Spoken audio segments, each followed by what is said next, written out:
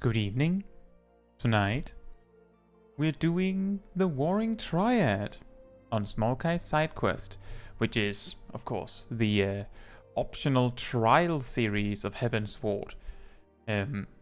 So, that includes Sephirot, Sophia, and Zurvan, which, I believe on Tuesday, Zurvan Unreal moves out of favor because, by design, the Unreal series only has one encounter at any one time, and it's usually an old one that is just freshed up a bit to current standards. And by what I mean by that is mostly that they just adjust the numbers a bit. But yeah, that's what we're going to be doing. Hey Mimir, hey Yisu, hey Mihuels, and hey BSR. I hope you're all doing well. And hey Medivh. I don't quite understand that message. I think that came a few hours before the stream started, but something with Blue Mage. I think we learned at some point that Blue Mage can't actually progress main story, but it wouldn't surprise me if you can progress something like the Warring Triad, since it isn't the main story. But there could be reason to do, like, if you have Blue Mage yourself, remember that I believe Sophia has a spell, whereas Sephirot and Zurvan does not. Hey Gazel, I hope you're doing well. Let me see, what level were you? 65.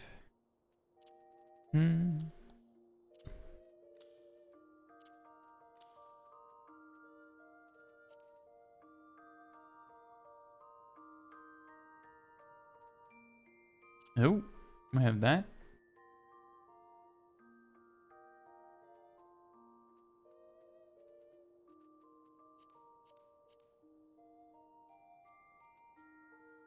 Oh, nice!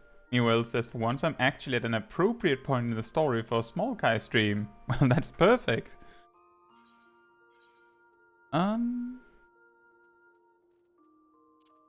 Wait, is that even an upgrade? Yeah, it is. Or what? Oh, it's a bracelet. Right. Pints. There. And there. Look, she finally found equipment that I haven't used myself. And the equipment landed in my inventory. Do we have anything? Can we sell this? Why is that worth so much? What? Why is that worth so much? How random. Mimir says the quest is in Ishgard. Yep, that makes sense. It's a little weird that it starts there, but I think... Whoops, forgot to send her an adventure. Get out there.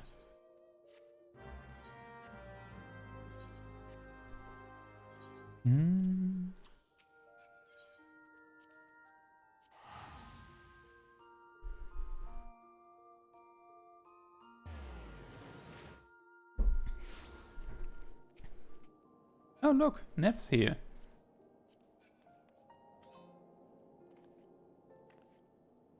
Do a flip. Let's see. It's in the pillars, right?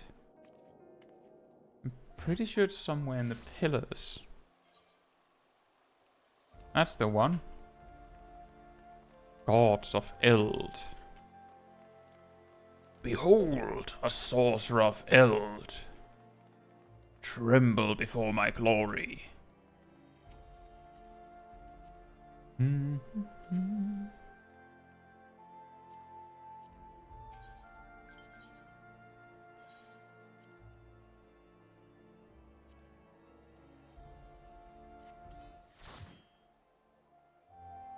Ah, my Lady Caetsu, during your absence, a stranger came calling.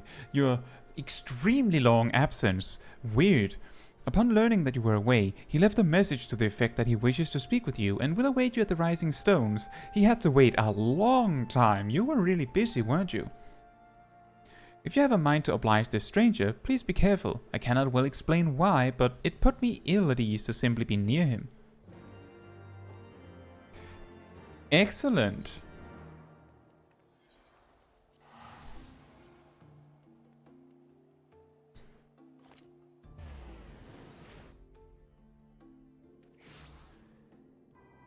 Hey Kosari, I hope you're doing well.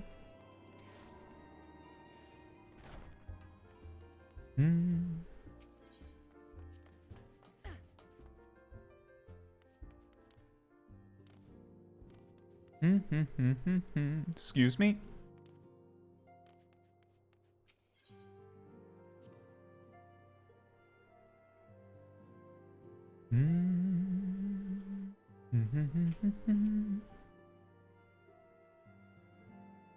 Time for my signature move. Waiting.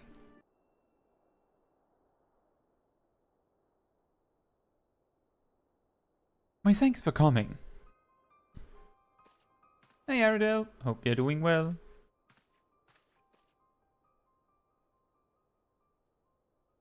Unukulhai is my name, and I serve a friend who might be dead. I sought you out that I might alert you to the rising threat of the beings known as icons. You are aware of the threat, you say? Ah, but I speak not of the primals, with which you are exceedingly well acquainted. It may interest you to know that the term icon and the beings to which it refers precede the Gallian Empire by eras. You see, it is the name by which the Elegans called godlike beings, the dark divinity Odin among them. And the Gallians, who seek to emulate the glory of ancient Alag, have simply availed themselves of it.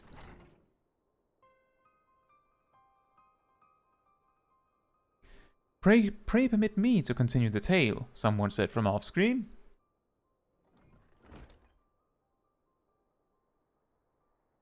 Ah, the unknown person known as Urianger. Ah, Urianger, how kind of you to join us. As the Warrior of Light's comrade, my participation is to be expected. After all, the matter doth pertain to the very fate of this star. The Icons of Eld. In the distant past, these mighty beings did offer fierce resistance to the Alagan Empire. However, they eventually fell to the men of Alag, who devised the means by which to capture them. You know, Urianger, are you wearing that outfit for nostalgia reasons, or what's going on here? And it did not end with capture, as you well know, for the Alagans also learned how to harness the Icon's power. They refined this knowledge at the Ethereochemical Research Facility on Azizla, and within the centrifugal crystal engine, they sealed 3 of the beings, the Warring Triad. It was first and foremost to acquire the infinite power of the Warring Triad that the Archbishop did seek Azizla. But in the wake of his defeat, the bindings which confine the icons were severely damaged. Doubt not, but that they will fail completely ere long. Know that we do not condemn you for striking down the Archbishop. You were simply fulfilling your destiny, and yet, were the Warring Triad to be released into the world, unimaginable destruction would ensue. Take heart, for there is hope still. Through swift action, we may yet prevent their awakening and see them resealed. But in dealing with this new threat, our first step must be to contend with the old.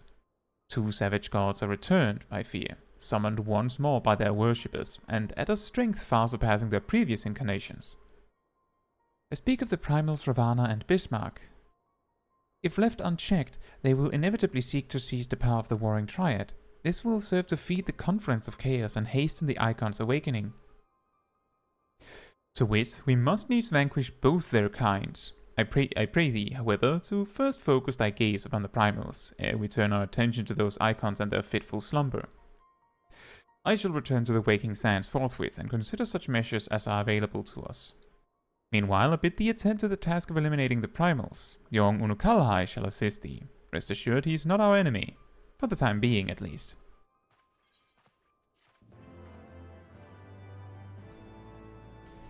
Emir says, is there an MSQ requirement to get the trial quest line? You need to complete Heavensward, I believe. So you need to reach I'm pretty sure you just need to reach the post game of Heavensward.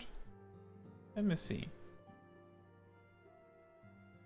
It says here that the only requirement is Heavensward.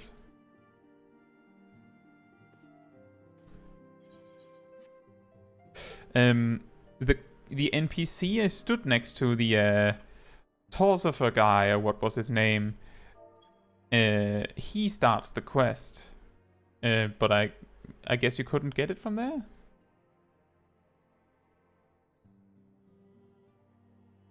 Sandal season. Also, hey Timo, I hope you're doing well. I don't know, Emir. Then I don't know.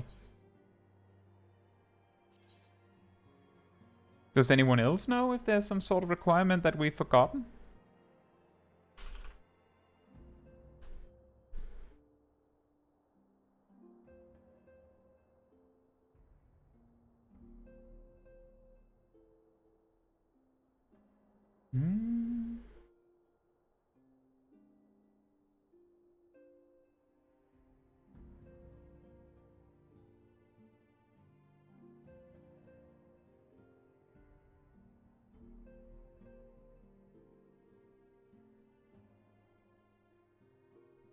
It just says that you need to do Heavensward.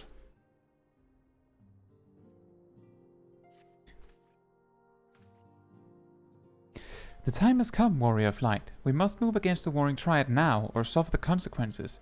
The seal is cracked and the icons stir. Should they be allowed to awaken and resume their titanic conflict, it will be alike to the coming of a second calamity.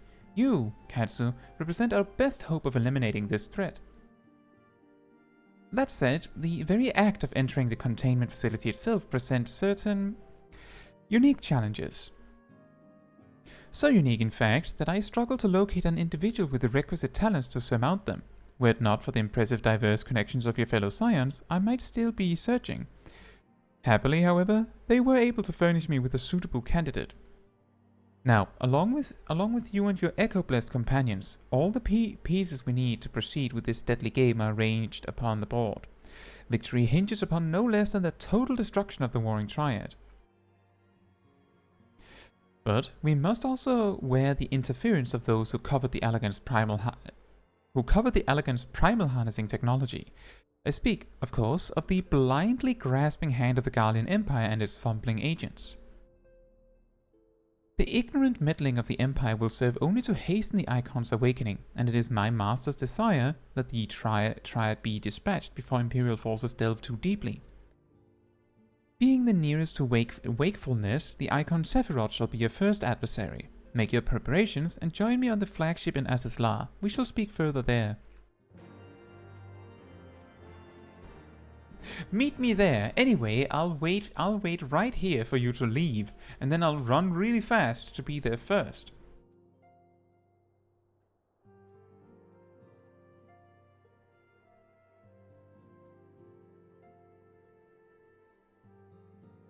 Ymir says, the problem is I haven't met Kryl yet on this character. What? I'm pretty sure you meet Kryl, like... You get to...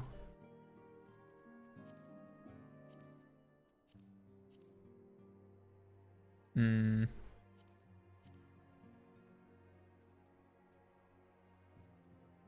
get to Idleshire, and to open this path, I'm pretty sure Kryl gets involved.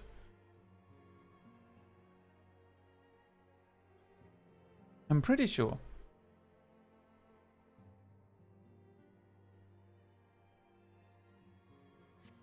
Also, hey Nimyawi, I hope you're doing well.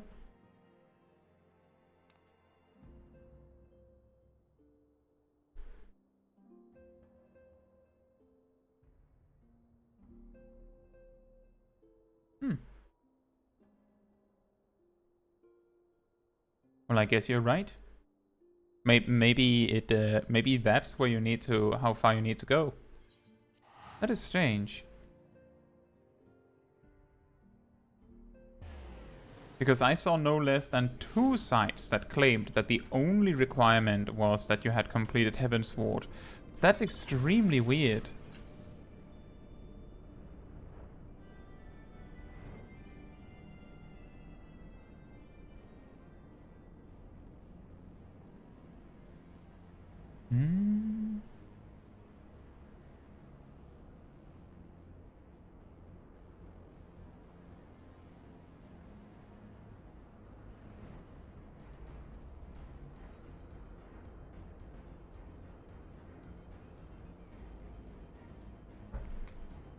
But that would explain why, if Kryl is like necessary for the story.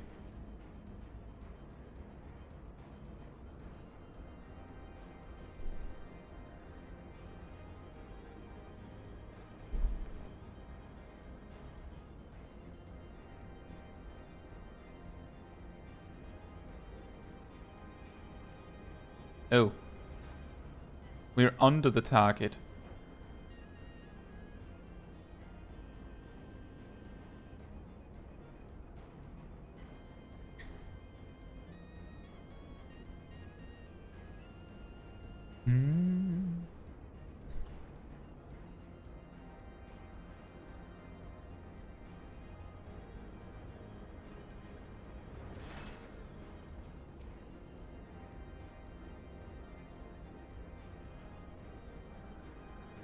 This is a place, Warrior of Light. Here, we will find the containment facility wherein entities of incalculable power lie chained, their fathomless energies siphoned away by elegant devices.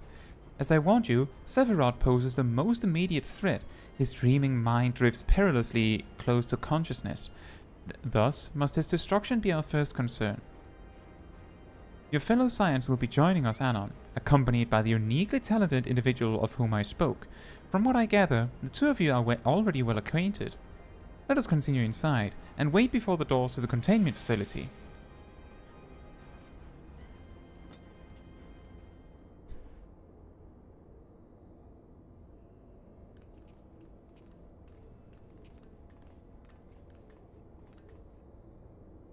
Looks like your Stola's also a little bit nostalgic. Although, I mean, you were dressed like that last week as well. You've not been waiting long, I trust? We're eager to lend whatever cooperation we may to your mission, Caetsu.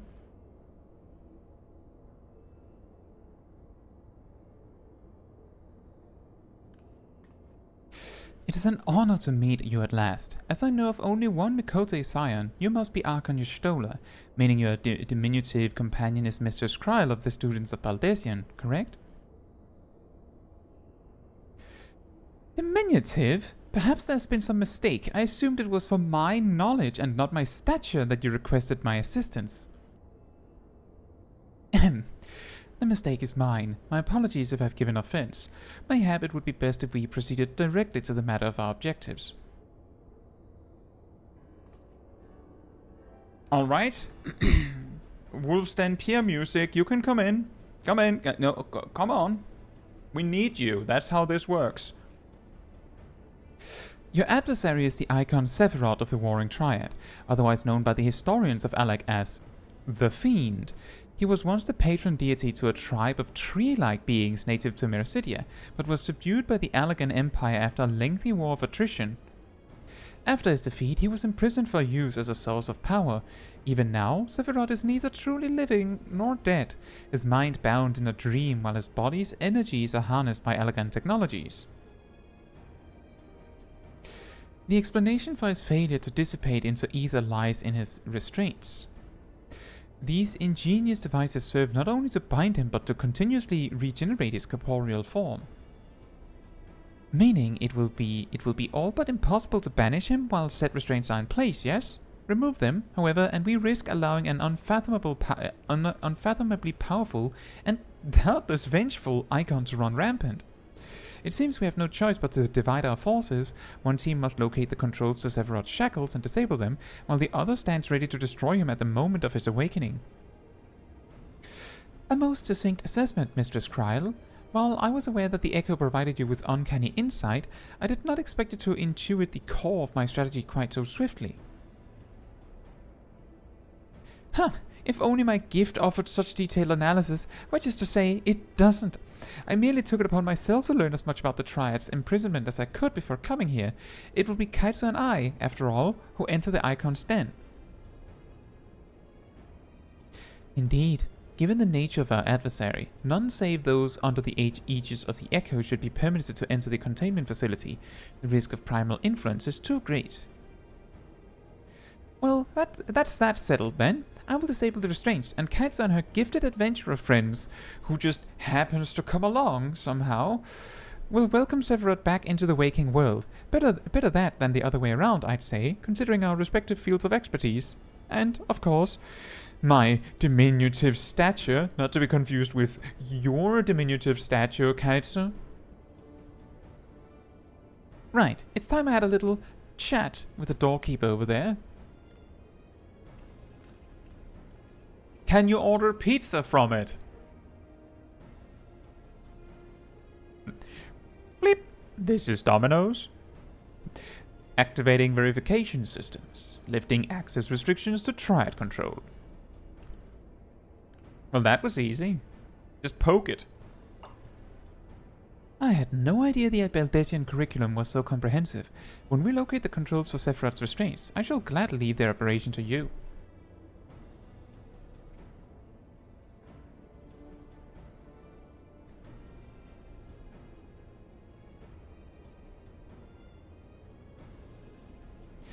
When we locate the controls, mayhap my words were unclear, only those blessed with the Echo may safely enter the facility.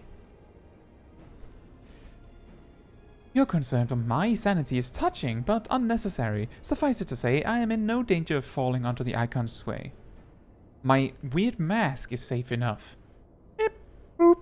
Warning. Verification systems detect multiple unauthorized vessels entering restricted airspace. Security systems engaging intruders. The Garleans. Come, Irianje, we must keep the Imperials occupied.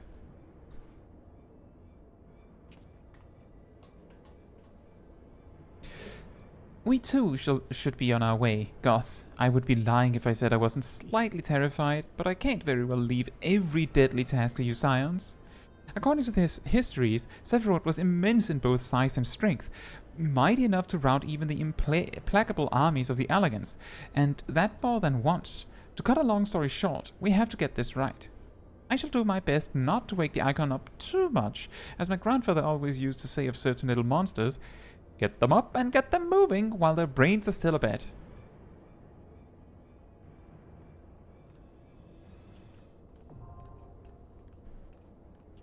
Alright. Battle 1 is ready. I actually thought there would be like a solo duty or something before that. Matthew says, only one Mikote scion. Well, when we're back in the past, things get weird.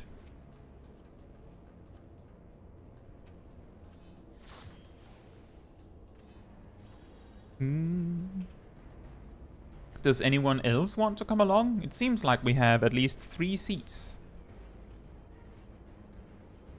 Ymir says, I'll be joining on Chell. Right. Do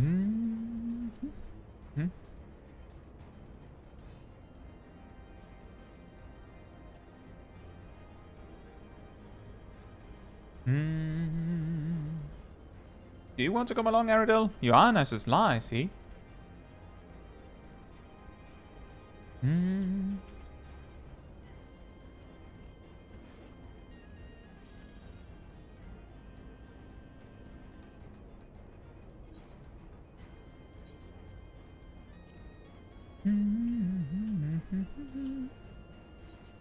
Right. 7 then. And if you want to come along, you just say something in the chat or show up in game and I'll make sure to invite you as soon as I can. As long as we have space, I want to bring as many along as we can. Right. Do a ready check.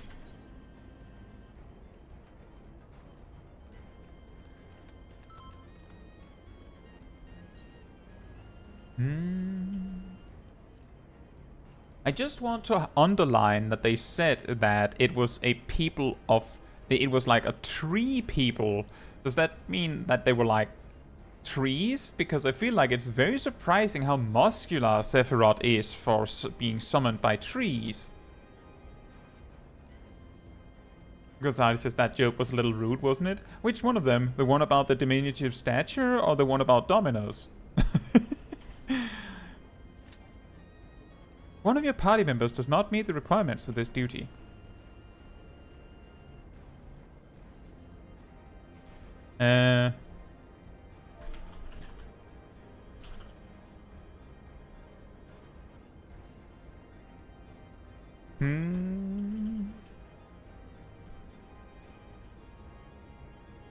Nice. Someone didn't unlock it yet. We can probably wait a moment for the speed run.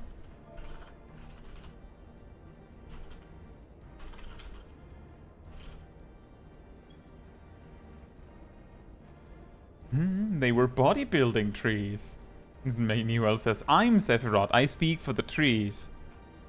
Fair enough.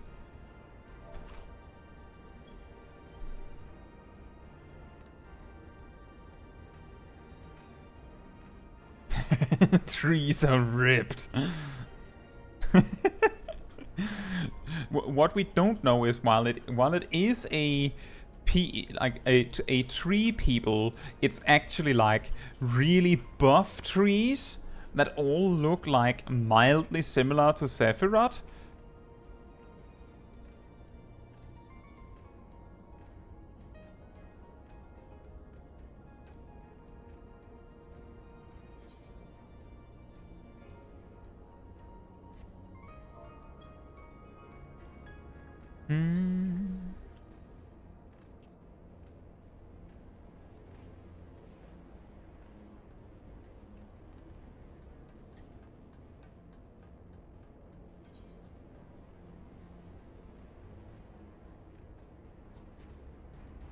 Alright, Nip, that's alright.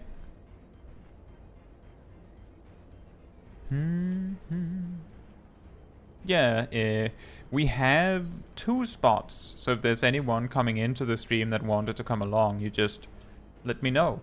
But I don't mind waiting like a few extra minutes to pick up an extra. Like we're doing here with Inerilana.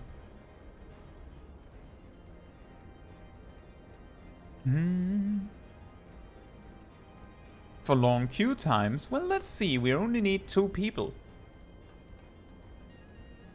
That should make it relatively simple to find spots, I think. It should be not too bad.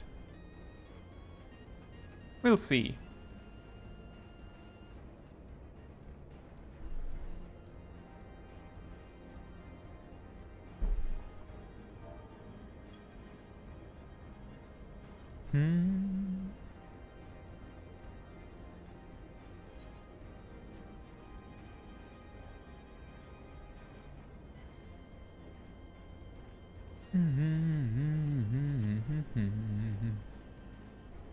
In fact, if you come into the stream and you haven't even started on it, there's a reasonable chance if you rush the story a little bit, that you would be able to catch up with us.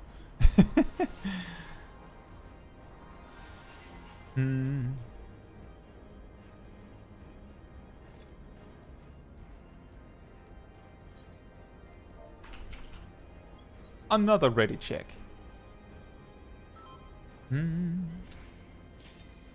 There we go. Time to fight the Muscle Tree Man.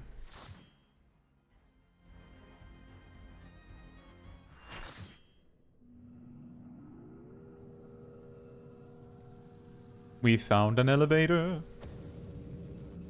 We have found an elevator. Yeah, the edge is calling tonight. There was this controversy that the boss... Sephirot's restraints now. Good luck. That the boss music for Sephirot is far too similar to an actual song, like a real song. And they claimed that they copied. But according to the development, to the dev team, they didn't even realize it, so it was allegedly a coincidence? Like, they were just in the mood to make a song like this. Final Fantasy XIV is not real music, is not real music? Well, I mean, it can be considered, like, some people do not actually consider video game music real music. But I get your point.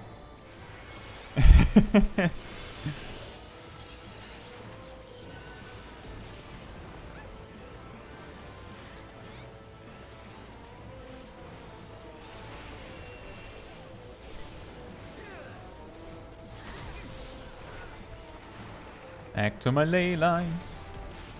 Ow. Also, hey, Intila. Punch!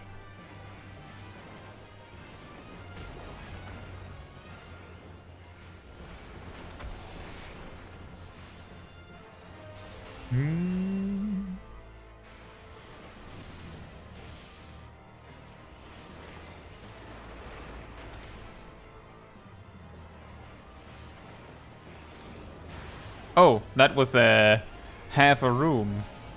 Fair enough. My bad. I didn't expect it to be that big.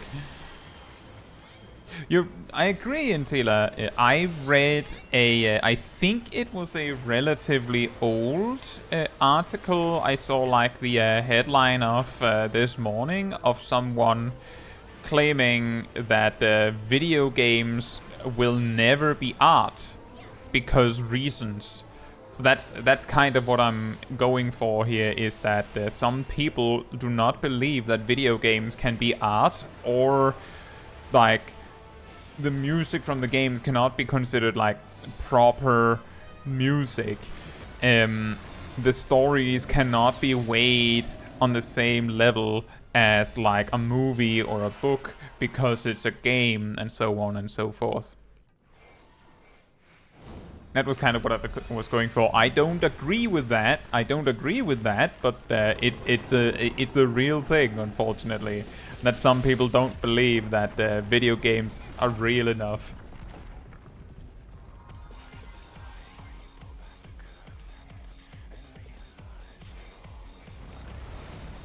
Uh-oh.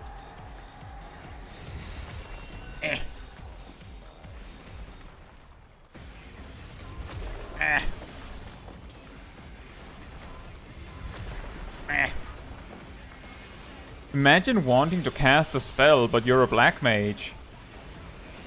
Uh-oh.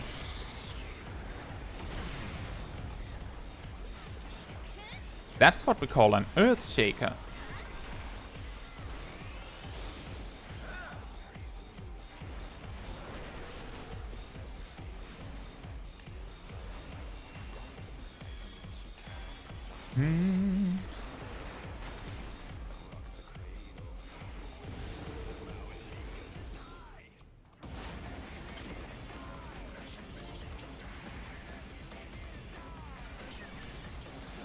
Another earth shaker.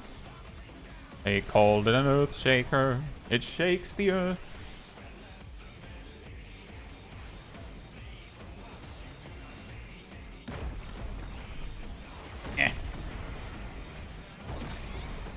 Whee! Blech.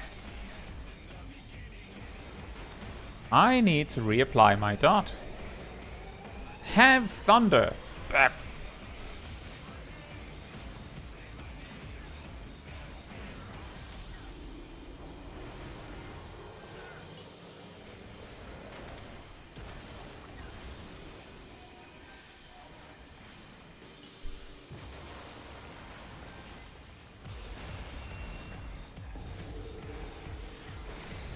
That is so good, by the way. I talked about this last week on the Alexander series as well, like with Brute Justice, where they've had it so perfectly put together that the music like lines up with a specific mechanic. The song literally looped when the boss started with the first mechanic again, like exactly when he was done and started over to the first mechanic of the fight. That was when the music looped. That is perfect. That is so good. And they can do that simply because the song starts when the fight starts. And they'll do that every time, simply because the first phase does not use the song. So they can just like press play when they need it to start. It's so good. They need to do that even more than they already are. Was it fast, Matthew? I guess it was because we didn't have any deaths. You did it! I've seen you in action before, but never against anything that big. My legs kept telling me to run, but I just couldn't tear myself away. I don't think I blinked once during the whole battle. You need some eye drops then.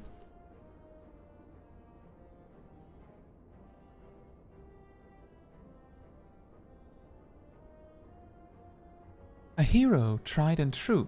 If only I had possessed such strength. A little short. Calling Kryl.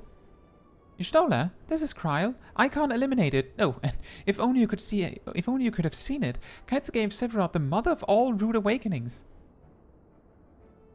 And your distraction was perfect. We encountered not a single Imperial soldier. Yes, understood. Let's swap tales of the Rising Stones then.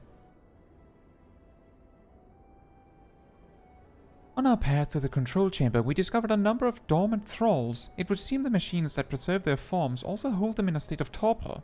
We need not fear them summoning their deity again, anew. In short, our work here is done. For the present, at least. Let's go home, shall we? I actually expected there to be a lot more before the fight. A little short. That was a very diminutive fight, wasn't it? I haven't done Sephirot that many times. I don't know if that was fast or slow. But I suppose you're right, Matthew, that normally you would get a chance to see some of the mechanics looping. Because it wasn't finished. Surprise! Your senses are sharp, young one. I have a stick. I'm regular Van Hydrus, legators of the 6th Legion, and it would seem that that damnable woman and her accomplice have led me a merry dance through the thickest of this infernal island's defenses, to think that I pursued them. I shall withdraw for now, my lesson learned. I doubt it. You Guardians never learn. You covered the means to enslave primals, but in your headlong dash to control that which you do not understand, you show less wisdom than the very beast tribes that summoned them. We don't call them beast tribes anymore, Unukulhai. That's rude. I have no interest in crossing blades with children. Live, grow strong, and mayhap one day you will warrant my attention.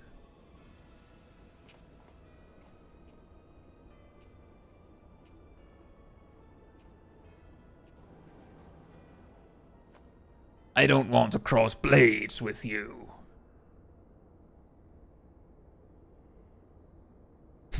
For the Emperor! Oh yeah, when we soloed him. I looked back and you weren't there. Did something happen? Not of consequence. I mistook a shadow for a man. He's lying. There's nowhere to run!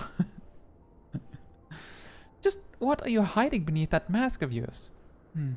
A longing for hope? An appetite for power? A lingering sense of regret? And do I detect a desire to test your strength against a certain hero?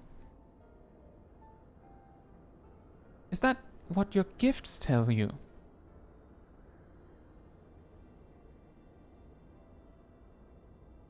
No. Those were just wild guesses, but I wonder if some few of my words didn't strike close to the mark. If I guess like 80 things, then one of them is probably rather close, right? Or mayhap more than a few. Be at ease, Unukulhai. I have no supernatural ability to read minds. The echo simply allows me to comprehend, regardless of language, that which a fellow being would have me know. You need not mask your heart as you do your countenance. You should probably mask your heart, because my echo can look into your past. So, you know, don't get too relaxed around here. That was a performance, then. A ruse to uncover my true nature. I see I shall have to keep my wits about me.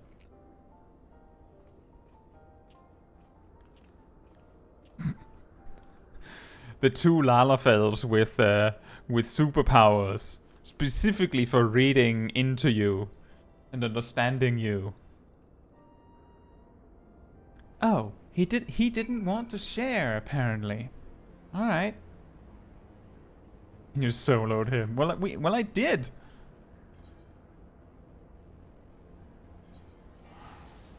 He's lying on just dissing Van Hydrus. You know, that's a fair point. Nah, I just mistook a shadow for a man, because Hydrus is not even worth being called a man at this point, apparently. Mask your heart anyways, it's best to not stick something through it.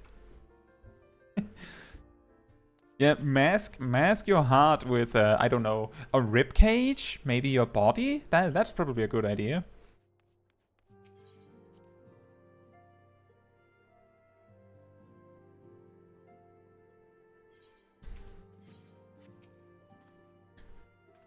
So, Warrior of Light, how did it feel to strike down so great a foe?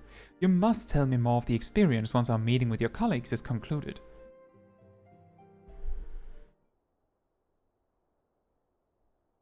And then we never did.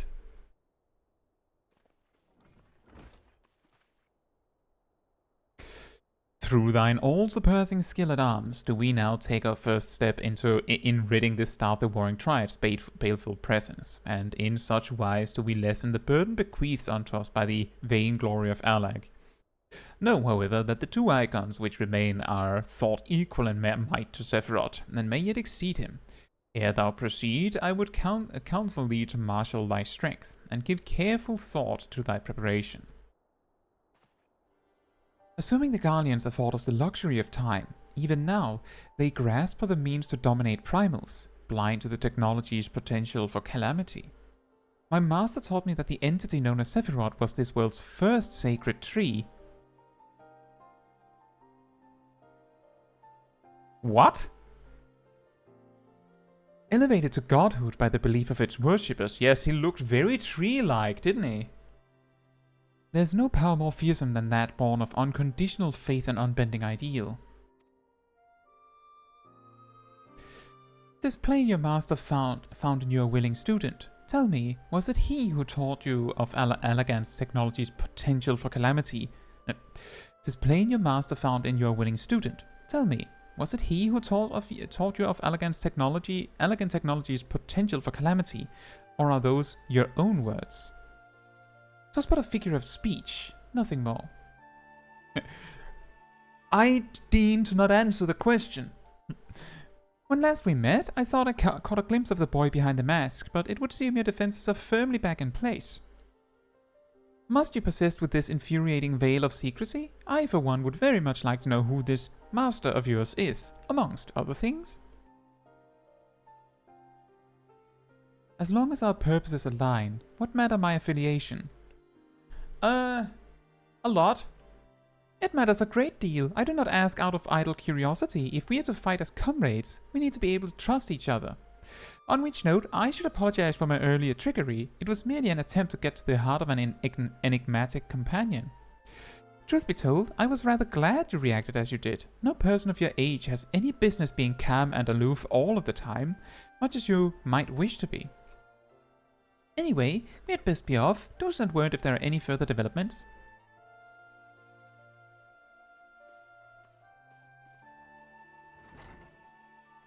It's up to you, Ymir. You could try and like jump to your other character and like speed run some quests, but are you sure you want to do that?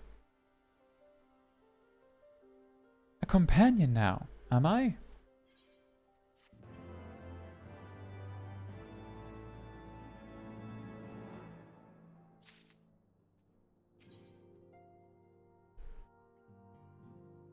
So, anyone curious, Bismarck Extreme, Ravana Extreme, Sephirot extreme. Not anything. Something new. I'm troubled, warrior of light. The 6th Legion will not soon surrender its pursuit of elegant technology. That's my phone. Anyway, while it is true that the 6th suffered heavy losses in attempting to breach as its last defenses, the Legion is still very much a force to be reckoned with. Left to its own devices, it will not be long before the Legatus moves to... Pray excuse the interruption, but a call to this link pearl can only come from one of your fellow scions. Archon Stola, what news? And you're quite certain they've broken through? Yes, of course. We shall leave immediately. It would seem the thing I feared most has come to pass. The Guardians have succeeded in dispelling the barrier Urianger placed upon the entrance to the research facility. We must intercept and destroy them before they acquire the means to control primal entities. Archon Stola requests that we assemble at the scene of the intrusion. Pray depart at once. I will join you when I have informed the other science of this development.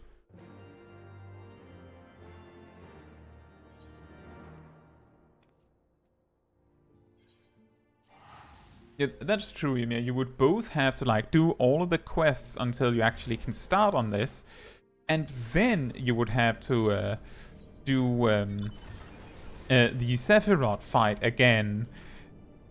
And perhaps by the time that you would have caught up completely, you probably would have to do Sophia as well.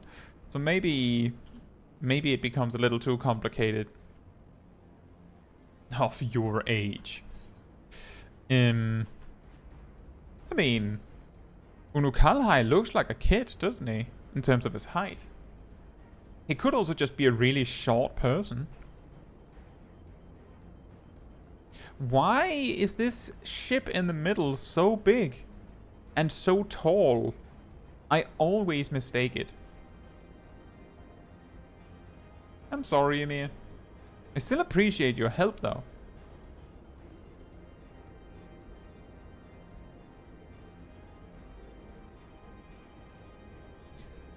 It's to compensate. Ah, yes, that's why it's so long in the bottom, right?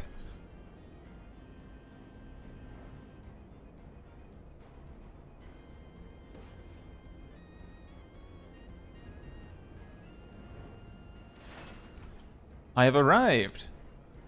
I see we are the first to arrive. No matter, your colleagues should be here anon. They were wise indeed to keep this area under surveillance. Had the Guardian slipped by unnoticed, I dare not think of the consequences.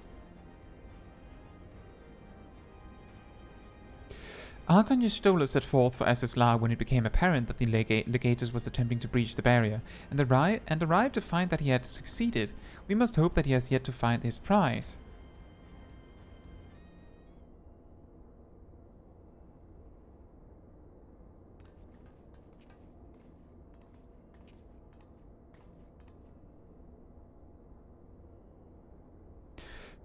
Well met, Unukulhai, and thank you for answering my summons so swiftly, Caetsu.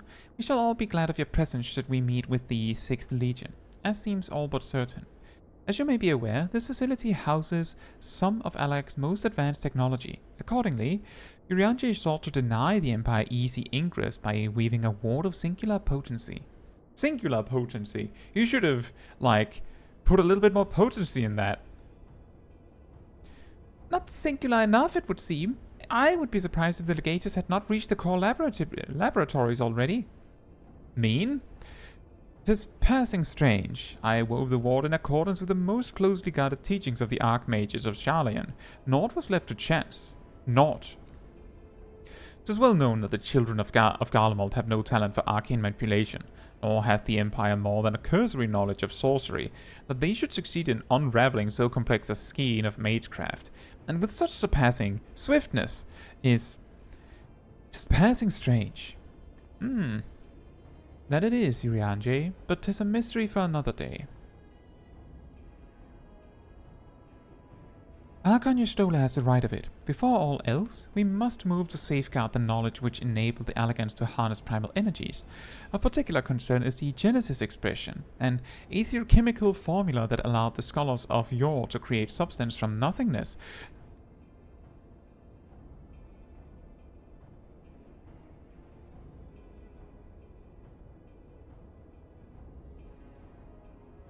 A substance. Let me just get that.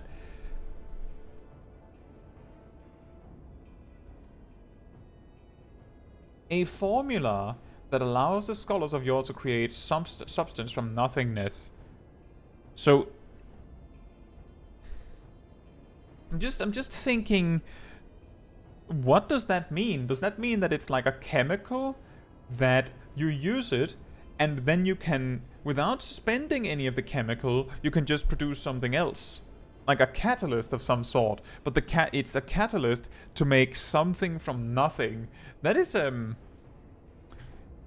wouldn't that be something that like hypothetically speaking, if that's actually what it does, wouldn't that mean that our friend Athena would have been mightily interested in that? Like, yeah, it's not creating the thing that was the target, but it creates something from nothing, as opposed to creating something from something else.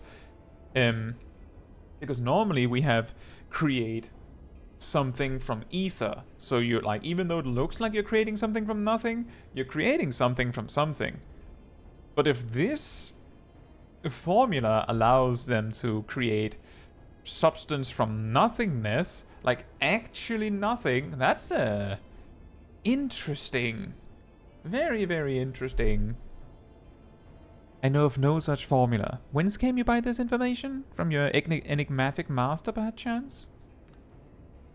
It had furnished me with that morsel, yes, and knowing exactly which prize the Legatus now seeks enables us to predict his position. Do you not see? We have been gifted the perfect opportunity to remove the head of an entire legion. I didn't think you quite so bloodthirsty, Unukulhai. Surely safeguarding secrets should take precedence over slaying Legatuses. Trial sentiments reflect my own, yet the two objectives need not be mutually exclusive. What say you, Urianger?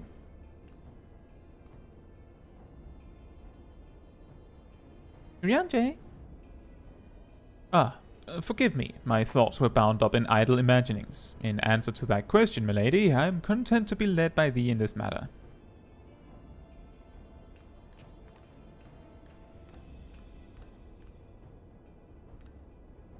Yes, the poke of power. Boop. You just click this button specifically. Right, I've enabled the facility's teleporters. Shall we?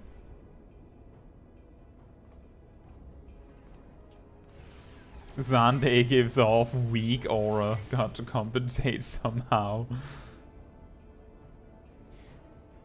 You dwell on the matter of the barrier. I do. Verily, 'twas a warding spell of labyrinthine intricacy, the brainchild of the head of the students of Baldessian himself. Even the most learned Archon would require some several moons to disentangle such an enchantment. To do so in mere bells would require some preternatural power akin to the very echo itself.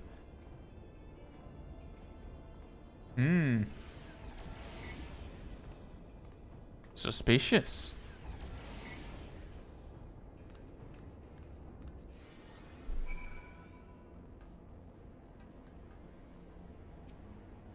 The terminal has been activated. Prepare to teleport into the Aetherochemical Research Facility.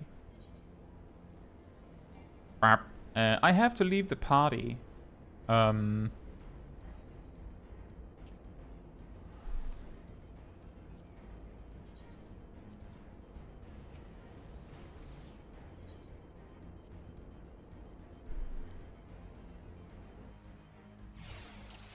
We'll figure out putting the party back together after.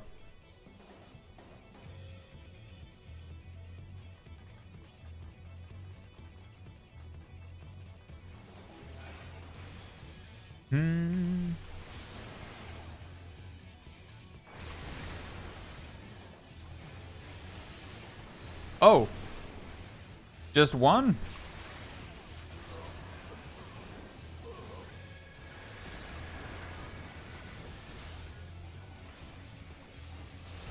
They're very weak. I'd expected more.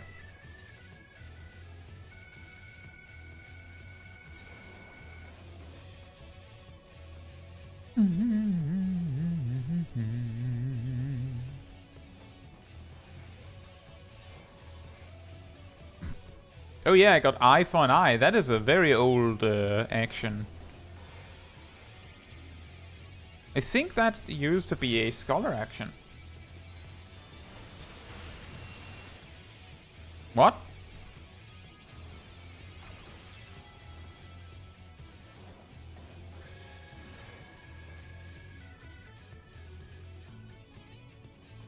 Okay. Maybe an Arcanist action? That was highly unnecessary.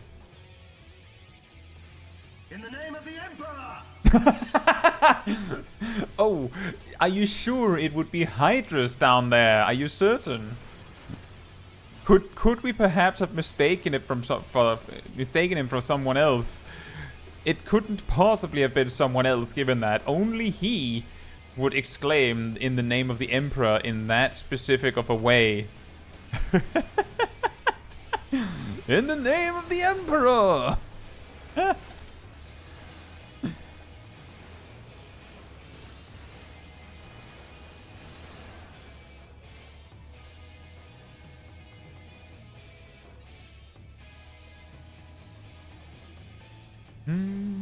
Apparently Mistress Kryl got hurt.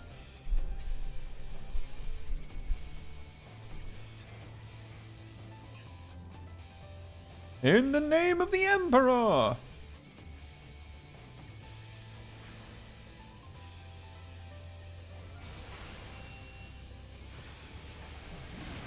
It looks like a handful, are you sure?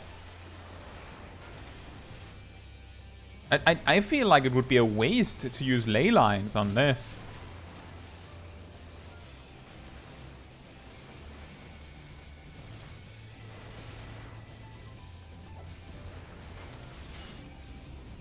Are you serious?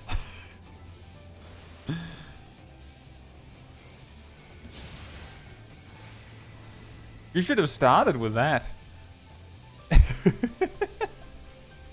Yeah, I agree, BSR. It's very interesting when you see characters use the old actions. I think one of the most interesting things is, just want to mention this before I continue.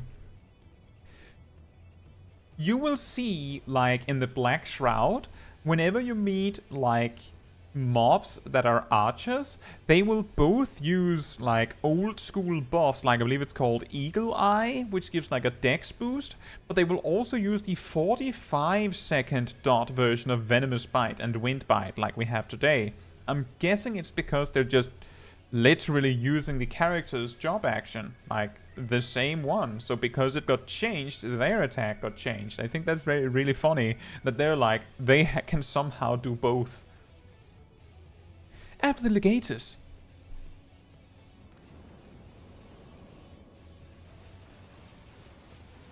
Oh, you stole. Are you going to do a heroic sacrifice? And still they come. Are you sure that's effective? You're a white mage right now, right? Press on, Caetsu. I will handle this. I'll just spam holy on them.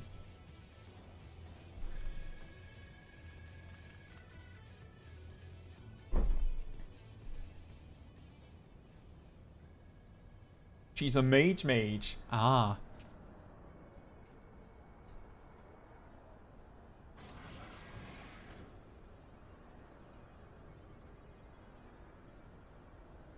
I have exposed the bones of their work. Now to extract the marrow. In the name of the Emperor!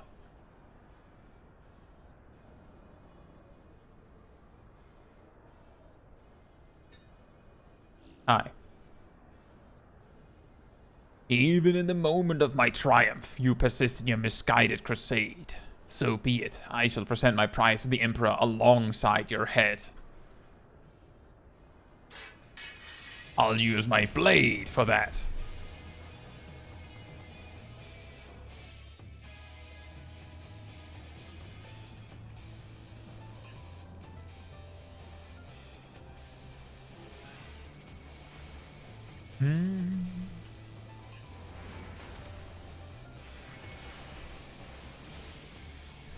One. No, I'm not.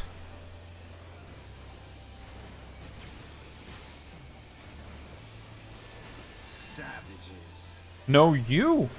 You're the one, like, savaging me with a greatsword. Like, do you see the irony, mister? I'm using very sophisticated magic, and you're over here smacking me with a greatsword, and you're calling me a savage. Are you serious? Can you withstand this? Yes, I can just dodge it. Terminus est. There is nowhere to run. I want to point out, just for the record, ow, that it is a complete coincidence that I was trying Etherochemical Research Facility earlier this week.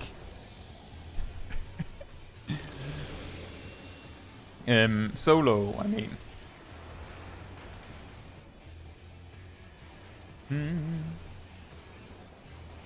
Ah, a Savage Raider, of course.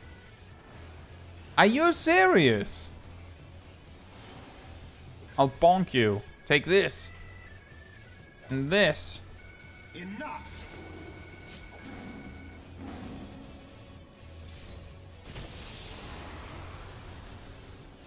Speaking of enough, are you... Oh.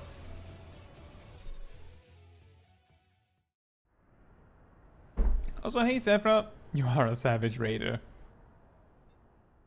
You're a Savage Raider. Caetsu. It me. I did the thing. The Tomelith is unbreached then.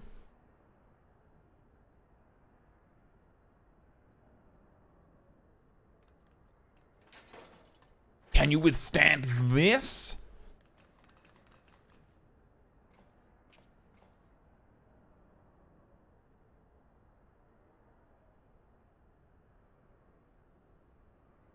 Kryl.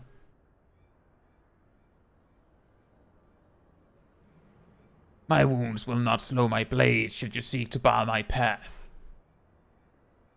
And you would slay me, no doubt, but it would be your final act.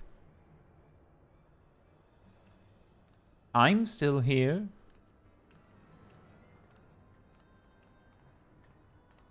We have you surrounded. Get down on the ground.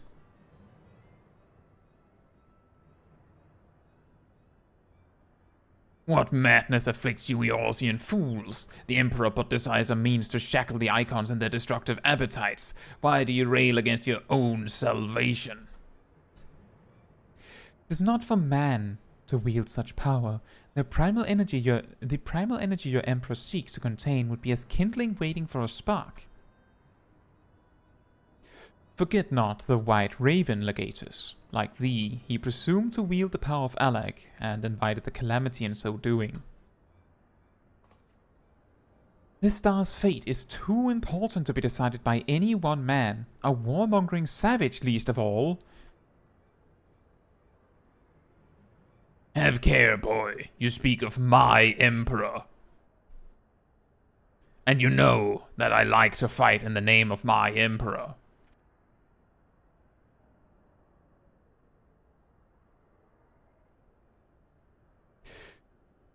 But dying here in defense of his honor will not further his cause.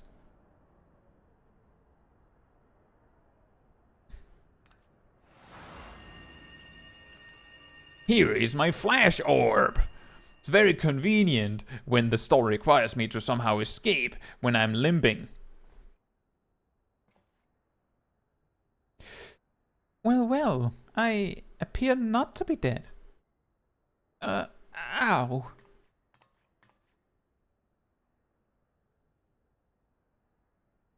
Kryl. I may have cracked a rib or two, but I'll be fine, honestly. Our foes gave no quarter. Had Unukulhai stinted in his defense of thee, thou mayest be certain thy hurts would be far worse.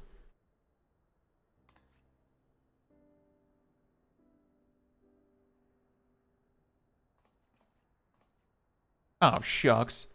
I could do no less. Mistress Kryl is here at my behest, after all.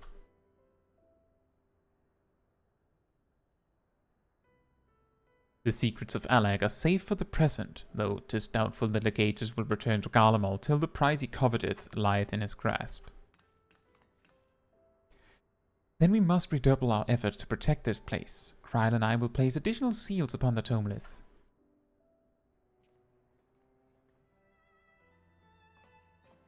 And I will just head out.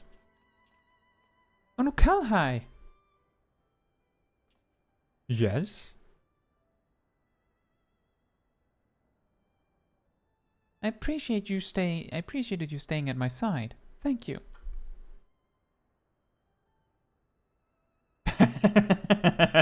Mewell says, I can't believe we all failed Hydrus' gaze mechanic and let him escape. If only there was a video to explain how to deal with such mechanics. If only. That's a really good one. It was not. Oh, please. It was a good deal more than that, and you know it. Now let me help you. When a woman thanks you for saving her life, the customary response is, "You're welcome."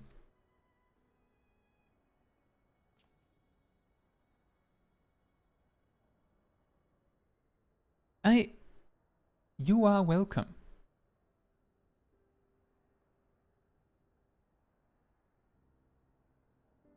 Well, this got awkward.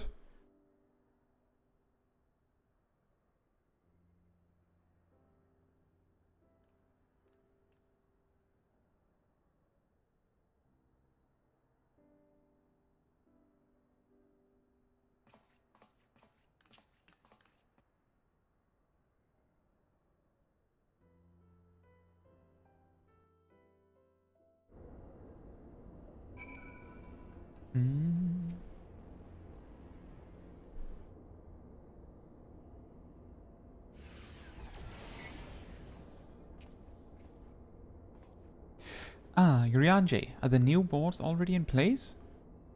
No. My colleagues yet toil upon their enchantments. I come unto thee in secret, that I might question thee outside their hearing. Question me? Aye, I would speak with the one who undid my subtlest magecraft. He who invited an Imperial Legatus into this facility in hopes of engineering the man's demise at the hands of the Warrior of Light. You accuse me of masterminding this day's events. Yes. The plan may have been thy master's, but the deed was thine. Thou didst lure the legators of the 6th Legion into a trap from which he was not intended to emerge. 'Tis plain to me now that thy seeming opportunism in proposing his elimination was feigned, and that his death was the object of thy plan from the first. And you have proof of this? Thine own words betrayed thee. Thou didst speak of the Empire's desire to claim the Genesis expression, the existence of which even the learned Mistress Kryl was ignorant. Whence then did the legators come by such definitive knowledge? And then there's the matter of mine unravelled ward. None save one possessed of an otherworldly gift could have so swiftly effected its dissolution. Know thee of another blessed with such? Assuming these accusations have merit, what then? Urianger just coming up like, can you not? Assuming that my assumptions are correct, could you maybe not do that in the future? Full many times and oft doth the pursuit of truth lead men down darkened paths. I take no issue with thy purpose, 'tis but thy method I would call into question. The Garlean Empire we have a common foe. Hadst thou deemed to share thine intentions with Caetsu our Mistress Kryl, 'tis like that we would have closed the trap with less risk to life and more success. I sought to use the most dangerous secrets of Alag as bait. Who among you would agree to such a reckless plan? None, and with good cause. Irrespective, thou wert remiss in thy duty to thy comrades. I note with some disappointment that, in matters concerning the primals and those who would control them, the cold rationality upon which thou so pridest thyself is conspicuous by its absence. Know that the salvation of this star is an end too vast for any one of us to accomplish alone. Shouldst thou fail to trust in thy comrades, I foresee thy actions precipitating some terrible misfortune.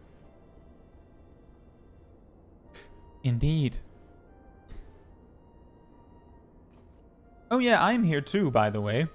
My sincerest apologies, Caetsu. Urianger is correct in his suspicions. It was I who orchestrated this encounter with the Empire. I would ask that thou forgive Unukulhai this transgression, and keep mention of it from Mistress Kryl. It would be a pity for one foolish decision to wither their budding camaraderie ere it had a chance to bloom. Convenient. There you are, you rotten idler. When Y'shtola realized we were struggling with the wards alone, she was absolutely livid. Ah, never mind the Warring Triad. I have awoken Archon Y'shtola's tempestuous wrath. In supplicant mood shall I return at once, and there atone for mine indolence. Oops. Oh, right, you needed 3 people for that. Ah, of course. I should have thought about that. Come, Caetsu, it is time we return to the Rising Stones.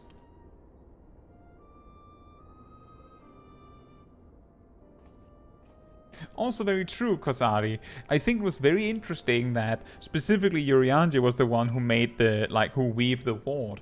It was just as possible that he made some sort of intentional weakness in the ward such that it would break intentionally. And then just be like, oh, weird. How could that have happened? Strange. Like, that would totally be, something that Urianger might have schemed to do in some sort of secret strategy of his. So it's very, very apt that it is him who's leading this.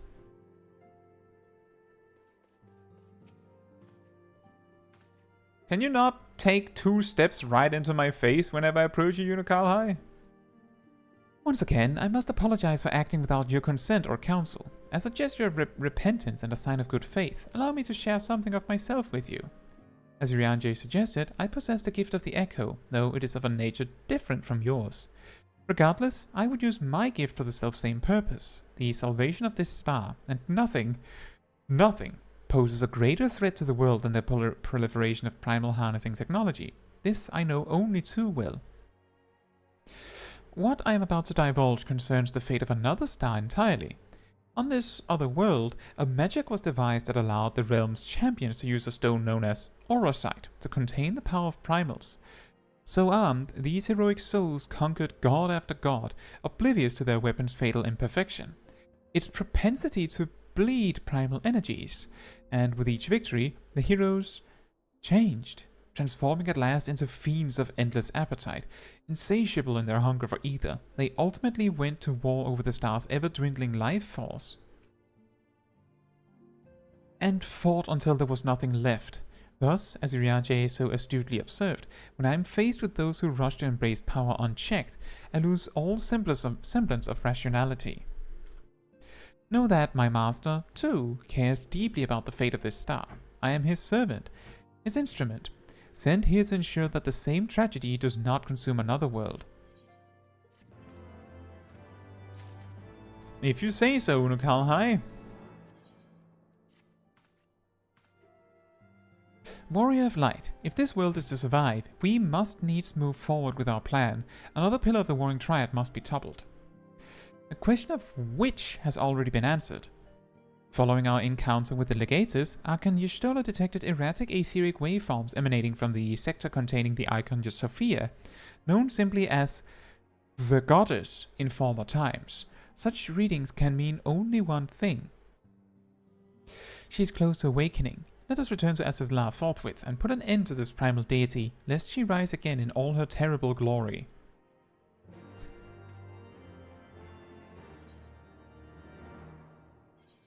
And then go forward and back, and then forward and back.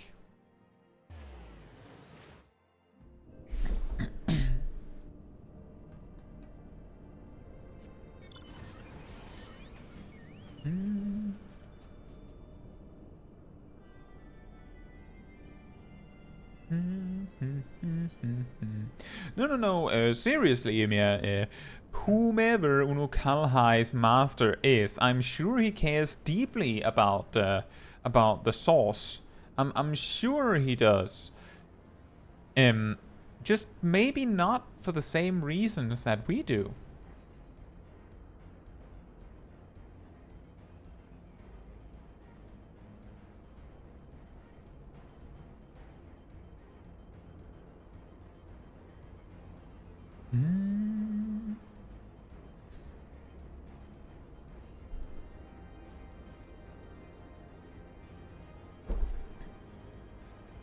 He's the star, in a way.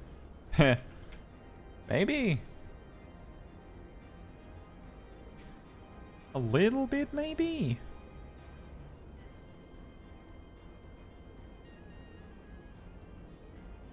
Hello, Unukulhai. We appear to be first to arrive. Shall we await our colleagues here? I guess.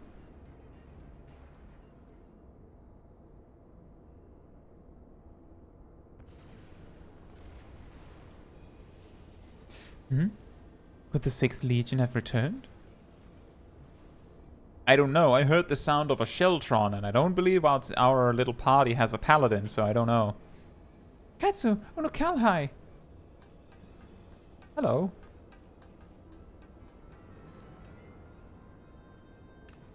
We're under attack. Your Stoll and Uriantia have engaged the foe not far from here. Oh.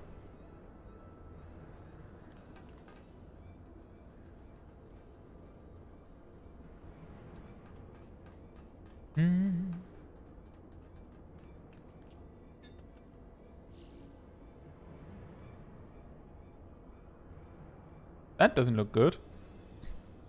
Ha! Rarely is my shield thus tested. It would seem the Allegans have not been lax in their recruitment.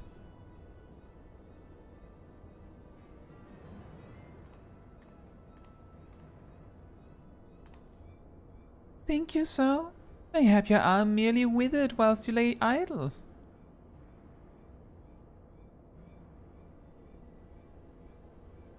Bruh.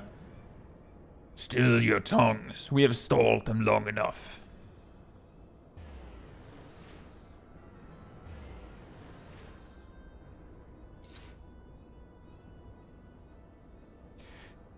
With scales in hand, the goddess shall arise and righteously cast off her cursed pall, that she, with wrathful wormkin at her side, might judge and thence bring balance unto all.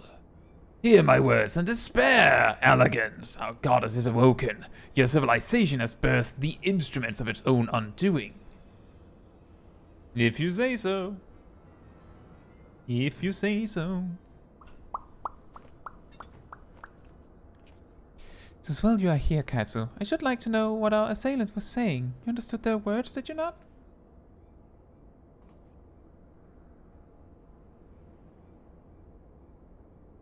'Twas a Miracidian dialect, if mine ears do not deceive, though one which beareth scant resemblance to any spoken in recent times. As for our antagonist's meaning, I do gladly defer to those blessed with the echo. The one with the shield seemed to think we were Allegans. He recited what sounded like a verse of prophecy, then claimed that their goddess is awoken.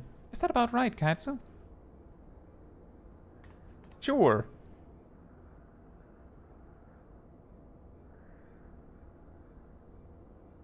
And might we assume that this deity of theirs is the very icon we've come to topple? Aye, from their tongue, their words and their attire, just like that our antagonists were Miracidian, thralls to the goddess Sophia and victims of the Allegans' incursions. If, as Kryl claimeth, they thought us agents of Alleg, 'tis little wonder that they sought to bring us low. You suggest that Sophia's servants have been liberated from their containment? Then we have no choice but to accept the word of our awakening as truth. Gods help us! The Warring Triad have proven formidable enough when we've roused them with a fraction of their true strength. Should Sophia break free at the peak of her powers, Caetsu and her friends won't stand a chance. I'll cast Fire 4. Let us be about it then. Caetsu, Kryl, Unukulhai. The three of you will make directly for Sophia's containment facility. Urianger and I will do what we can to occupy the Icon's thralls.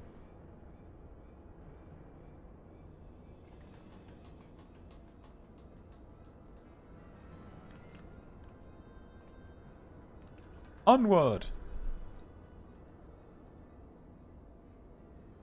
To glory!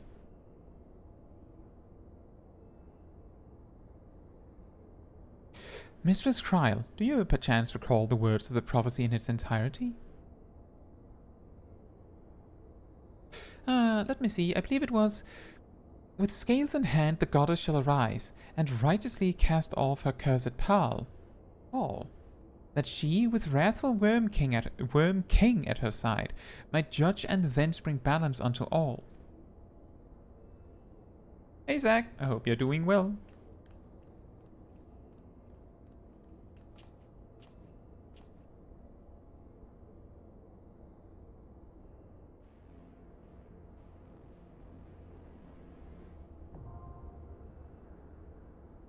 Hey Lemon, hope you're doing well. The trials do have started. We beat Sephirot pretty nicely.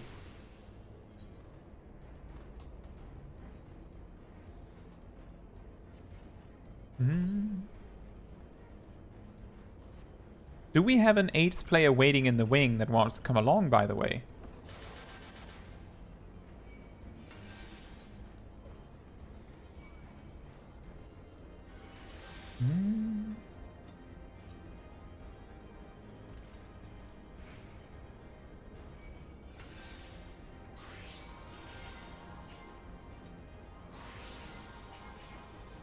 Well, I hope you get the free company home, Zach.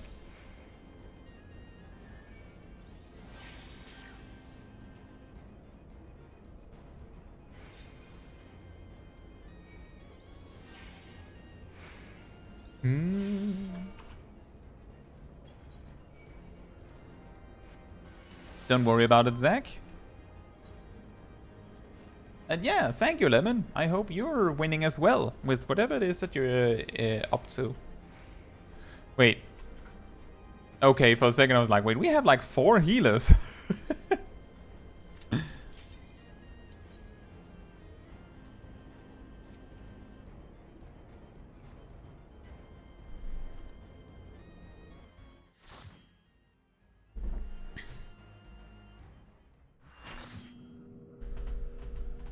An elevator.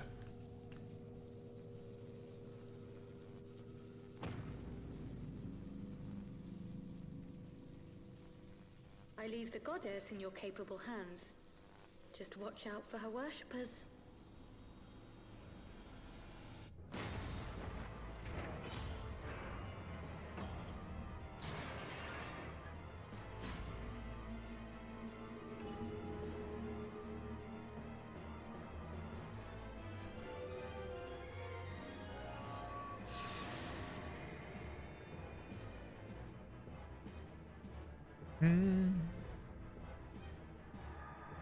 Hey Viech, I hope you're doing well.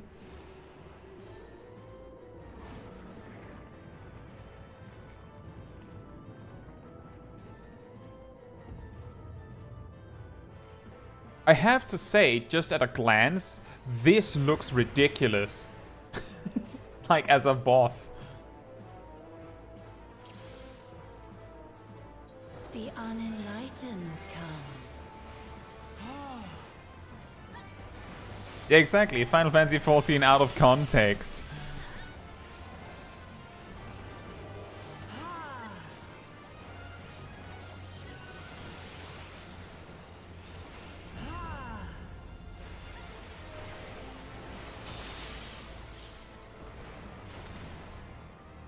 Quasar! That's Blue Mage's bruh. I was using that, you know?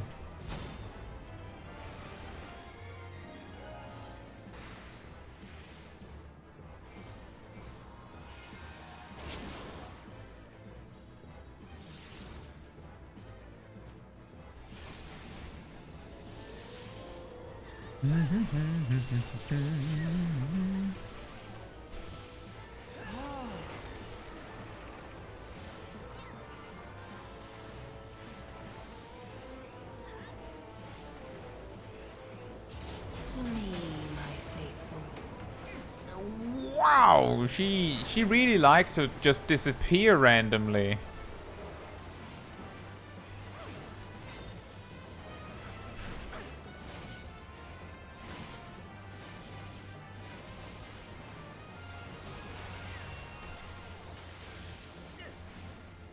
So when we start getting pushed back and forth, be careful with that ice patch. It hurts like crazy and you don't want to get pushed over it. Make sure you're on this half of the room for that, just for your own sake.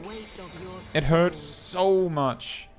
And it's a dot, so it's not like, oh, I just slipped over that, I'm good. No, no, no, no, no, no, no. The dot hurts so much. Can you bring equilibrium? I don't think arm's length works for this fight. Like, for this particular mechanic, I'm pretty sure it doesn't work. Uh-oh. But I might be wrong. Let me test it the next time if I have an opportunity.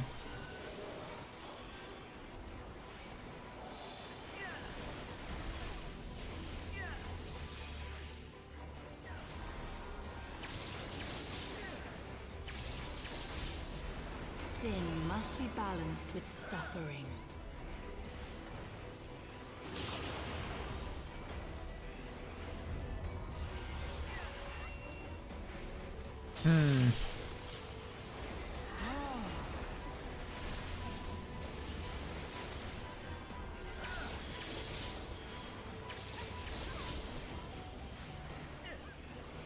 Daughter, be the bearer of my wisdom.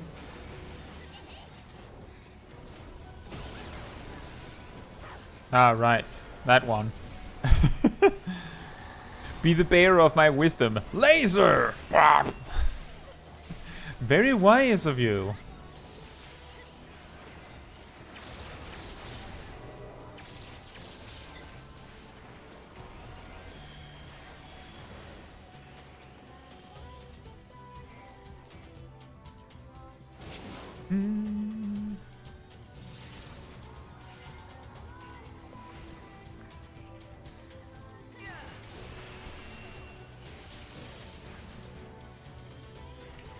Do we only get one of those? Okay, here comes another one.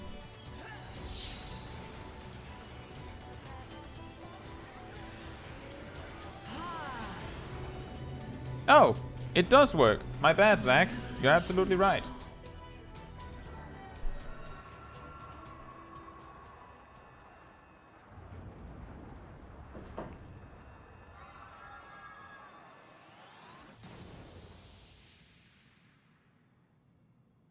Minutes. I feel like it's pretty normal for this fight to end so quickly that we only get like... Oh. That we only get like one of the like equilibrium things. It's not uncommon for it to be like that.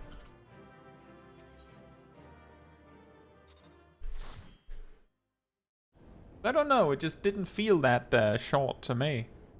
Even though 4 minutes is really short.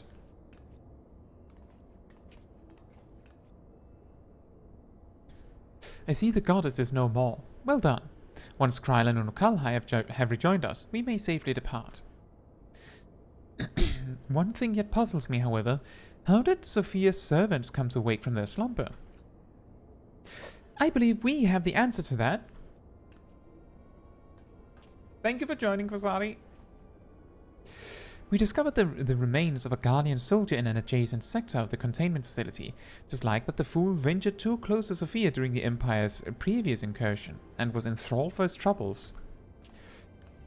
Another reminder, if any were needed, as to the incalculable threat posed by these beings. The goddess would not even have been conscious when she claimed the man's will, and yet his mistake granted her the means to release her servants, and would have resulted in her own liberation had we not been on hand to intervene. I do much wonder that the Icon's pawn was capable of so effectively manipulating the facility's containment systems. How came he by such rarefied knowledge? Unukulhai? That too is easily explained. During our investigation, Kryl discovered a subtle flaw in one of the mechanisms which held the goddess in check, a flaw which had plainly been added intentionally. Upon examining the facility's records of the period, we were able to piece together the story. It was a time towards the end of the Third Astral Era when the people of Mericidia faced extinction at the hands of the Allagan Empire. Sophia, a being of incomparable cunning, was said to have communicated certain plans to her servants through the medium of a trusted oracle. Following the oracle's instructions, they duly conspired with a rebel faction within Allag who, we believe, agreed to tamper with the prison intended for Sophia, and then the goddess and her thralls chanced to be captured, though we suspect that this had always been their plan.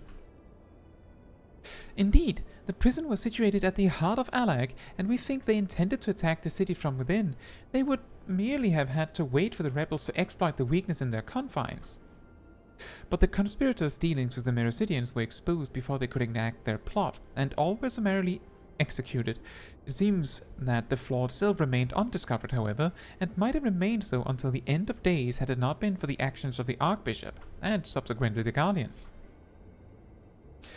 I cannot help but wonder what might have come to pass had their scheme been successful. Mayhap the answer lies in the prophecy. Kryl hath the right of it. Its words may be deciphered thus: the cursed Paul speaketh of Sophia's prison, from which she was supposed to emerge at the agreed hour. The Worm King, meanwhile, can be none other than the great Bahamut himself, yet a prisoner, whom the goddess did intend to unleash upon Allag to set right the scales of justice. A foolhardy plan. Had it come to fruition, the two of them would surely have razed the realm. Naught would have been spared the devastation, the Mericidians' homeland included. Their home already stood on the brink of oblivion. Mayhap they wished for naught else but to purge the poison of Allag with primal fire. The tale teacheth us that even the greatest of man's creations may yet be brought low by a single act of treachery. The Allagans were fools to place their trust in technological bondage. To shackle such beings is but to delay the inevitable. Naught save their total destruction shall free us from their menace. Let us return now to the Rising Stones, and there consider the final step of this most needful task.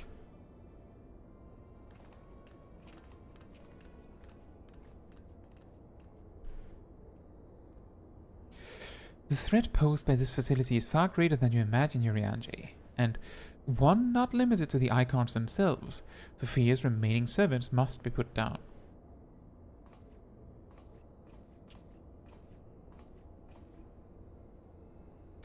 Beep boop. Warning. Deactivating stasis chamber support systems will result in subject termination. Enter identification code to continue. 1337 80085.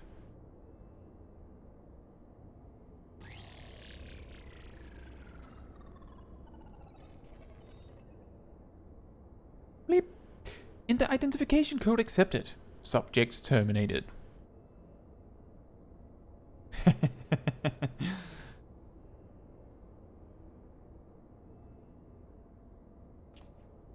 Nah, it's 1235. That's enough to keep away 1234 spammers. Just enough.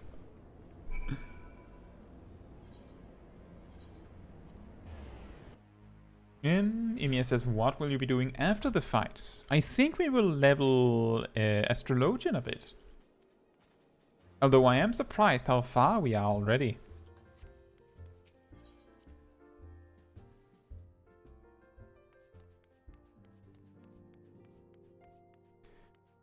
Excuse me?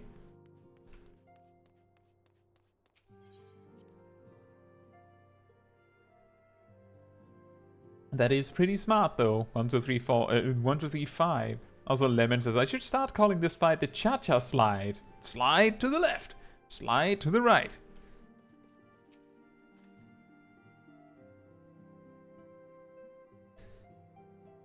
Is aught amiss, Warrior of Light? Archon Yestola mentioned that there was a matter she wished to discuss.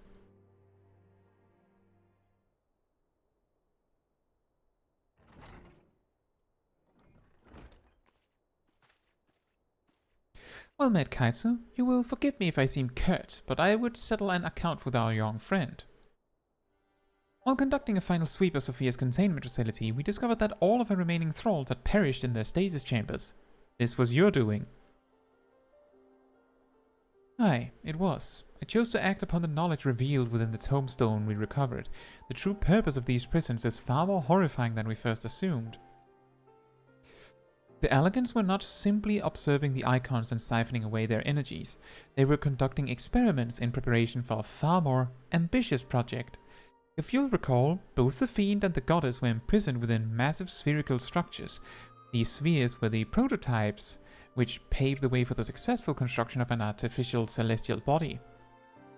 You speak of Dalamud. Aye, the icon's cages are unmistakably of the same design as the Red Moon. To be plain, the research facility contains the seeds of 3 calamities which might feasibly be visited upon a chosen target. Eliminating one of them necessitated the destruction of the goddess's slumbering thralls, a distasteful task unbefitting one such as the Warrior of Light. Thus did I resolve to perform the deed myself. You have made your case, and it is apparent that we were not in full possession of the facts. Nevertheless, your notion of what may or may not be expected of Caetsu is presumptuous in the extreme. When the Warrior... What? When the Warrior of Light chose to join the Science, she did so in the knowledge that she would be required to face and destroy not only the Primals, but also their fanatical servants.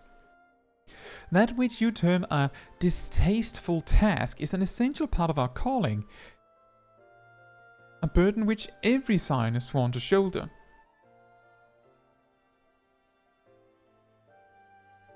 Oh.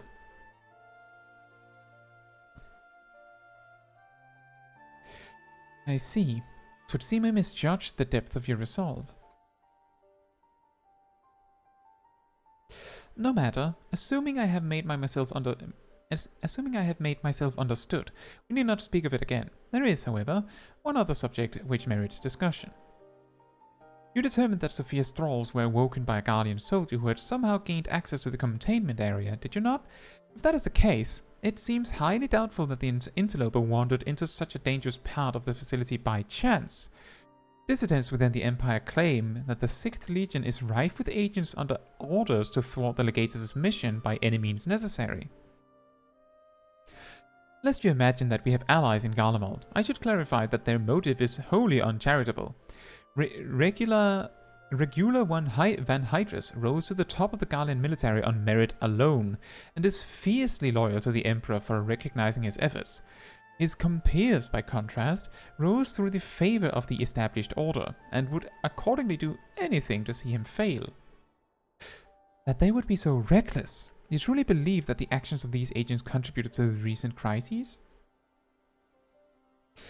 Aye, and that they pose no less a risk to the realm than those loyal to the Emperor.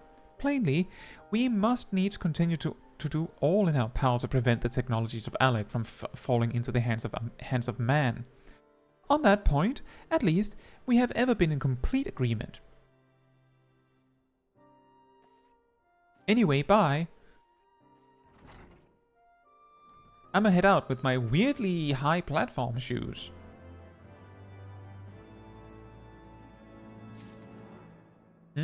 Zack says, is it just me who wish for monks to have a ranged attack? I mean, I think part of the reason why monk has no proper ranged attack is specifically because it makes them slightly unique. Like, an interesting weakness of job design these days is that all of the jobs in a specific role needs to have a thing. Like, all of the tanks need to have a short cooldown with some sort of healing attached. The fact that Dark Knight does not have that makes it stand out as weaker. All of the healers need to be able to single weave after every cast. That used to be something only Astrologian could do. All melee DPS jobs need to have a ranged attack, but Monk doesn't. Like those things sound like silly, but it's part of what makes the jobs a little bit unique. Like, what makes a class interesting is more so what it can't do than what it can do sometimes. So I think it's pretty cool design choice that they decided, like, nope, Monk, no ranged attack. Although, you have, like, almost a ranged attack with Monk. Kind of. Because Enlightenment, or what's it called, Howling Fist, has a 10 yalm range, which means that if you have 5 chakra stacks, you can shoot like a short-ranged attack. So if you're forced out of range for long enough, you can just spam chakra, like meditation, and then shoot out Enlightenment. It's not great, but it's better than nothing. And yeah, as BSR says, Monk might not really need one. They have 6-sided star, which allows them to like spend 2 GCDs at once, and then they can use form shift to like prepare for the reopener. They can use meditation up to 5 times. Like, they can spend like almost 8, maybe nearly 9 or 10 seconds on just preparing this before it starts to become a problem. I will say though that in really low level, if you're like leveling a job by doing open world stuff, hypothetically speaking, Monk can be really awkward if your gear isn't fine, because you can't pull like single mobs. If you're not bringing a companion to heal you, you know, your Chocobo companion, then pulling 2 or 3 mobs by accident because you have to walk up to them can become a problem. But that's like a niche thing, so I get it. But I don't think Monk needs one, and I think it's actually more interesting for not having one. Gazel says I made it to Alpha.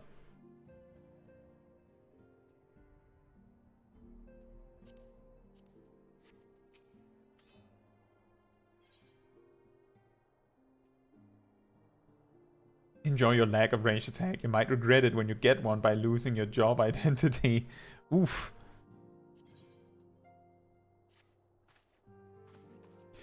Greetings, Warrior of Light.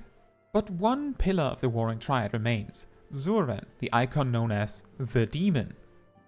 According to the histories I have uncovered, this monstrous being was worshipped by a race of Mericidian beastmen. These creatures are the key to maintaining Zurvan's manifestation, and we can be sure that many such thralls will be imprisoned somewhere within the research facility. It is imperative that we determine their exact location as swiftly as possible. We dare not risk repeating the near disaster we suffered at the hands of Sophia's servants. As such, your fellow scions have already begun an exhaustive search, but there are several sectors which only you, Kryl, and I can enter without fear of enthrallment. Let us make our way to Asisla forthwith and aid the investigations. Viek, you would be able to join whether it was on Light or Chaos. If we were playing on Chaos, you can just log out to the character selection, right-click your name on the right, and choose Data Center Travel. So yeah, we are in EU, and that should be enough.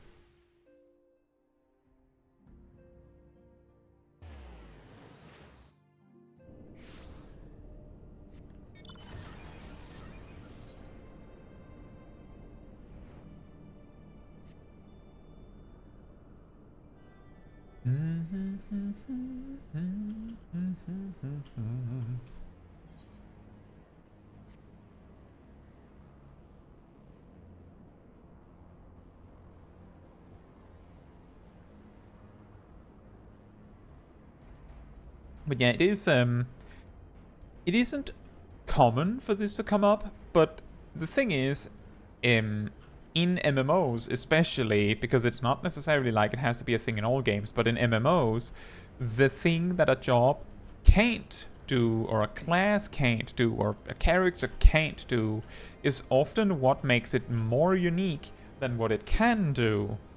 Like, we don't really, like, what signifies and makes like Black Mage stand out among the DPS jobs isn't so much its massive burst damage, it's more the fact that it is like the caster, like the true mage that has to stand still for most of its attacks, like those kinds of weaknesses.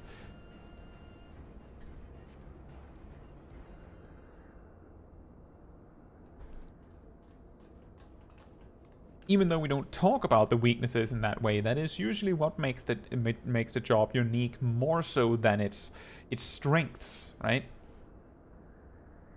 Caetsu, it is good we caught you. The facility has been swarmed by Imperial troops. By their standards, did we judge them soldiers of the sixth? Aye, once more doth regular Van Hydrus stretch forth his hand to seize the forbidden fruits of Allag, and once more have our meticulous wards been swept aside like so many cobwebs. Your meddlesome wards were destroyed from within by the pulsating energies of an icon, someone said from off screen. Is it Hydrus? It is. Nay, put up your weapons and listen. The followers of Zurvan have awakened, and they toil to rouse their master.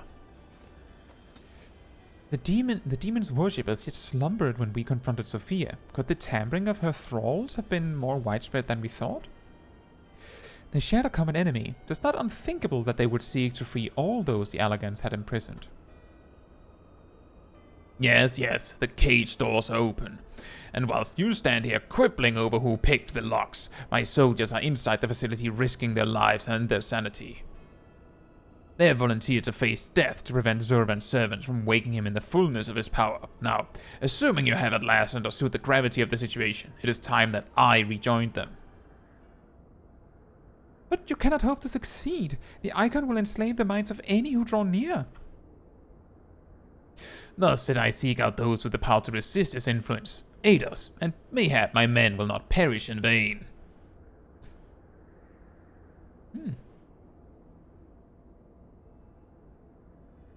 You propose an alliance. I have delved into the depths of this place and found its technology wanting. These mechanisms have failed to hold their prisoners, and such broken artifacts are unfit to bring before the Emperor. Twice have you bested me in combat. Will you now lend me that strength and stand against our mutual foe? It was in opposing your reckless schemes that your sail was lost to us. You expect us to simply forgive and forget all that has come before? I expect you to put aside your emotions and use your better judgment. But, of course, I am dealing with savages. I will not stand here and justify the death of the Ice Maiden. We pursued our ideals, and you pursued yours. Such was the result, and mayhap you might consider another point. In these endless clashes, we have all lost comrades dear to us, yet I choose to put aside past grievances to beg your champion's aid, to appeal to your reason. Thou art willing to build a bridge of common purpose upon such tremulous foundations?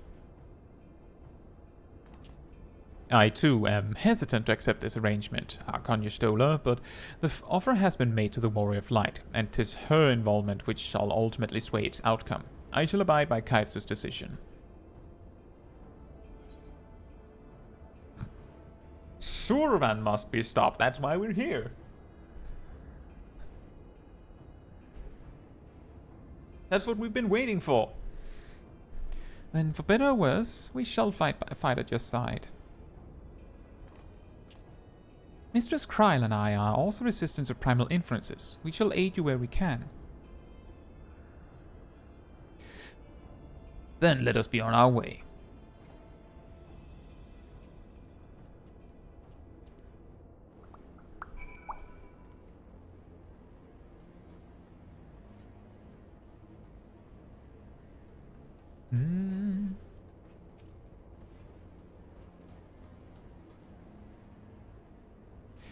Our companions have already passed.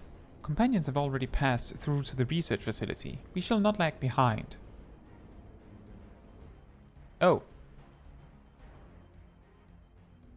I didn't expect it to just throw me into a cutscene. In the name of the Emperor! Exactly.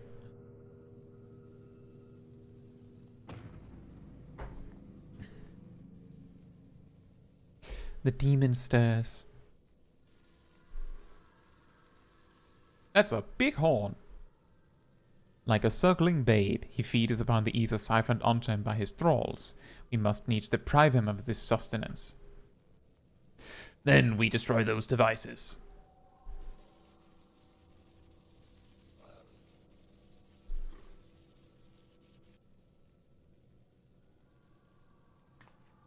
Hold! Witness your soldiers!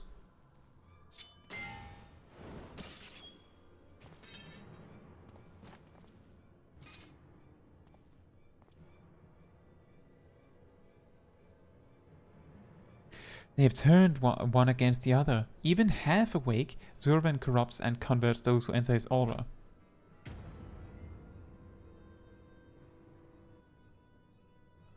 The three of us then, Caetsu, Unukulhai, we rush in together and each disable a generator. We cannot give them the chance to rally a defense.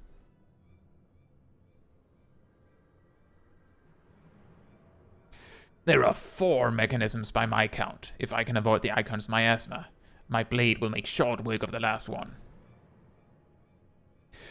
All of us have pledged our lives to... Keep your lives. I would rather you tend to my fallen. Some may yet survive with their minds intact.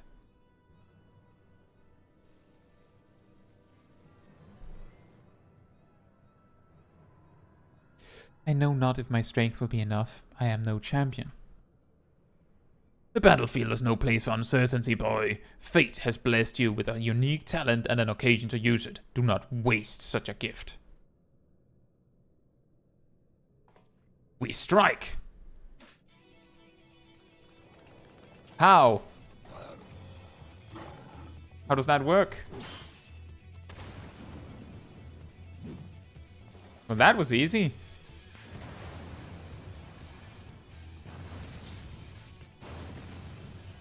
Well, that was easy. I did it. No hands.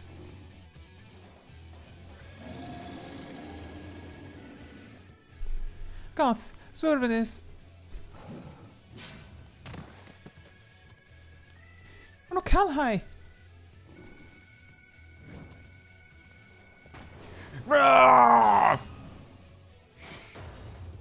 Bunk. Laser beam! Uh-oh. Block!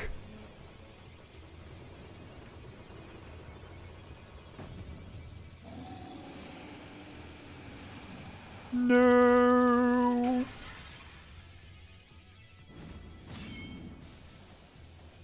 Ah.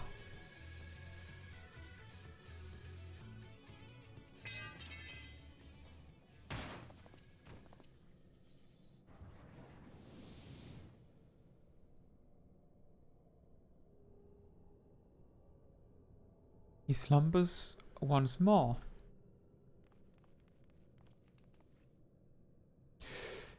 You saved me. Why?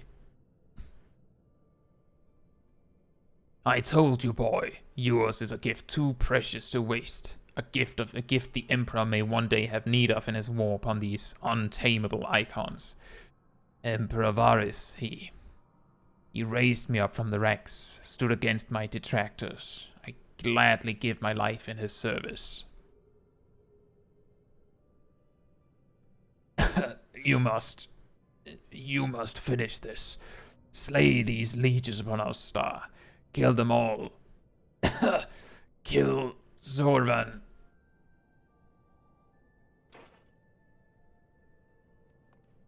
We hardly knew ye.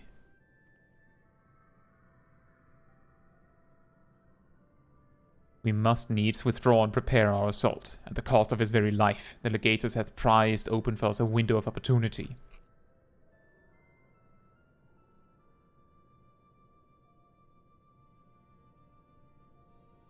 Exactly. Ultimately, Hydrus was like a hero. He just happened to be on the wrong side, right? Like, for us.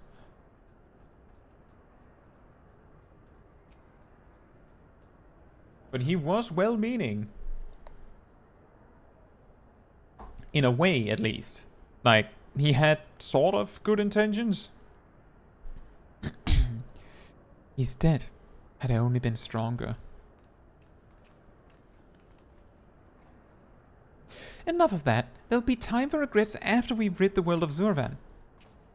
Kryl has the right of it. The demon has fallen back into torpor for now, but we must act swiftly if Regula's death is to have meaning. The survivors speak of an army of thralls loose in the facility, and we must assume that these followers continue their efforts to awaken the icon. Wolf's Den music!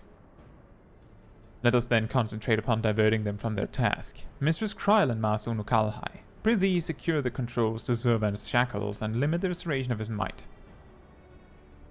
Archon Y'shtola and I shall forge ahead, and strike down those thralls as would seek to harry you. Warrior of Light, thine is, as ever, the most perilous duty. Gather to thee thy trusted companions, and extinguish from this realm the fires of the demon himself. Your trusted companions that all just so happen to have the echo somehow.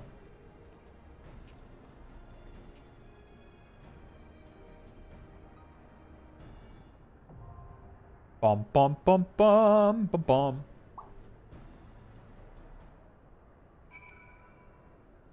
It is quite incredible how often it comes up. Right. We're 6 right now. I'm just checking in. Is there anyone that wants to join up before we start?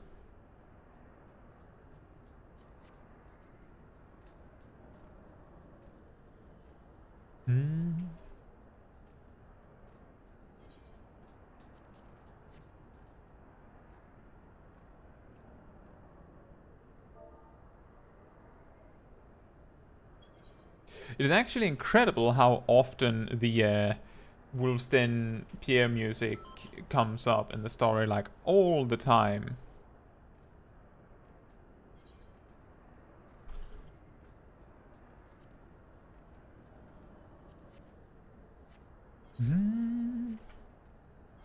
Like, I think it just so happens to be like one of the generic songs they choose to use a lot.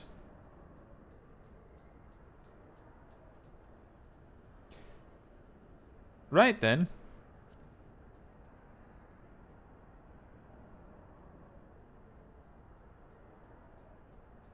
VX says, not me, I need to finish my tombstone grind. Just need 34 runs of P1N and want to get it done today, so can't join. That is fair enough.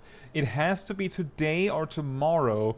Remember, everyone who's watching, patch 6.5 may be dropping on Tuesday, meaning that's when the Moogle Tombstone event ends, but the servers are down for most of Monday. Like, I believe it's 10 GMT plus 0, so 10 server time. On Monday, the servers are down. So basically, if you're not finished when you go to bed on Sunday, then you're not going to finish.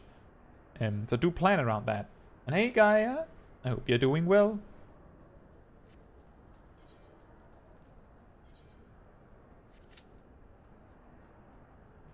So yeah, do prioritize that. What Stormblood Extreme Trials are soloable?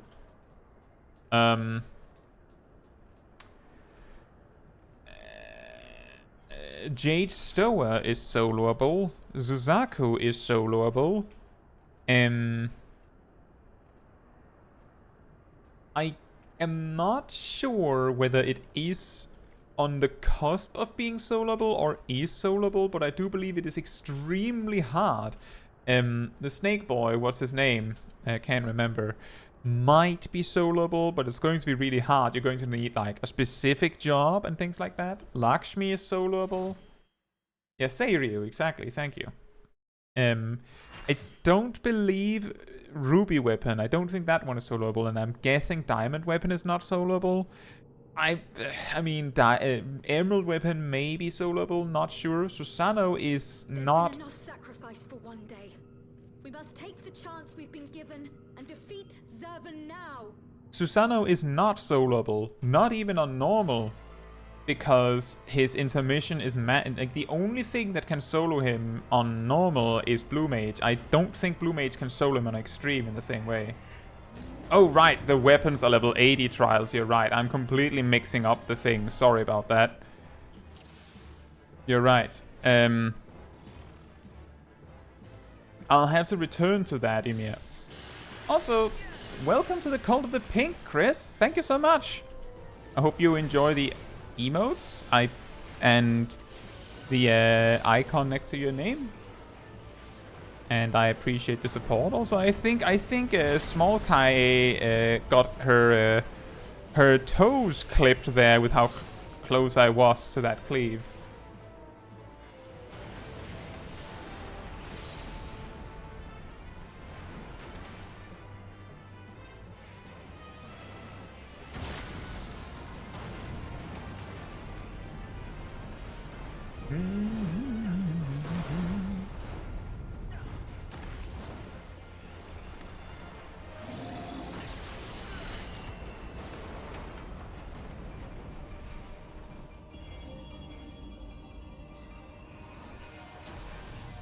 Good and evil, the war eternal.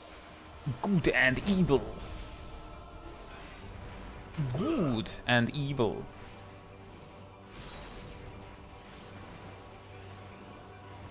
My doubt is fled. He's casting Saw.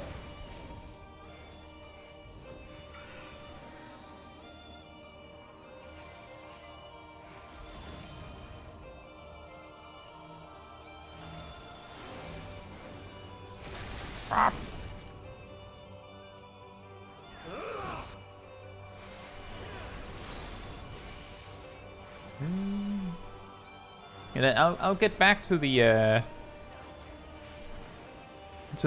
what can be soloed of Stormblood extremes after this.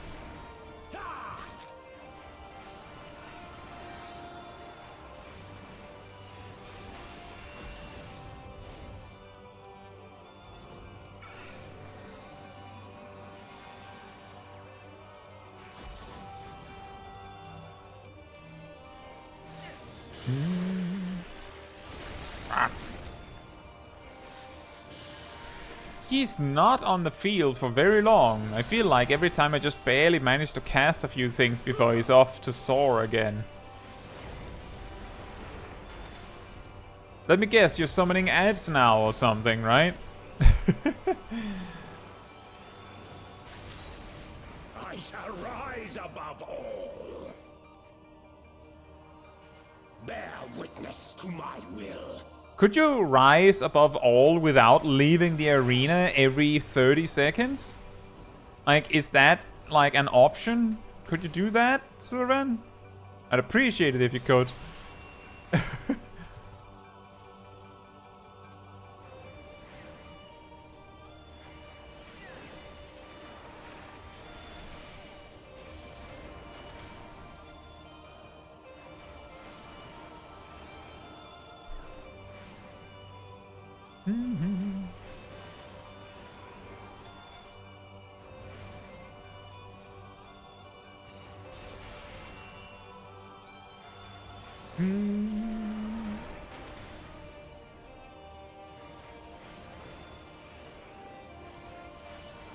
Yeah, the Shinryu and Susanoo are probably very good choices there, Ymir.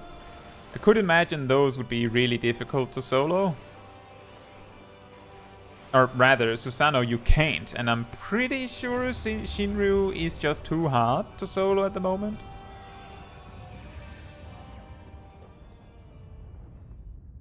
Bow to mine infallible judgment.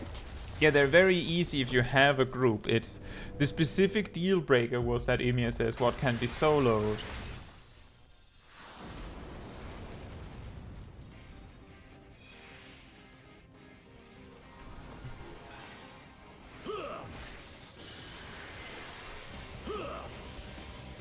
Suffer in endless torment. No, I don't want to. I don't want to suffer. Time for my signature move, mini stats.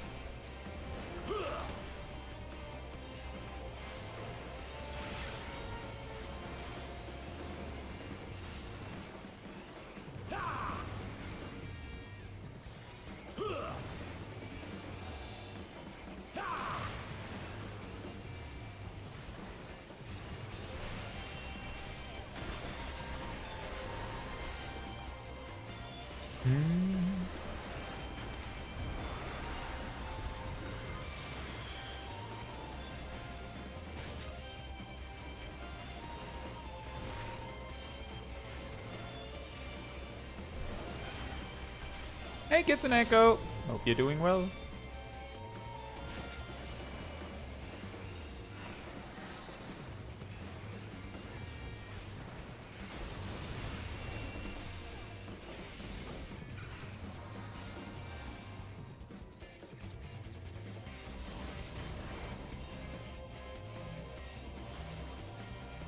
And also, hey, Fila. I hope you're doing well. Suffer in endless torment. Suffer in endless torment. If such is my fate.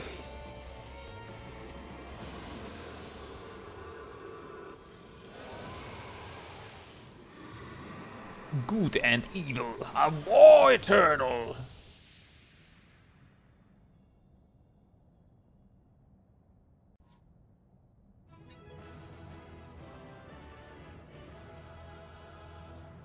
I feel like part of what made Zurvan's fight so much longer was simply that he had so many moments where he was like, I'd peace out, and just left. Incredible as always, Caetsu. Hopefully that will be the last our world sees of the likes of Zurvan. Every one of his thralls has been slain as far as we can determine. Our victory over the Warring Triad is complete. An impossible feat had we not been blessed with your cooperation. Let us not forget the efforts of Regular Van Hydrus and his men. Without their noble sacrifice, the demon would have awoken far sooner and possessed of far more formidable energies. The bodies of the fallen now accompany the survivors on the return journey to Garlemald. It is known that the Imperials recognize no god, yet they would honor the dead in their own fashion. And when we next meet, our fleeting alliance will surely be forgotten. It was an interesting exchange, nonetheless. They spoke of their present ruler as a man who values self-sufficiency. Varys befriended Regula in their youth, it seems, and was highly impressed by his martial prowess. It is common knowledge that Regula's rise to legatus was in great part advocated by the Emperor himself. Regula freely admitted his shortcomings when it came to politics, and it was Varys' unconditional support that served to win his undying fealty. One does not expect such tales of comradeship to lurk beneath the Empire's iron exterior. Contrary to all expectations, the man died a hero. Witnessing the way you all leapt into danger without hesitation, it would seem I am surrounded by heroes. And yet, my own actions were all but heroic. I have not the qualities nor the character to stand at the Warrior of Light's side. What a curious thing to say! Are you truly concerned that you do not measure up to some arbitrary requirement? If you knew of the path I walked to reach this place, then you would understand why I doubt myself so. Return with me to the Rising Stones, and I shall tell you of it.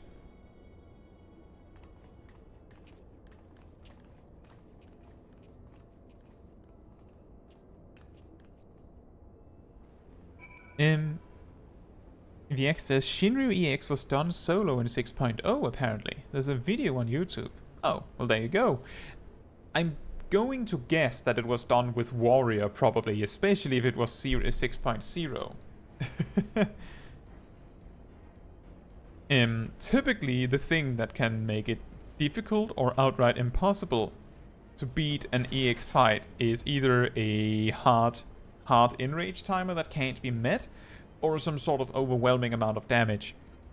And what I know of the Shinryu fight is, if you're too few, If you're too few players, then those eggs that drop in the intermission will just drop on one person, and if many of them drop like on top of each other, it's going to hurt so much and give you vulnerability stacks.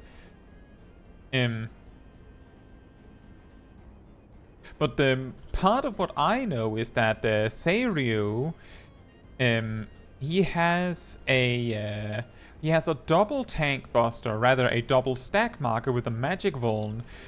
A warrior can survive it by kitchen sinking it.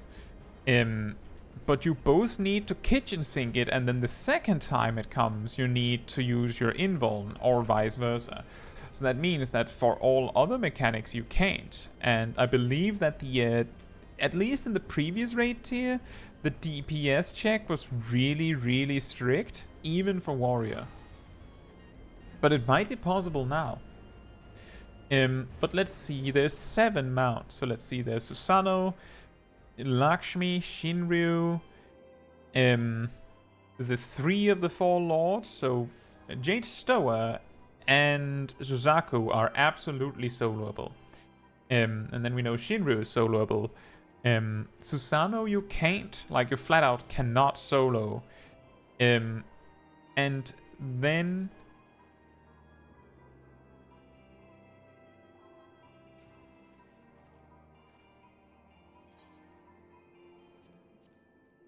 there's of course Tsukuyomi.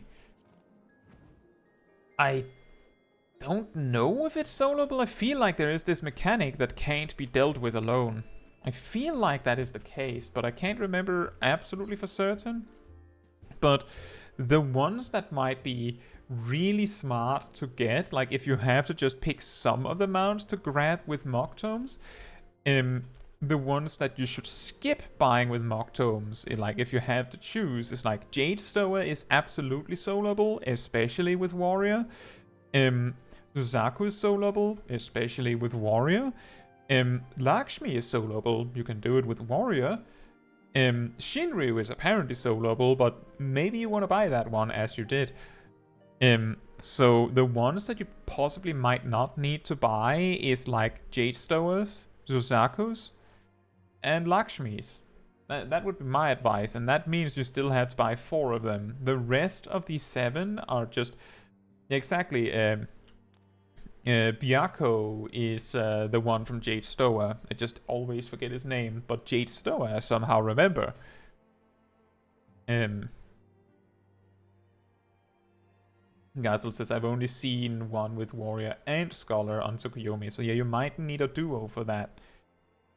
But anyway, the point is, as Gaia said, you can probably just do a party find, although I do understand that the fewer people you bring, the less you need to like share the loot, which means you would have a better chance of getting the mount faster. Steve says, they think I'm a hero. They never guess I'm stoned all the time and have no idea what's going on. Why am I here? I wonder what would happen with the soloing scene if Warrior suddenly lost its incredible survivability from Raw Intuition. You should probably buy Tsukuyomi, yes. With your victory over Zurvan, the Warring Triad is finally defeated. I'm afraid, however, that mine own efforts have often been more hindrance than help, and you and your fellow Scions deserve to hear the reasons behind my actions.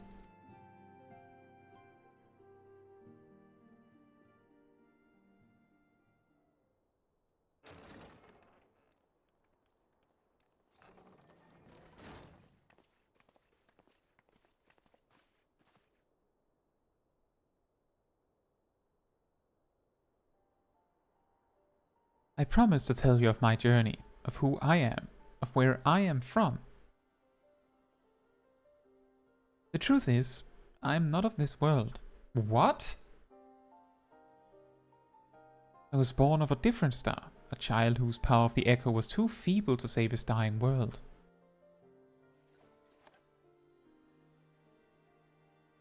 A child who, unlike you, never became a warrior of light. When all I knew stood on the brink of destruction, I was yet half grown, Had I been born but a handful of years earlier, history may have written a different tale. The seeds of other heroes that had yet to fully sprout may not have withered and perished. The star I failed to save is known to you now as the Void.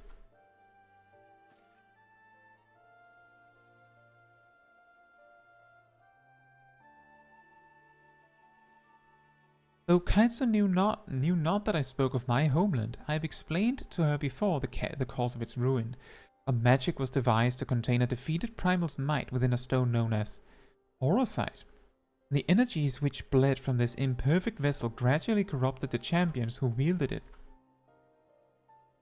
These heroes became slaves to an insatiable hunger for ether, eventually transforming into hideous fiends, and none who clung to the faint traces of light were strong enough to oppose them. The demons next turned upon each other in a war which drained the land's ether in ever greater amounts, until one day the star was suddenly swallowed in a flood of darkness, an entire world unmade in an instant. The voids that you encounter here in this realm are the twisted remnants of once mortal beings who gnaw on what modes of life force remain.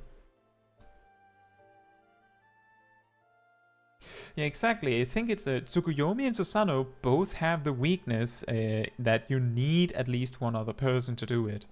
But if you have one other person, it's no big deal. And as I lay dying, beaten and broken in my failed last stand, was a white-robed Asian who found my tormented spirit and bore me away to the rift betwixt worlds. Elidibus has been my master ever since. At my mentor's feet did I learn of the nature of reality, of the existence of mirrored worlds and the eternal struggle between dark and light. Sudden and overwhelming superiority for either side will shatter the balance, and the world in question will be returned to the void by a calamity beyond imagining.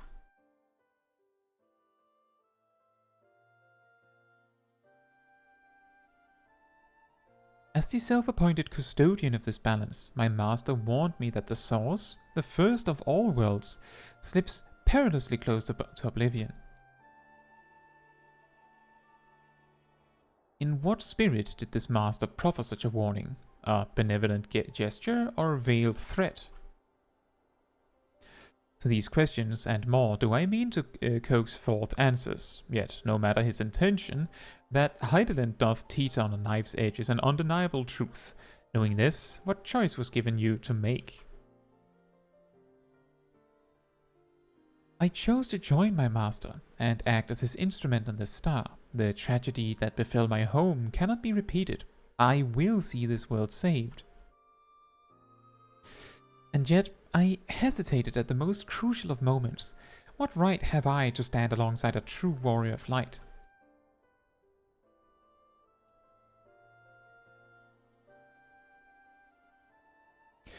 In thine own words, thou wert called before thy time, and in thine own words, thou wert called before thy time, and I offer that thou dwellest overmuch on the question of what maketh the hero. The search for the answer leaveth thee paralyzed by doubt. Heed me, Master Unukulhai. Thou needest not believe thyself a hero to perform great deeds. 'Tis the deed itself which earneth thee the hero's mantle. Aye, the ideals you hold can be less important than having the faith to act upon them. Regulus' loyalty to the Emperor guided his actions until the last, and though we did not see eye to eye on many things, his final deeds can be called naught less than heroic. Personally, I find that faith in my companions allows me to act unhindered by uncertainty.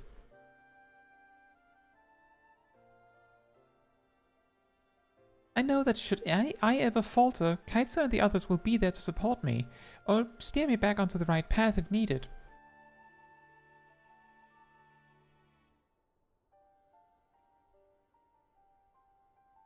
I see. In the days leading up to my world's destruction, I was entirely alone. I never knew what it was to have such comrades.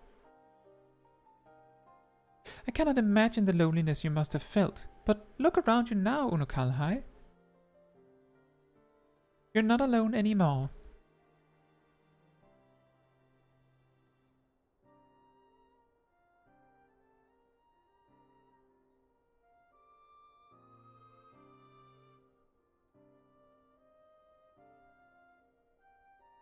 Welcome to the Science of the Seventh Dawn.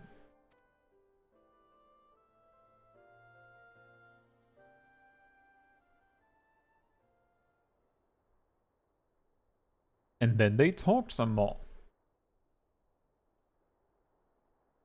I will fulfill my promise to save this world, and when I stumble, I shall be glad to have your hands there to steady me. My apologies. This is difficult for me. For so long have I spoken from behind a mask. Gonna need to put that on again. We should all feel comfortable speaking without such concealments. I was just about to say, I should hope you appreciate the irony of that statement, Urianger. What? These are my fancy shades. I use them for poker night. Don't question me. I know what I'm doing. PSR says, what is Urianger's hood made of to be able to support those goggles? I believe it looked like he had like this almost small harness situation holding it. But it's a little weird for him to have them there, isn't it? Right, well, that was a little quick. I had actually expected that story to be a little longer. Right, so I will be right back, and then I'll figure out what we do next.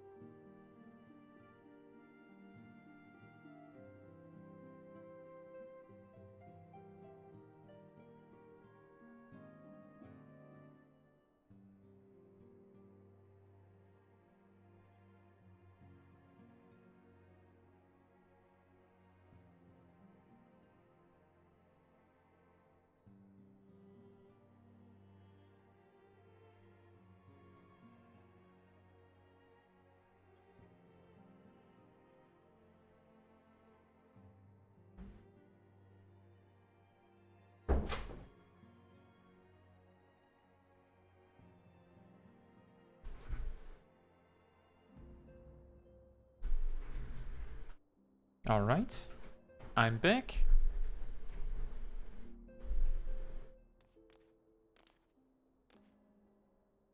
And by the way, Gaia, remember that if you're on EU, you can also visit Chaos. That shouldn't be a problem.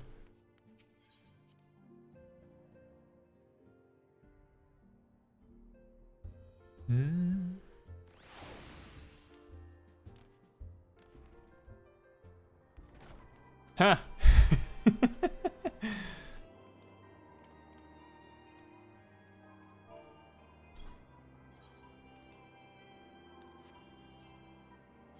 I also have some sort of a feline-looking creature with multiple tails.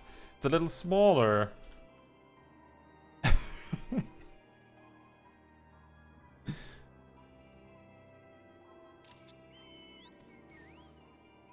Close enough. um...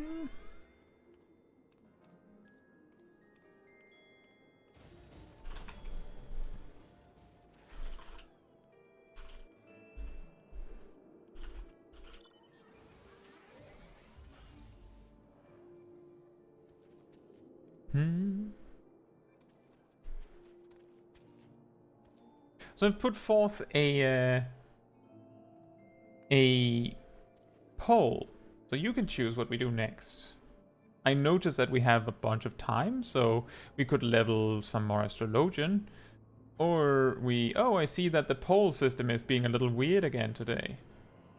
But we could level Astrologian a bit, or we could start on the Shadow of Ma Alliance Raid series. Either way works for me. And just for anyone wondering, the Astrologian is level 30. So it would be like leveling roulette, do some quests, then maybe like queue for dungeons specifically, because of the level range.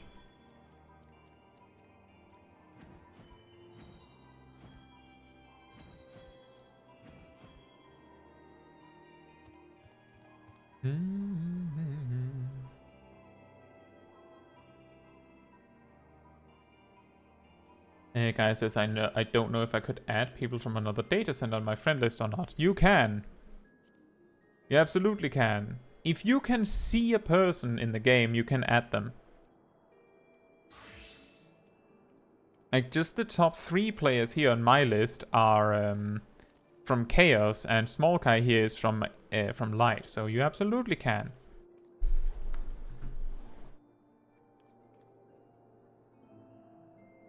But I understand the confusion. I'll be totally honest. I don't actually do very much on other data centers. Typically, I'm on Louisoix on my main, and people come to me. I know, complete shock and awe. Like, what are the chances? And this character, which is on Alpha Light, usually people come to me. Again, I know, incredible. Can't possibly imagine that that could happen. But because of that, the only way I typically interact with the data center travel system is if I need to buy something. I will visit a data center really, really shortly to buy something or to see something. But other than that, I'll just go home again. Just for anyone that isn't sure what this means, by the way, Ymir mentioned, are you on the Discord? So there's a community Discord server where you can find a bunch of the people that you see on the regular on these streams. And everyone can join. I usually talk a little bit more about the Discord server at the end of streams, but I feel like it came up in question. Yeah, there's a Discord server. There's like a weekly schedule for the channel. There's announcements whenever I post something new. Right, well, it seems like we're leveling Astrologian.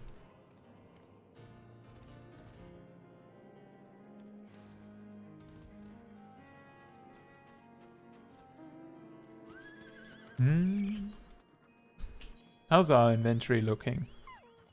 It's not so bad. Not so bad. Oh, right. The brand new set that we didn't have. It's probably fine. Not at level 30. Let me just where do we land if we return? Perfect.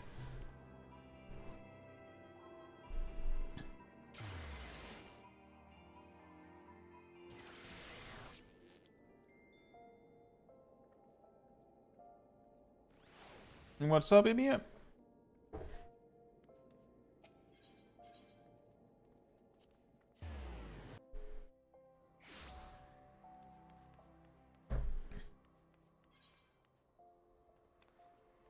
Oh, right, the adventure plate. That's true. Smol Caetsu doesn't have an adventure plate.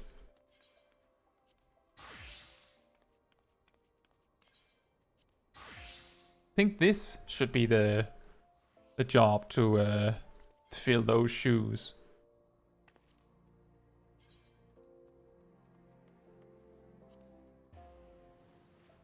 Hmm.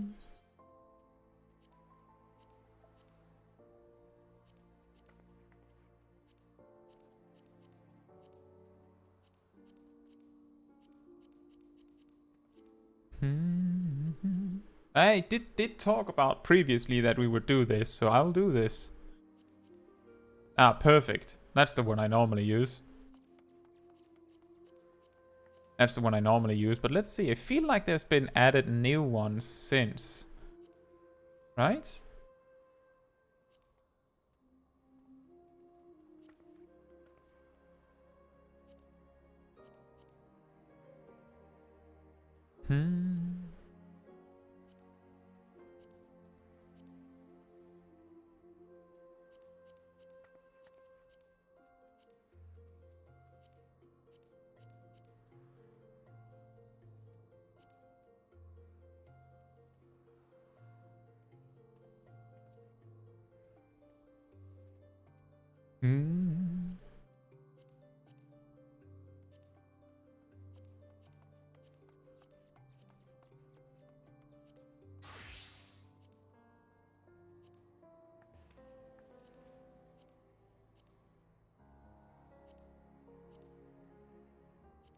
We have so many options here.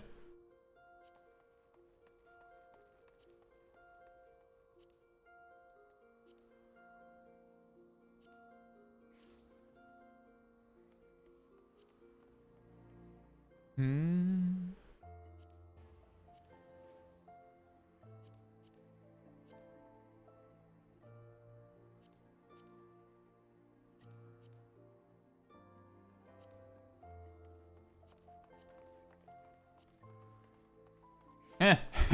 Blah.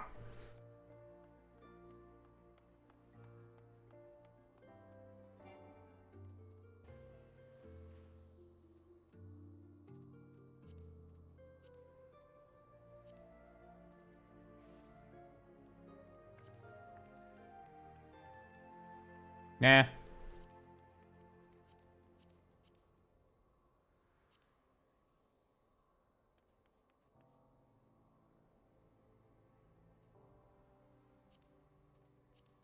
That's good. I think that works.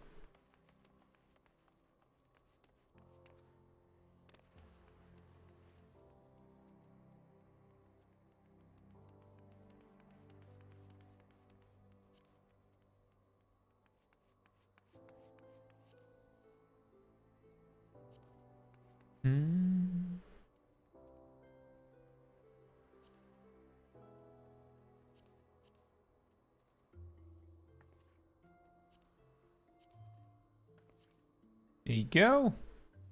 And yeah, advanced settings, please.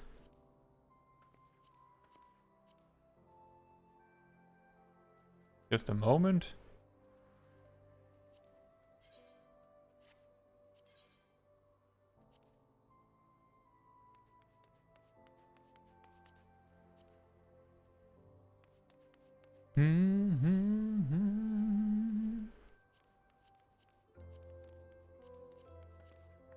Ah!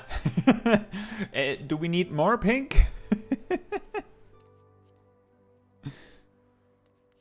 We're missing quite a lot of options, so I am leaning towards just extremely pink.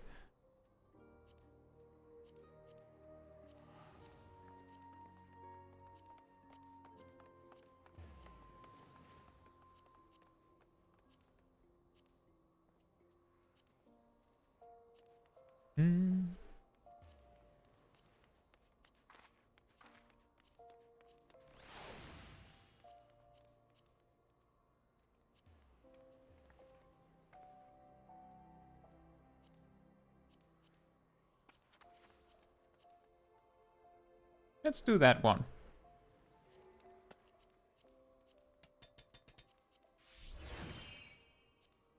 Spear! Why not a blade? Can we not have a blade?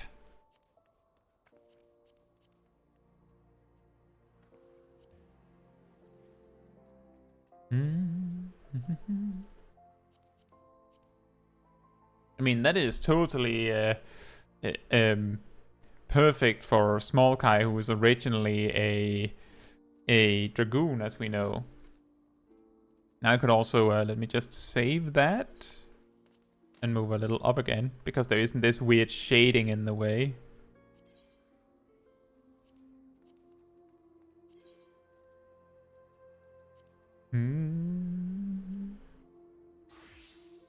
Another spear! Perfect!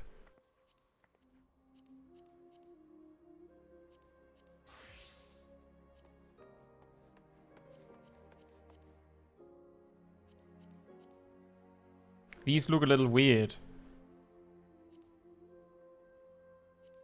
Simple. Just none, I think, is pretty good.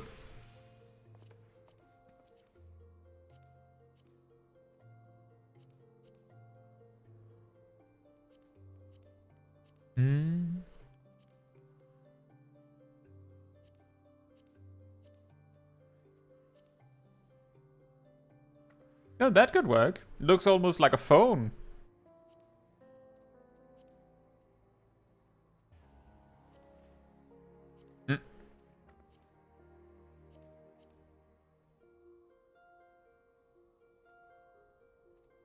Really little weird. Some of them are like grayed out.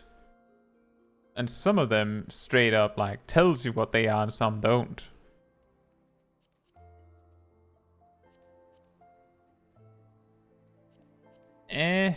Don't feel like we need one of those.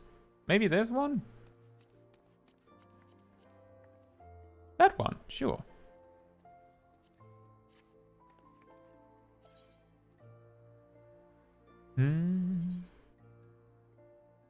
I like how it only lets you choose jobs that you actually have. And let's make it really confusing, because it's a favorite class, Black Mage, but it's a Dragoon on the picture. Are we even using? I don't think we're using a title.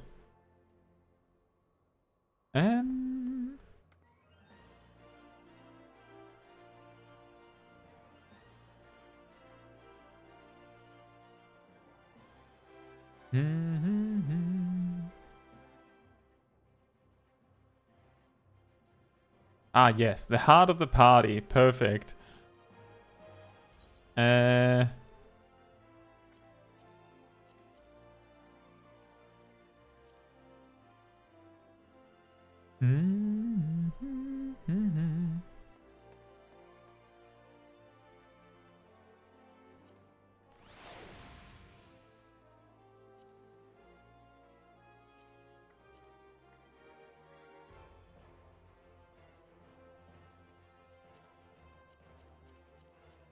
Yeah, that's accurate. Technically, that is accurate.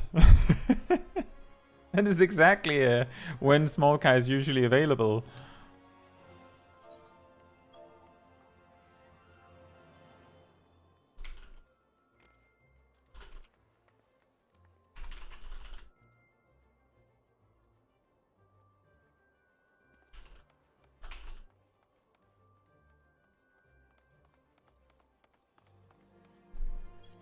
There you go. Perfect.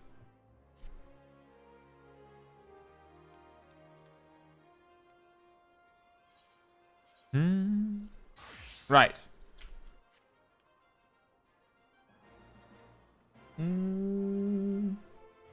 Yeah, there's a lot of adventure plate options from PvP and PvE. Alterin says, has the Azure Dragoon before the Warrior of Light only ever been Elysin or Hyur, being Elysin Hyur sort of continues this? I suppose, but I mean, I suppose so, but I believe the Azure Dragoon has always been like Ishgardian, right? I think. So that kind of might explain that.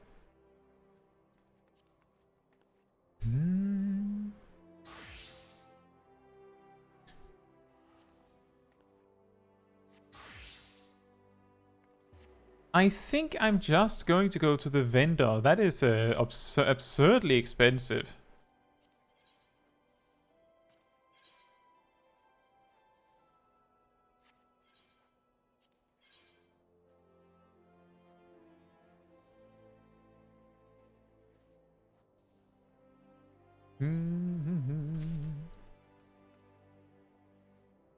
Oh, wait, I already have the best? Oh well, it's probably good to have that on hand in case our upgrade isn't that. We have the best there as well.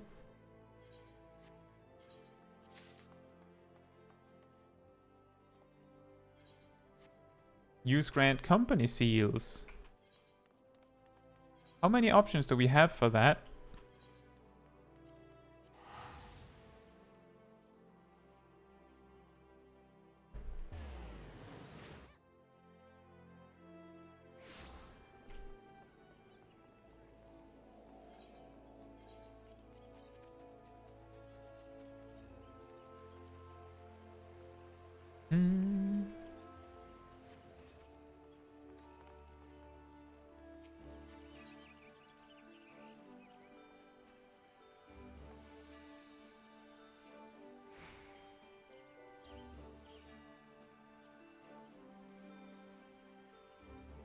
Isn't that... I feel like this is like exactly outside of our like level range?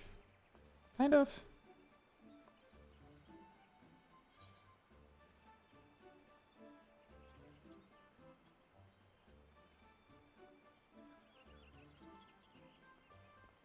There's also the part that this equipment isn't that impressive in terms of raw stats now that I'm looking at it. At least for level 20, it's not huge. Maybe this, actually. It's just barely. Yeah, that is better. Let me just make sure that I'm not missing something obvious.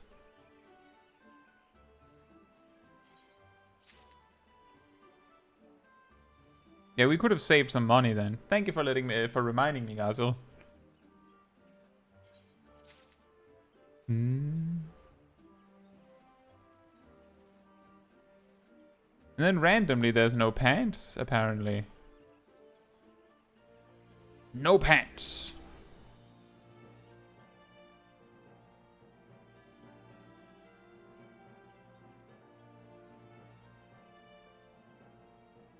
Maybe the ring?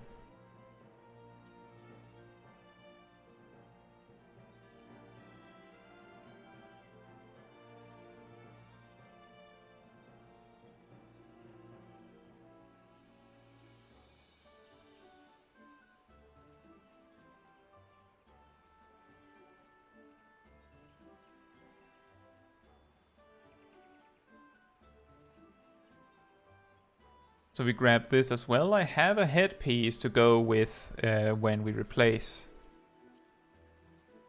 Then we have it.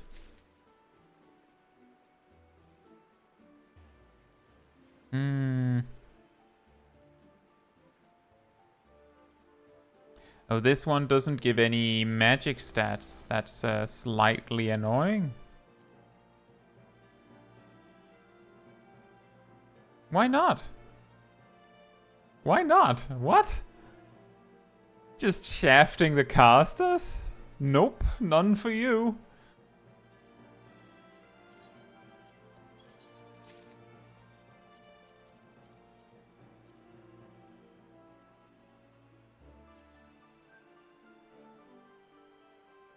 What? That's a massive difference. 5 damage? Excellent.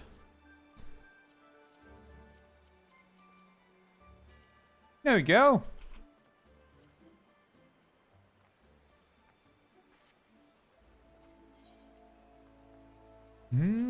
Rin says, what's the over-under on us having another expansion where Dragoon is cursed to have its AoE at 40? I mean, for the most part, I believe Ninja has its AoE at 40 as well. It's just that it seems less egregious. I think it's 38, but it seems less egregious because they get Katon at 35.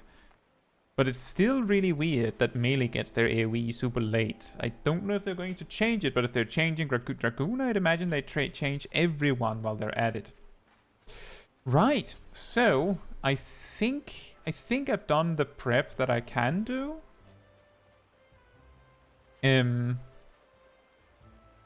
Well, we can do. Let's see.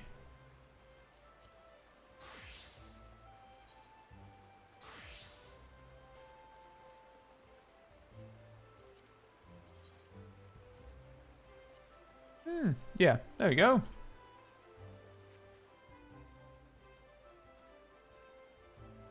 The thing is, a Dragoon's AoE isn't super awkward once it gets its Doom Spike, because it turns out that, yes, I did calculate this, that unless you're on an extremely specific situation, which is, it is not actually worth it to use Disembowel on AoE. Like, it's not actually worth the effort. When you get Chaos Thrust, then it's kinda worth it if there's like 4 targets, I believe. But outside of that, the only reason you would want to use Disembowel is while the tank is like pulling all of the mobs, then you can do the 1-2 combo to get the damage buff so that you can do bigger Doom Spikes when you reach the destination. Aside from that, for the most part, it isn't actually a gain to use Disembowel. Or to use the Disembowel combo, because it costs you 2 GCDs to make your 12, I guess, next GCDs do 10% more damage. But it costs you 2 GCDs to gain 1.2 GCDs worth of damage. It's not exactly as clear-cut as that. I calculated it in more detail, but the point is that it's not actually worth it to use Disembowel when you are at the destination. So it's not as bad as you think. Anyway, we are actually already 4, so if everyone in the group would like to do leveling roulette with me, I would like to do leveling roulette.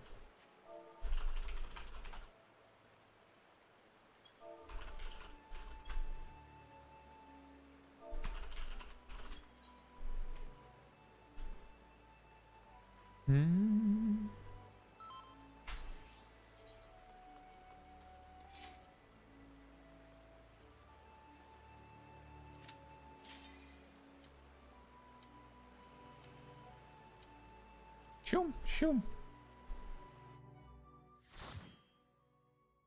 Now let's see if I remember how to play Astrologian at low level in Hawk Manor, the classic.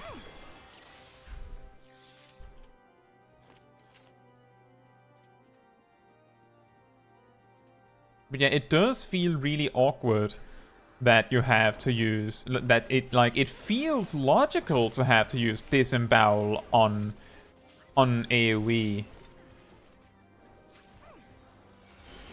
I just realized that I need to grab this. Wow, that is a light year away. Right. Now I'm ready to actually use my cards and stuff.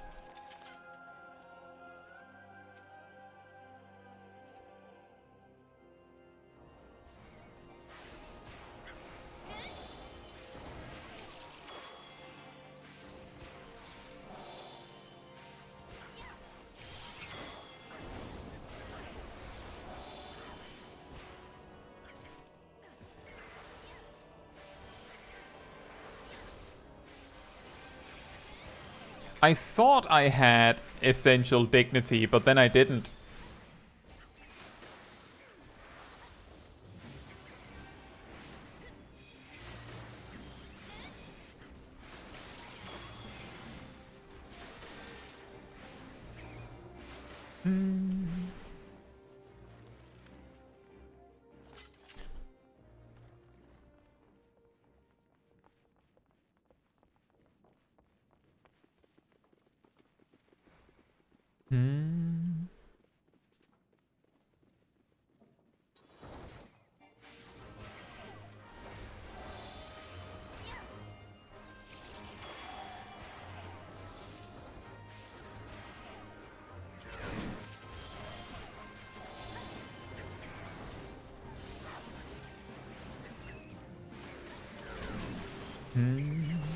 Those Divan molds are actually really scary because they have a tank buster.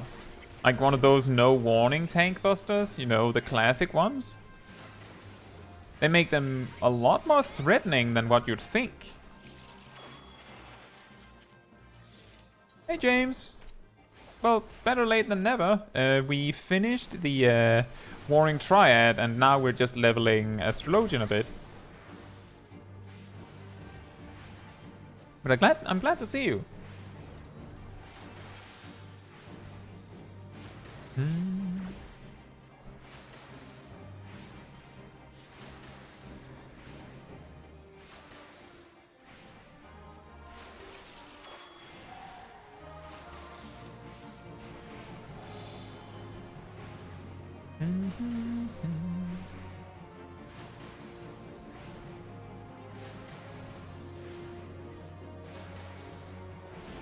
Nailed it.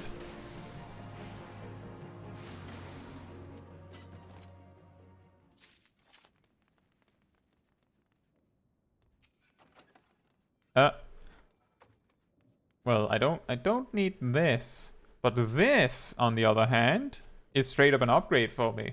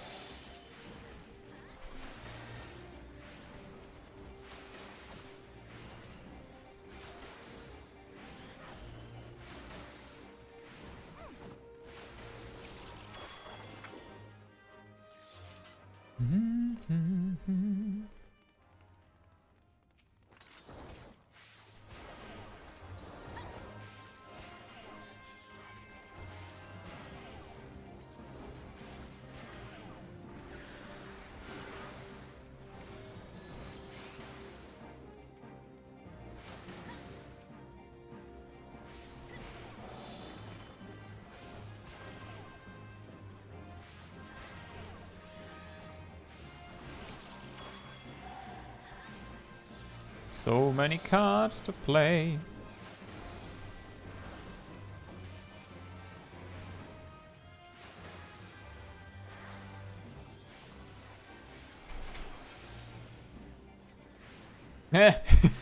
I've completely missed the attic bat because it's like so far away that I need to tap through a bunch of them apparently.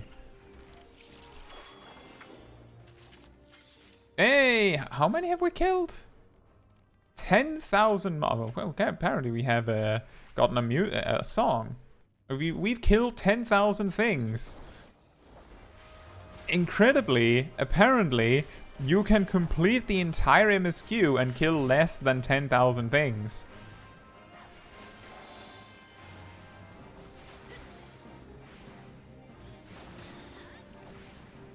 You've been doing a lot of sketching in your free time. I hope you've had fun with that. Maybe done something really cool.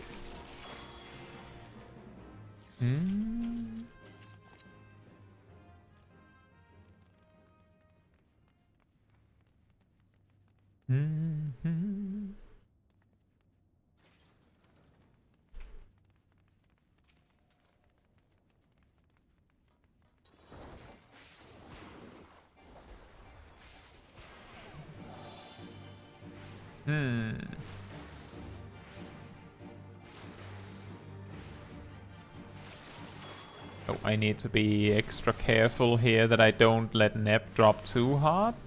Because I just got my essential dignity back.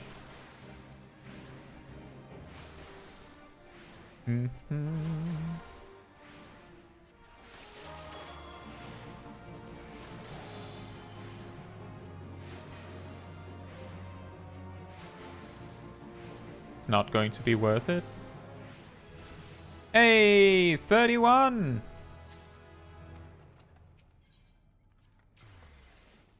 Aerodel doing the old school way. Which was faster, I think.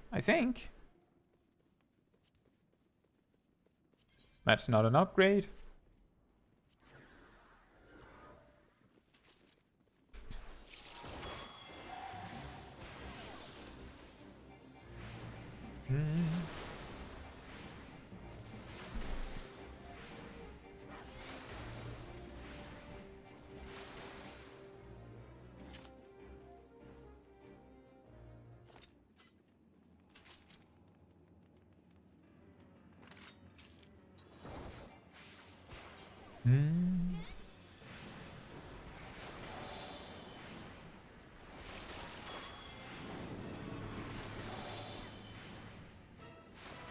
It's a void call. That is a weird way to call. Just the screams of the ancients.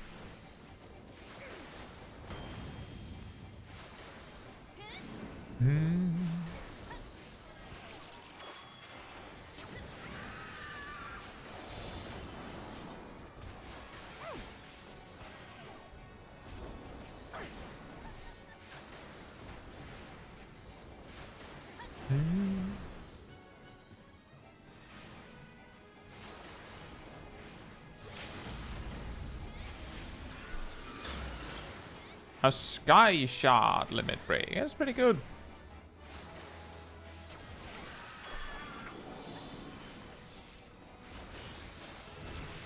Okay, and then we just skipped level 32 apparently. we skipped level 32. Just completely.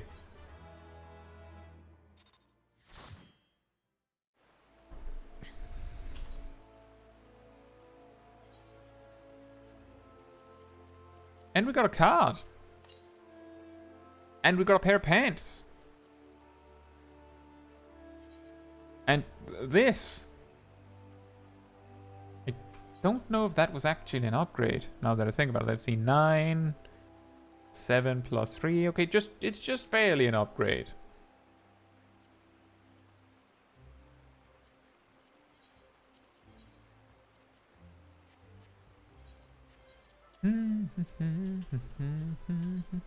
Did we get any new spells?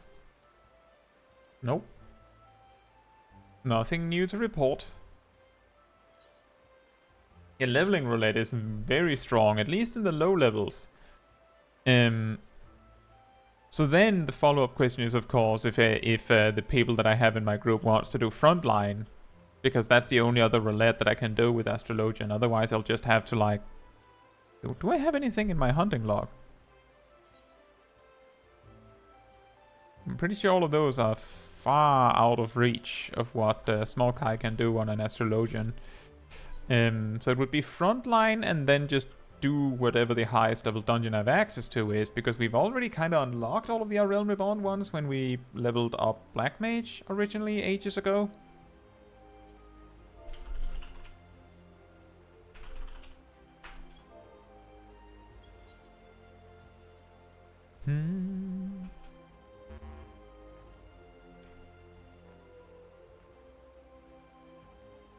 Yeah, if you don't want to come for frontline, then you don't have to. That's why I ask.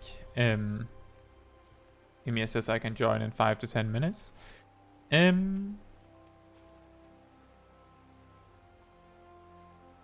know, Gazel. Hunting log is only for Realm Reborn classes. But there is a Grand Company hunting log, which was the one that I was looking for, because that would be something to do. It doesn't really give XP as far as I remember, but it would still be something to do.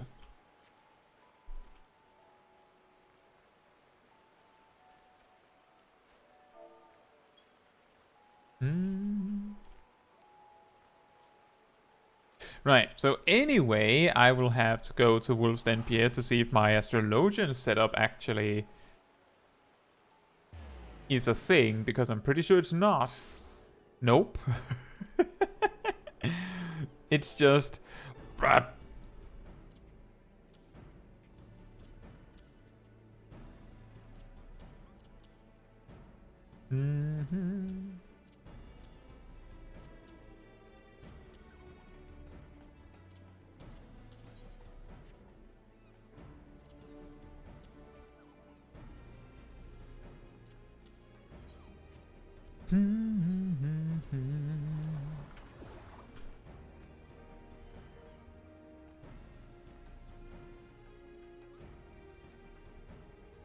think this is everything. I don't think I've forgotten anything.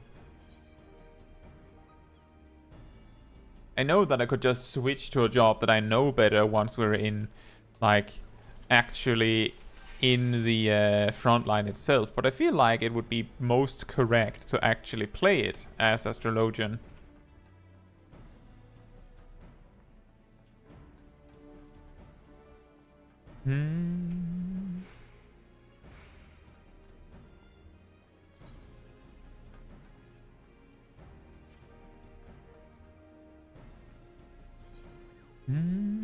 It is surprising how few tools you have for leveling when you're low, like when you're just in a Realm Reborn. Like there's so much missing that you're kind of just leveling roulette, and if you're past 30 then I guess you can do a front line, but otherwise it's just spam dungeons.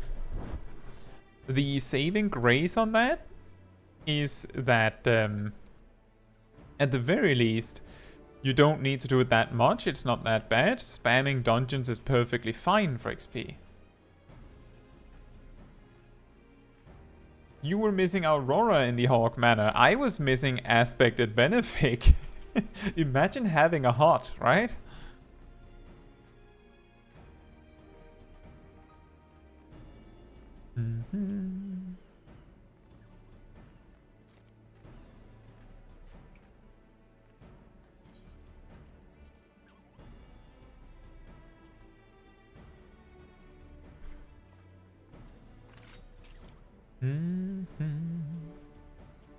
She looks so angry.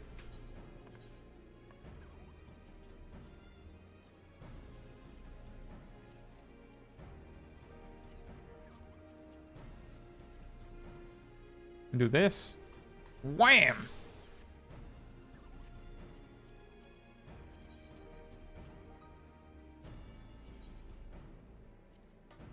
Ah. How does that work? Why is it not complaining? That's wrong. It should be complaining. Why isn't it complaining? I'm guessing it'll complain once we do something. Oh, right. Save the gear set. Thank you. I was wondering.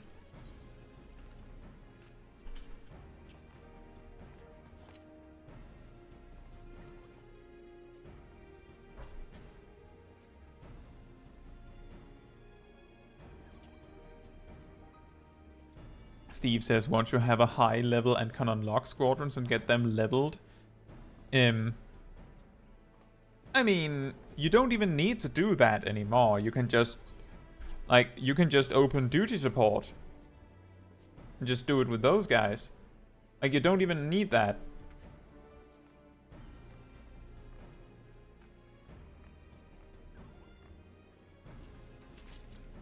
Alright, Ymir.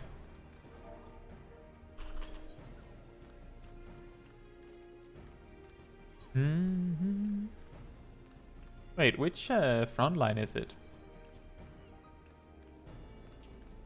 Squadrons with dungeon buffs are faster. Fair enough.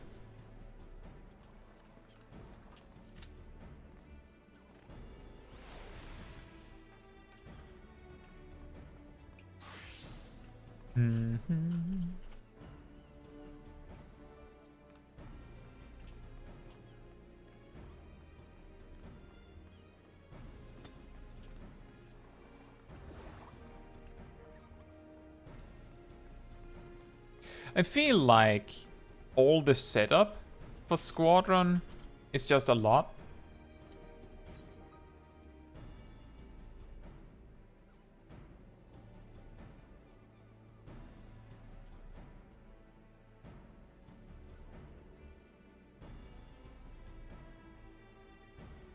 I can say that the advantage to Squadrons versus Trust is that, or duty support, is that the duty support NPCs do not know how to AoE, as far as I know. They do not know. They just single target everything down. Like, once you get to like the part where you start to have Scions with you, you think that Thancred is doing an AoE around him to pull aggro. No, no, no. That doesn't even exist. Steve says Nordo squadrons. I do believe that the Arcanist squadron unit places down an actual Shadow Flare, which does a ridiculous amount of AoE damage. I'm pretty sure the Archer squadron unit does AoE damage in front of them with Quick Knock at times. I'm pretty sure, but I haven't like gone out of my way to do like extensive research on it.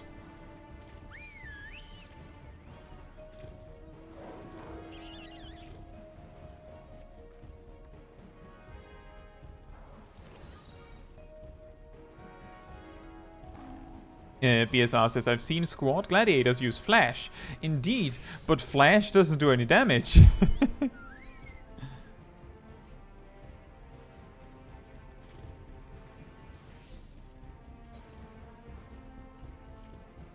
But it's basically flash is the same as what Thancred is hypothetically doing when you're doing trusts. He does a demon slice that does 0 damage.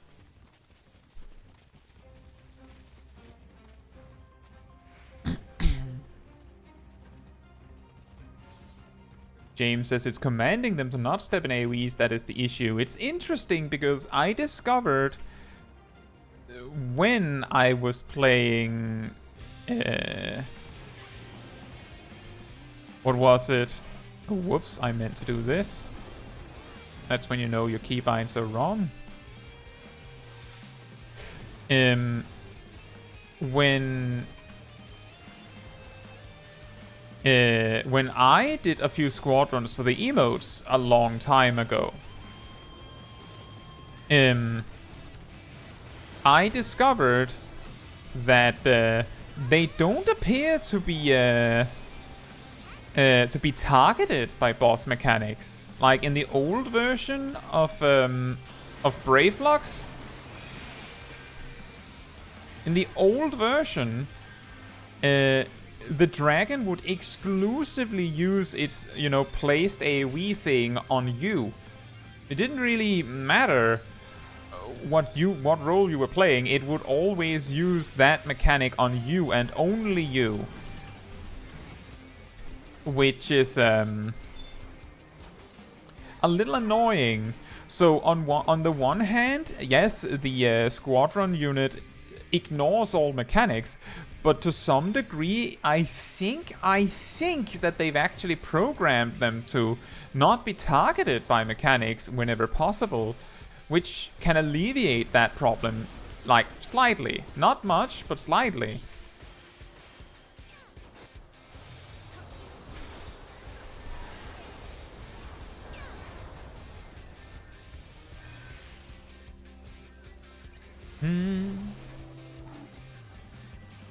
It reminds me of, in World of Warcraft, pets, like in retail World of Warcraft, pets take like 99% less damage from AoEs to make sure they don't die to random AoE stuff.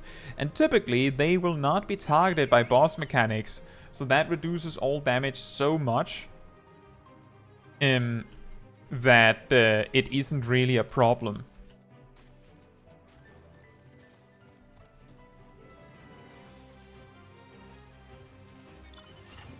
But that isn't exactly optimal either, is it? Oh yeah, instead of teaching the NPCs how to do the mechanic, we just allow them to ignore it.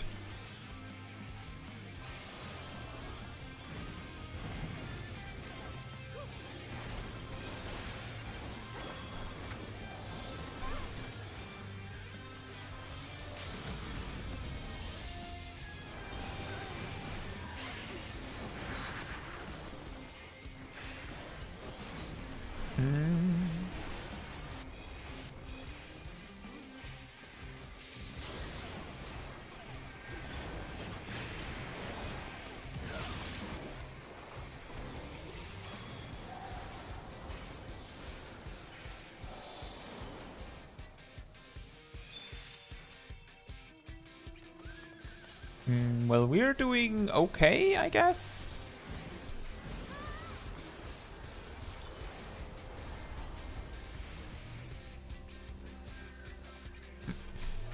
You get a pretty cool limit break, so it checks out in my opinion. Meanwhile, in duty support land, or in Trust Land, you have oh, Alice is on your team. I hope you didn't want to limit break. Because she wants to limit break, you see. That's hers.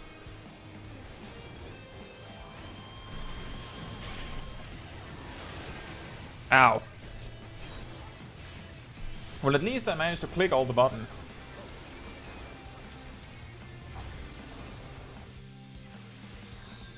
She'll leave nothing but a smoking crater, as they say.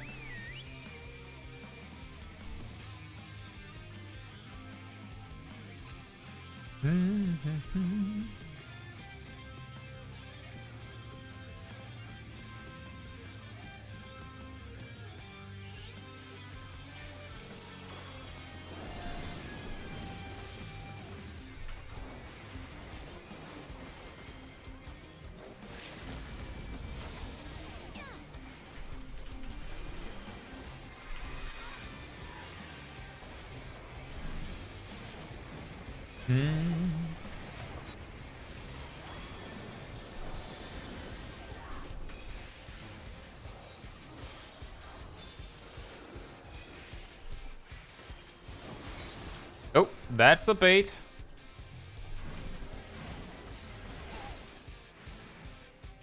I hoped I could snare him in time, but I couldn't. So he somehow managed to limit break anyway. And we're getting sandwiched.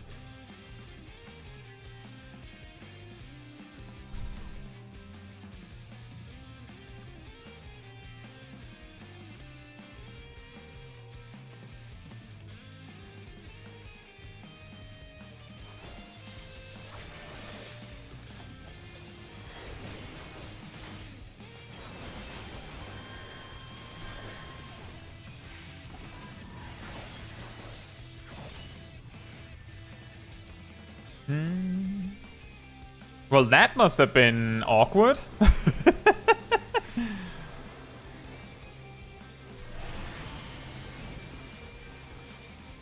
They had me, and I just walked away.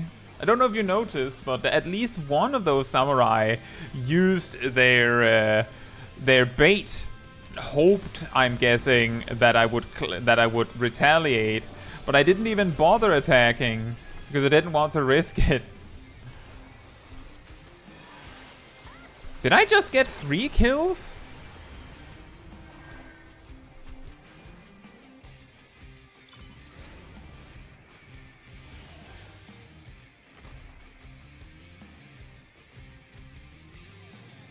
Well, now we're not doing well.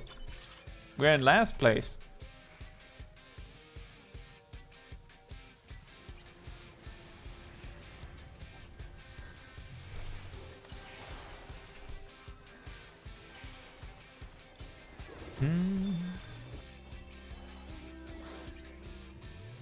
Kai the Astrologian is somehow on a killing spree, yes.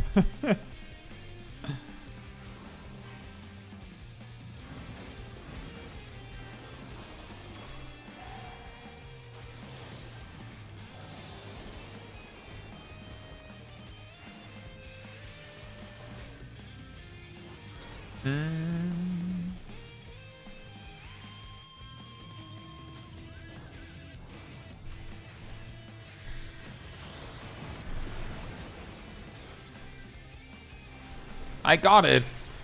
I did the thing.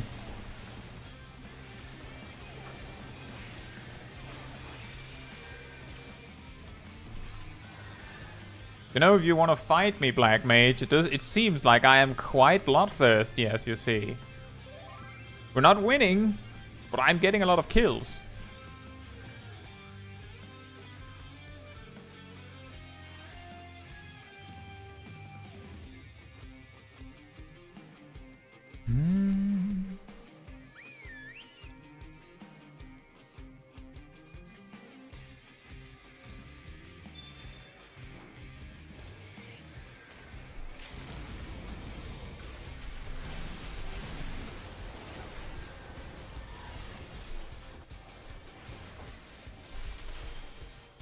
There we are.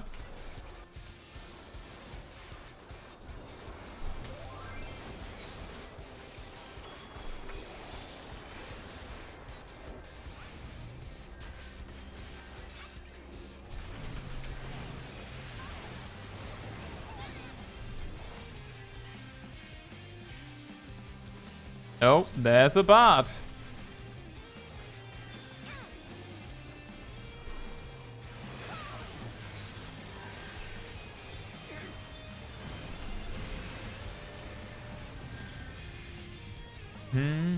We got the point.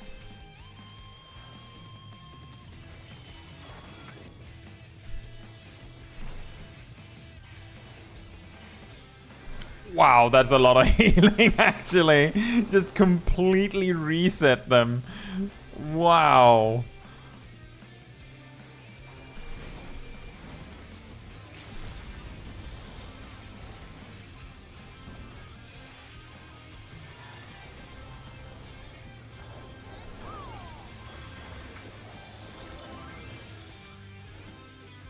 Oh, marker.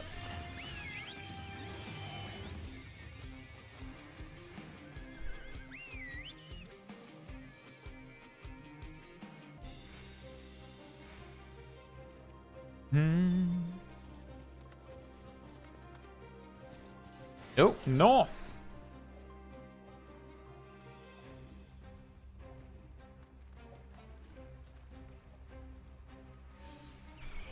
Yeah, I thought so.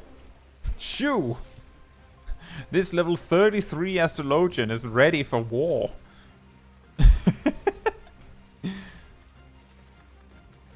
This tiny Astrologian in a raincoat.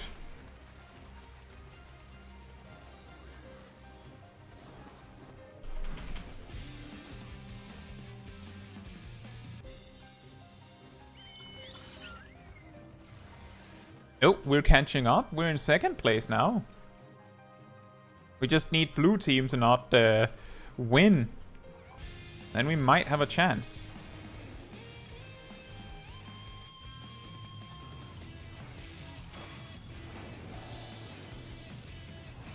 I'm not sure where our team is going right now, but it seems like we're a little bit all over the place, so that is any engagement isn't going to work very well.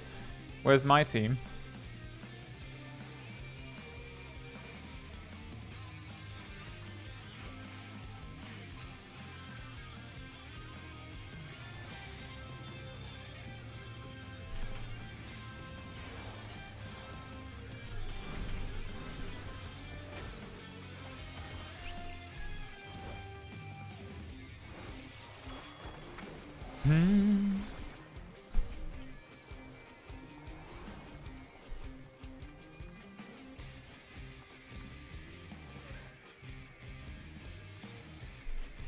I don't really need to get the kills. I'm mostly focused on the strategic advantage of what I can support with, because I have my full battle high. I don't need to get the assists anymore.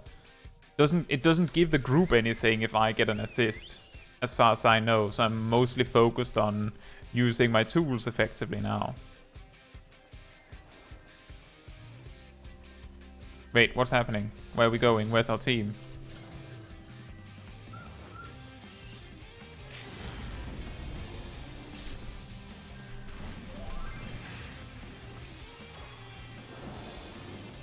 Mid, there's a 5-star. There's a shrank, as we say. Oh, don't greed. Don't get greedy. I can't help him, I don't think.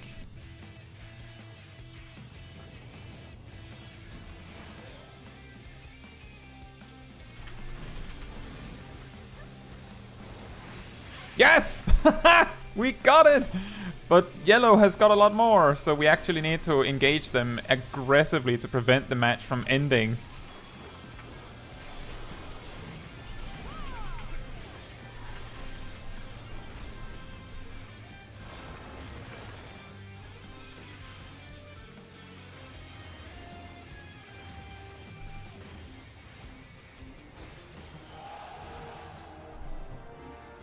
We won!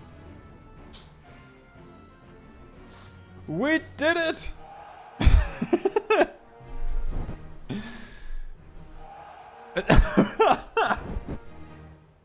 Yes!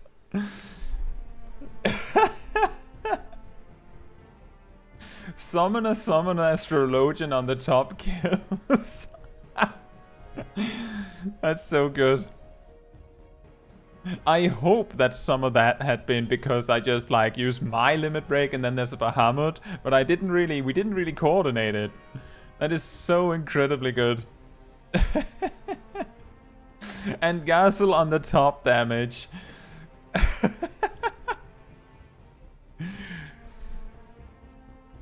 Wow.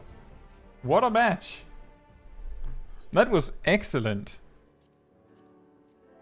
And we're level 34, which means, well, first of all, it means that, wait, we have some, we get an emote. We have a new emote.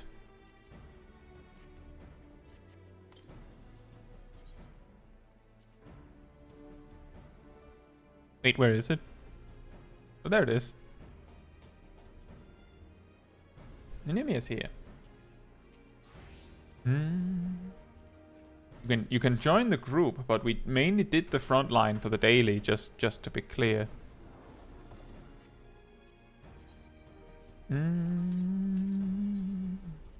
All the settings back.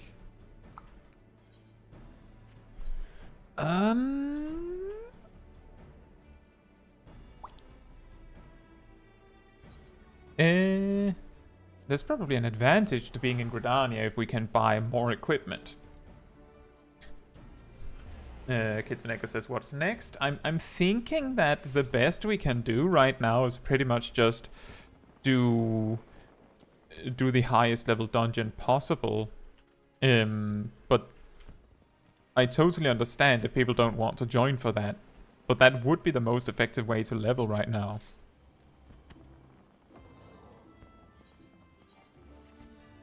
Let me just see if there's any new equipment. James says, it's just so comedic to see a Lalafell warrior in my opinion. Something the size of a potato sack just wielding an axe is too hilarious in my eyes. Well, I mean, we have Tristan.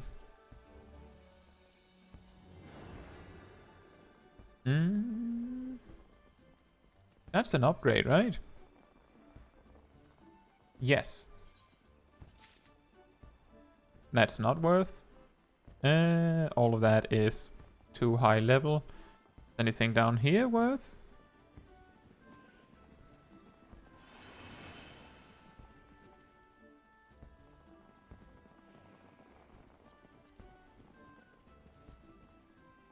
$39.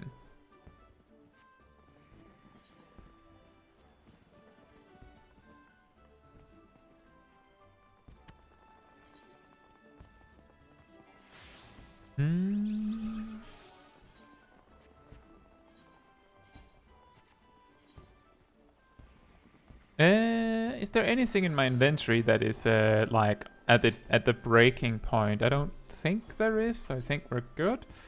In that case, if everyone's up for it, the highest level dungeon that I can do right now is Brayflock's Longstop.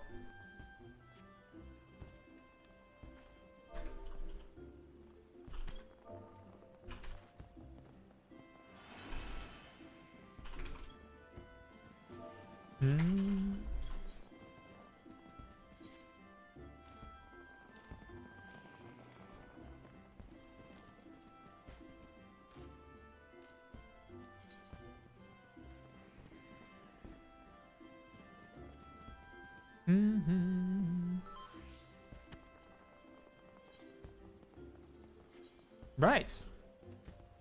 Boom. Now I think I have a expected benefit in Brayflock's Longstop. I'm pretty sure I would.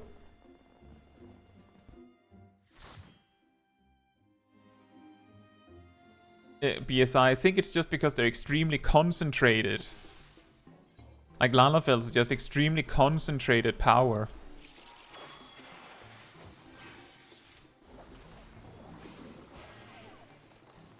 Like they're dense.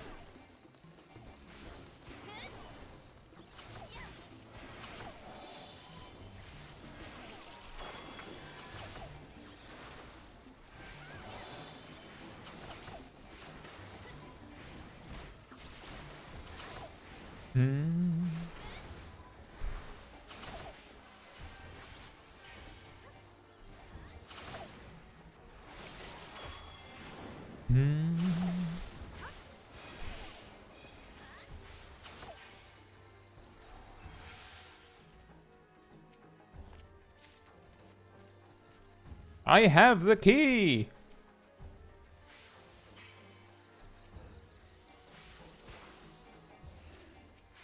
The Raincatcher applies an AoE silence, and I do not have any echo drops, so I'll be over here.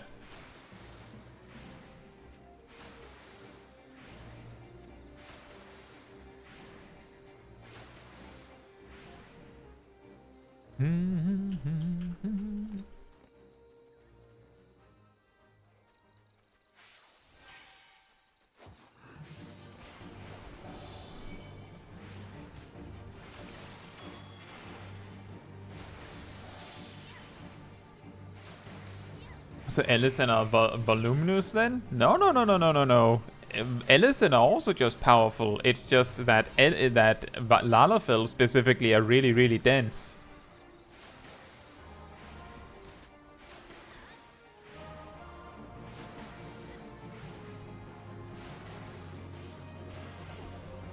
Don't worry about it. Don't think too hard on it, because then it becomes weird. Then we're like running into situations like Regadons are like just kind of like, just as you say, voluminous. Like they're just really big for nothing. 35. Does that mean we get something? We have a new quest now, right? Oh yes, we have a new quest. We have a new quest now. Right? Game. You have a new quest to pick up. Ah.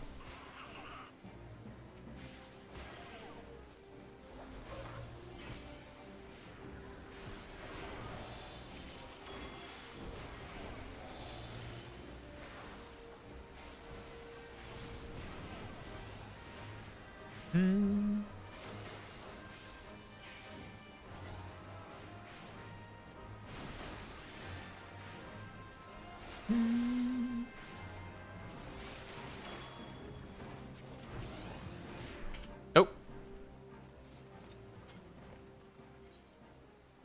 Oh, nice.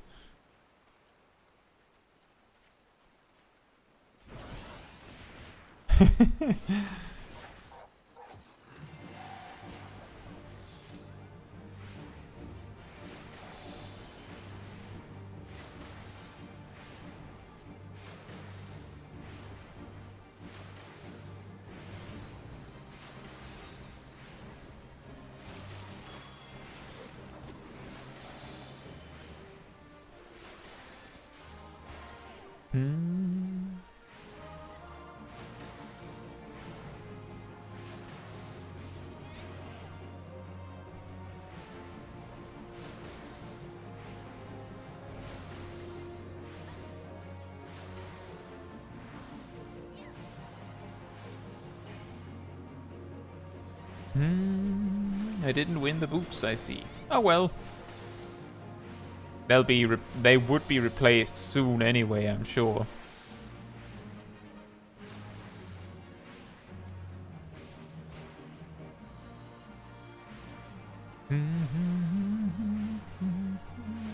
In general, if you start thinking too hard on how like the lore implications of things in Final Fantasy XIV, it can get really weird. Because then you're like, what's the power difference between a warrior and a black mage, just practically speaking? Things like that.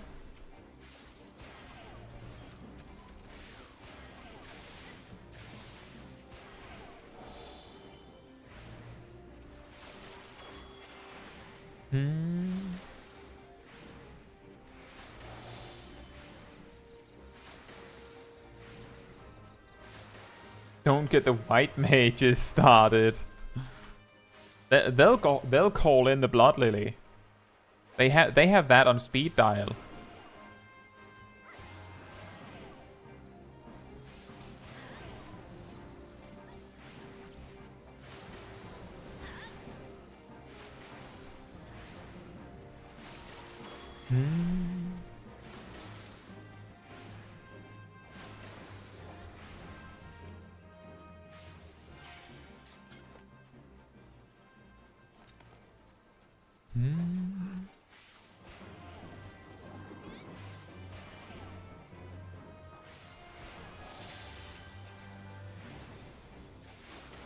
It's a cone gaze.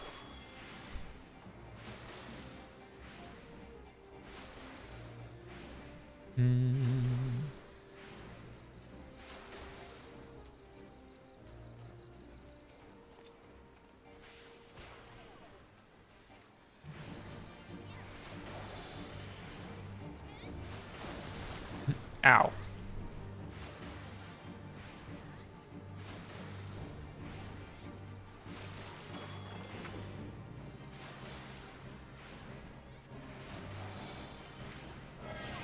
Uh-oh. Right, the bubble. The bubble of incredible annoyance, and possibly the reason why you can't really solo this dungeon synced if it like very easily, if at all. It's quite incredible. Just the bubble.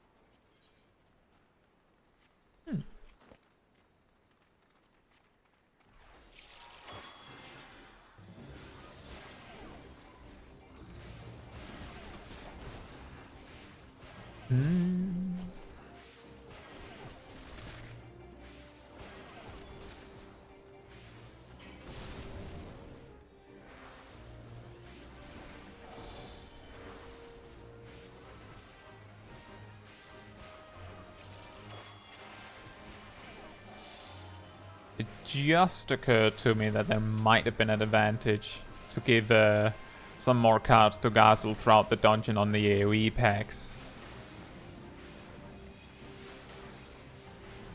These, specifically the melee cards. Oh well.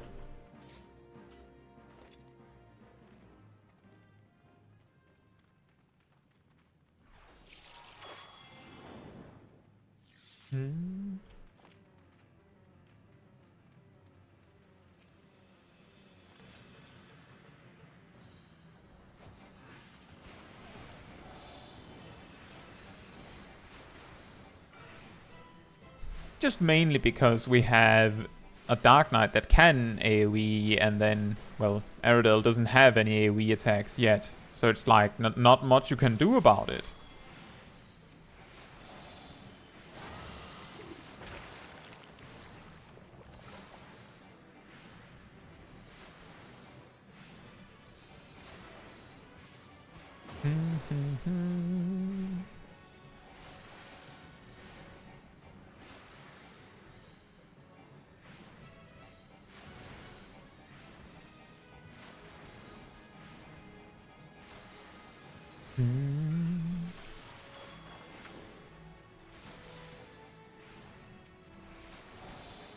You never know how much damage a tank buster will do. So if you're sitting on a cooldown to top up the tank, it's not a bad idea. Just to be sure. I wasn't sure if it was going to do half or just a third. So we prepare for full.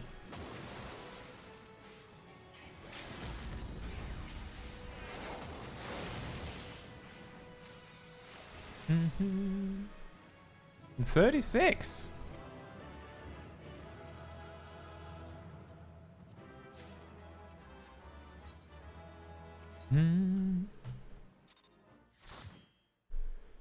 Yeah, I can see what you mean with that, James, that you feel special whenever you see an Astrologian give me a buff.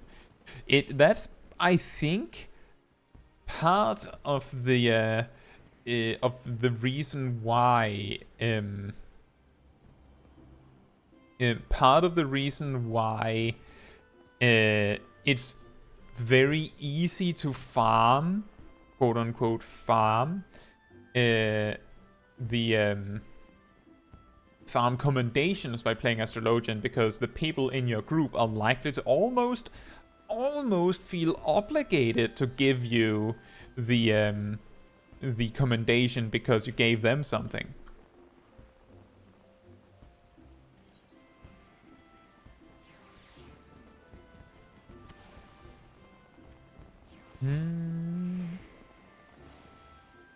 It's a very small upgrade in retrospect.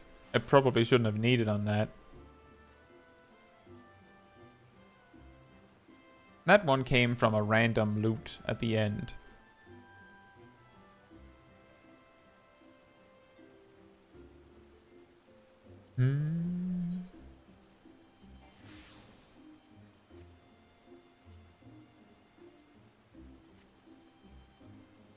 We have a job quest. We don't get anything for it, because there is nothing to get from it, but we have a job quest, so maybe we should do the job quest next.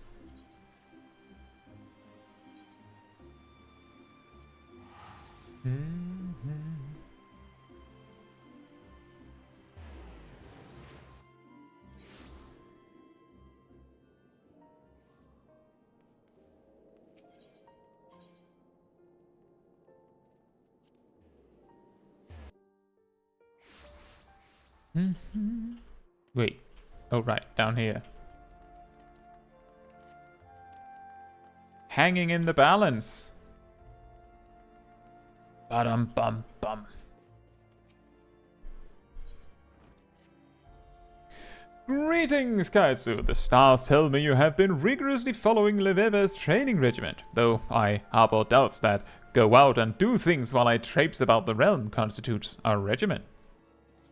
Still, she is all we have, so I suppose we have to make do, and as the stars would have it, she has just sent word that she is ready for us to attempt the opening of the second heaven's gate. You are aware of the 7 heavens, are you not? Just as there are 7 realms of the underworld, so too are there 7 realms of the firmament.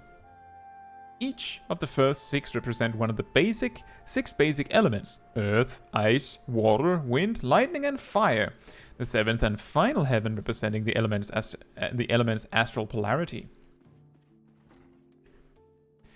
The first 6 heavens are represented by the 6 constellations, which each revolve around the pole star. Astrologians of the Charlian school draw on the ether contained in the celestial bodies represented in the constellations by unlocking or opening the gate to heaven that constellation is correlated with. There's no actual gate. Think of it as more a portal to the soul. You are opening your mind, allowing for attunement with these distant bodies, much like one attunes with an aetherite, but on a far grander scale. Now, this may come as a revelation, but Hydaelyn is not flat like...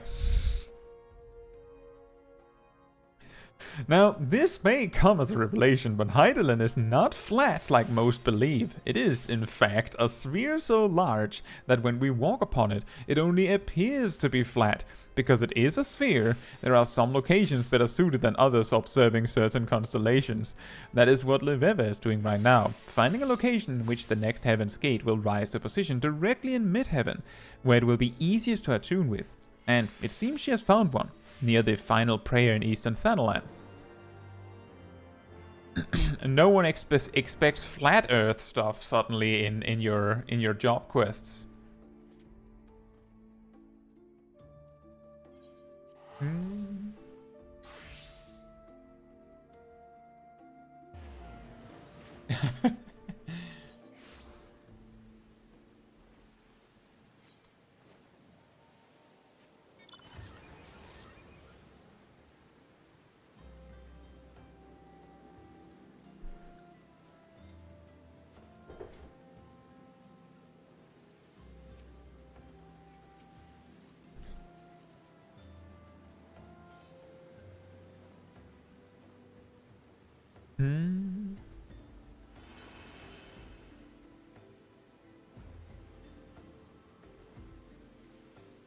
Yeah, it is pretty funny, James, that it is like that. It's funny because as you go through the game, you eventually realize that wait, Eorzea is not the planet; it is just a region. Then you realize that Hydaelyn is not the planet, and so on and so forth. Debunking flat Hydaelyner. Yeah, Hydaelyn is not flat. Who would have known? Who would have expected that?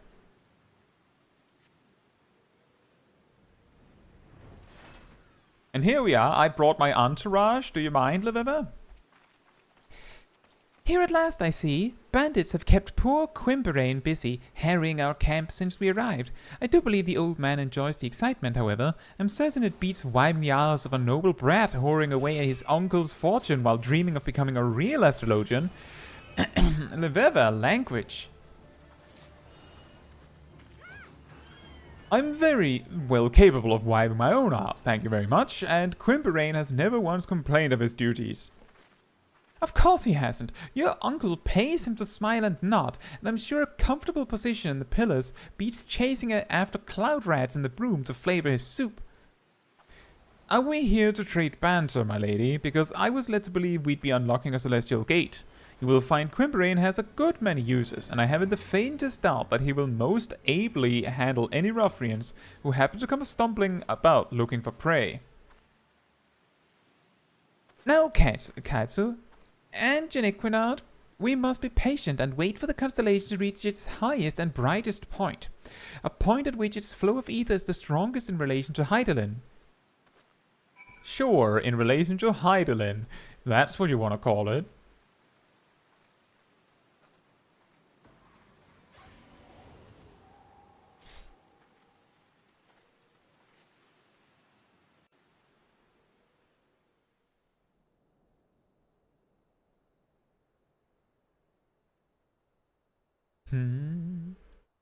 There, Caetsu, the balance. Look, they're discussing logs. Look, there's your opener flying across. Focus on the constellation and attune to its power.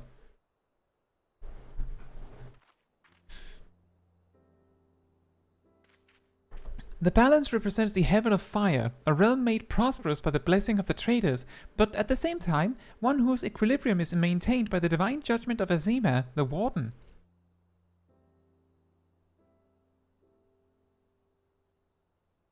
Azima's might will empower those who would take up their blades and meet divine punishment in the name of the sun goddess. And thus has the balance burned crimson in your heart, unlocking the gate to the second heaven.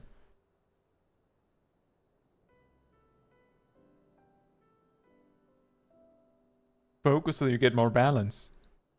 More power.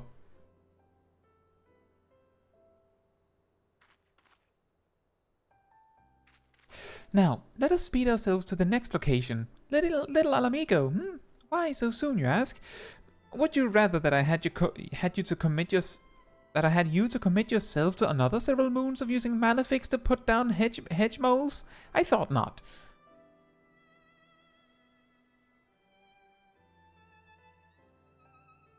Yeah, indeed, Gazel. The only damage bar. The balance blazes the what?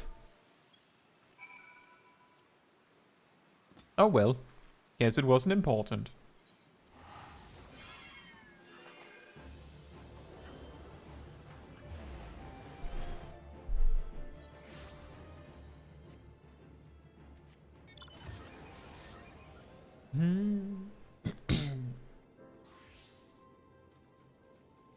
I only heard DPS go up. Damage go brr.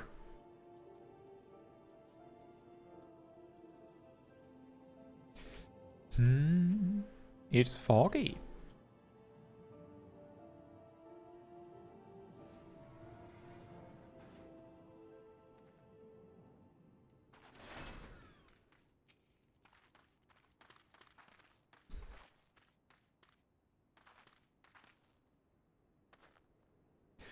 Be patient, Caetsu. Allow the stars to make their ascent into mid-heaven. Once they have, survey the skies and let the power run through you. It's going to be hard to see the stars at this time, Leviva. Not only is it early morning, but it's completely fogged up. I don't know why we're here. I genuinely don't know.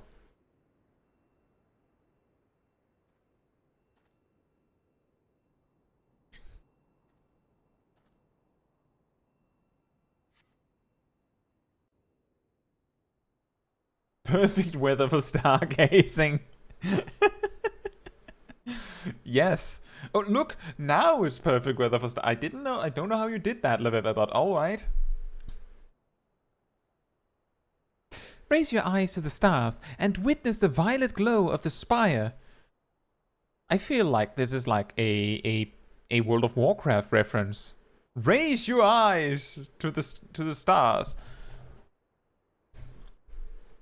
Isn't that like... It reminds me of this legendary quest in Wrath of the Lich King. In the third heaven rises an iron tower of spinning gears and taut springs constructed by the builder himself.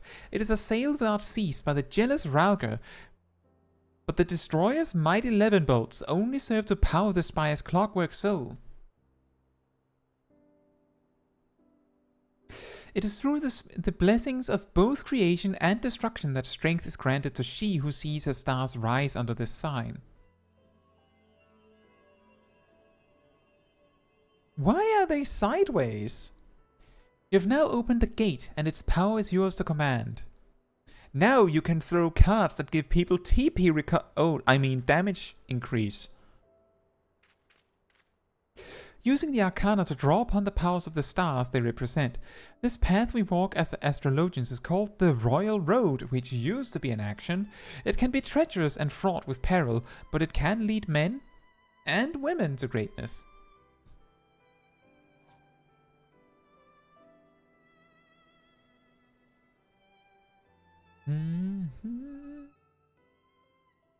The spire blazes in the Velkin, unlocking the gate to the third heaven.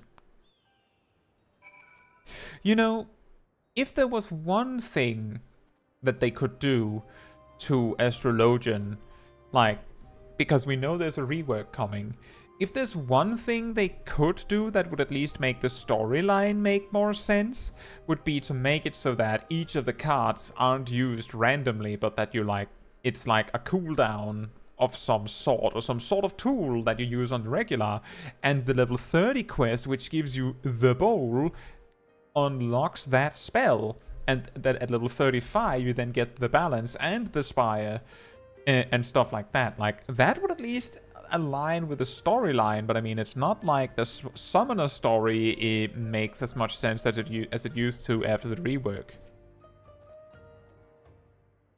Bring back the sects. That would also be cool, but maybe not in the way that they were. Your realm is quite the paradox. On one hand, it is full of life, magic, and wonder. One of the richest lands on all Hydaelyn. Yes, on Hydaelyn. On the other hand, it is literally brimming over with strife. Take little Alamigo, the wretched souls displaced from their homes by the flames of war.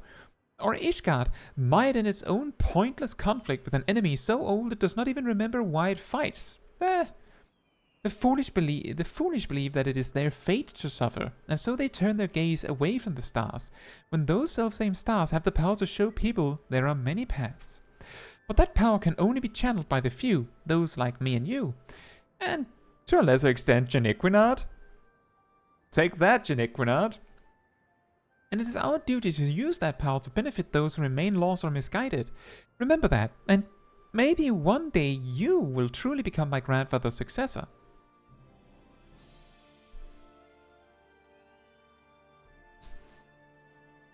That is exactly what I have been trying to tell the Astrologians of my home nation. Why disregard something that has the power to grant succor to the wounded, the power to uplift the downtrodden, to strengthen the weak?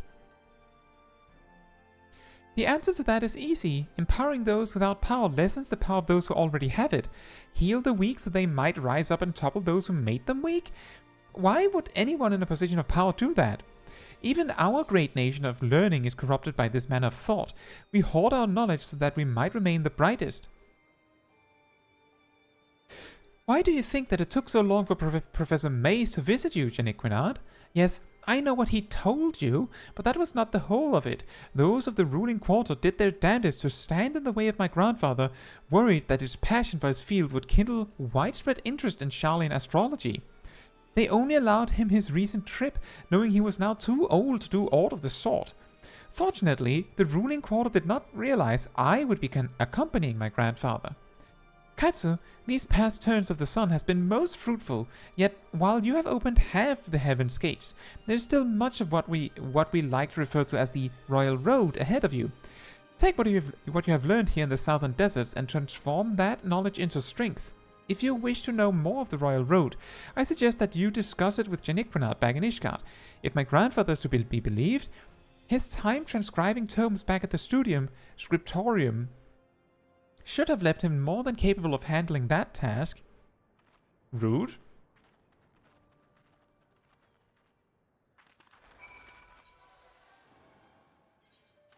Yeah, as I said, I don't know if I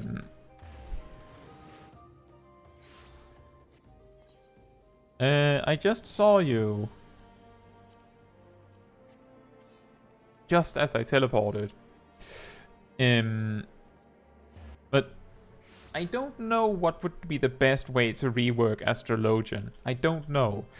But given how they've toned down the randomness in the job over and over and over again, more and more and more, I feel like what is most likely, I'm just saying what is most likely that is going to happen in Dawn Trail is that Astrologian will become even less RNG dependent. You wish to know more of the Royal Road? I seem to recall it had something to do with reassessing the attribution of an arcanum before reading it, which would result in a slight alteration of predestination, or perhaps it had something to do with the kings and queens in the minor arcana. It was over a decade ago.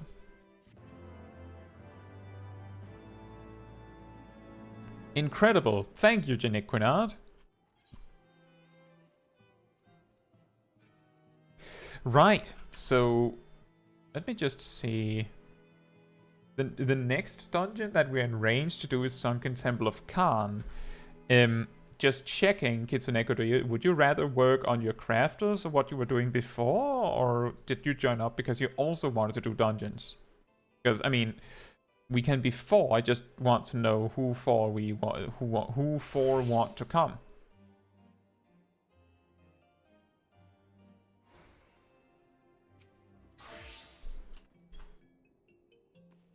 This works.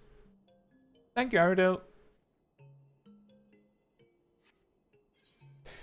In that case, the next one is Sunken Temple of Khan. Does everyone have Sunken Temple of Khan?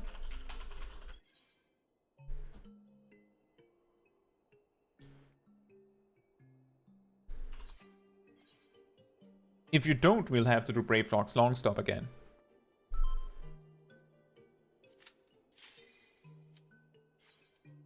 I think Sunken Temple of Khan isn't it on the main quest? I don't remember for sure.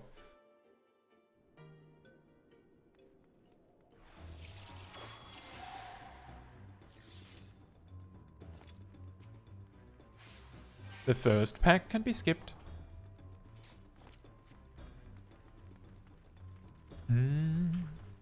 Castles at the same.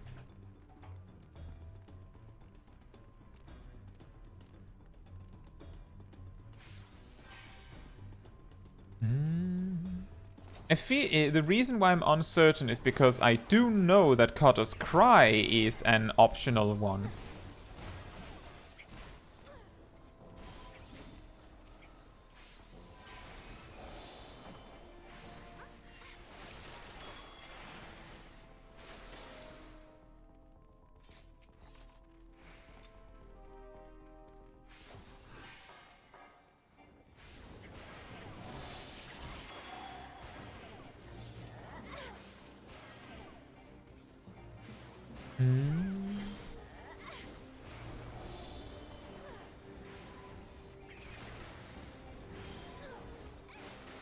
There's the bees. That was a lot of damage. I guess one of the bees went kaboomy. Or was I suddenly sleeping? That damage certainly snuck up on me.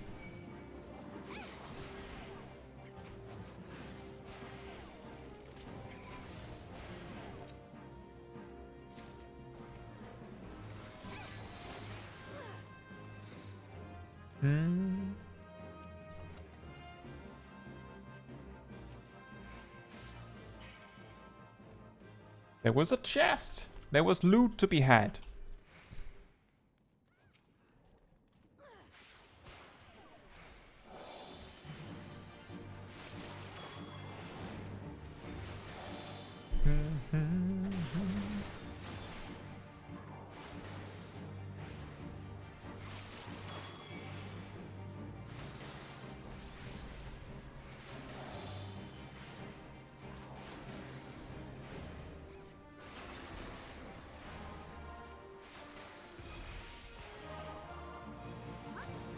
Very nice.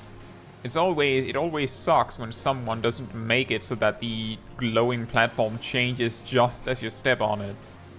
It's extra bad when people don't notice, which I've seen happen too many times. Did we just cancel the mortal ray somehow? Nice.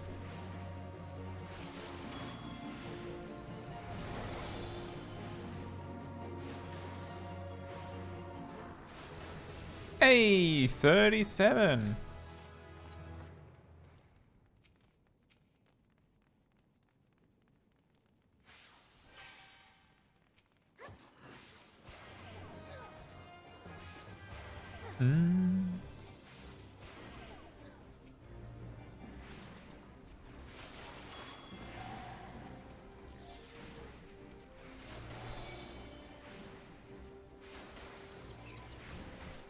Ow. We can ignore the heads.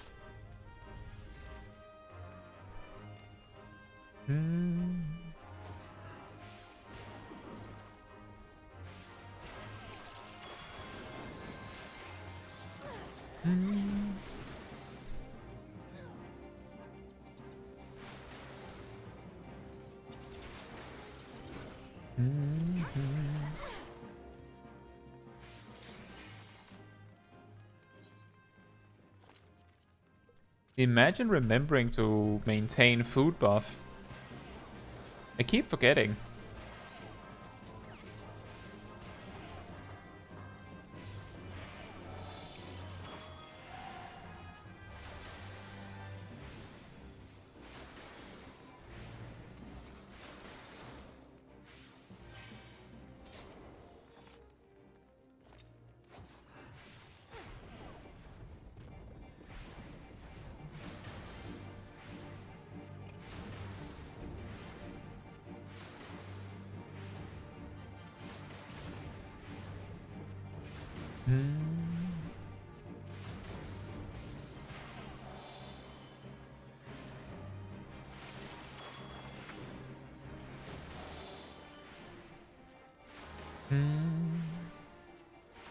Already halfway, that is pretty good. Very nice burst.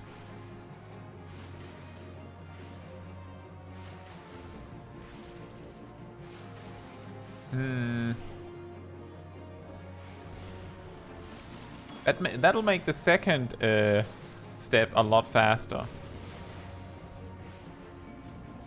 Ah.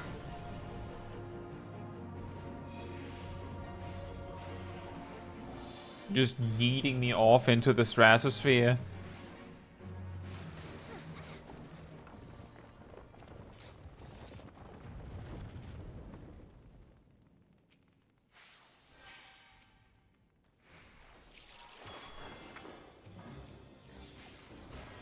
The ninja is actually extremely good at doing burst damage.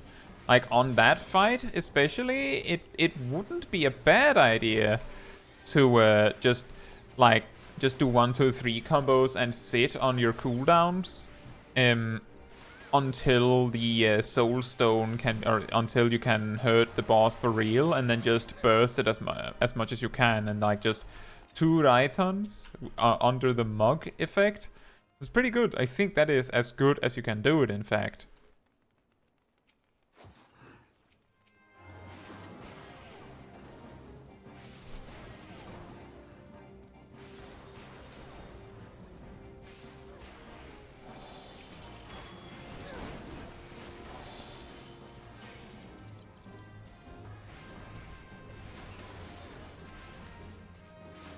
Hmm.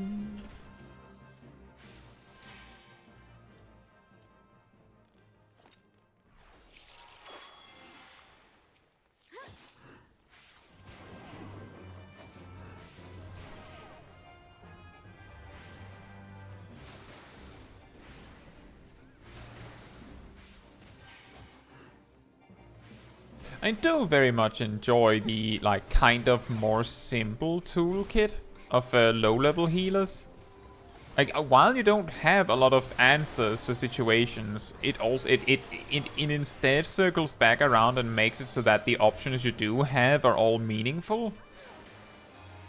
Like, the reason why your healing spells at max level are considered like bad is because you have so many options that are not spells.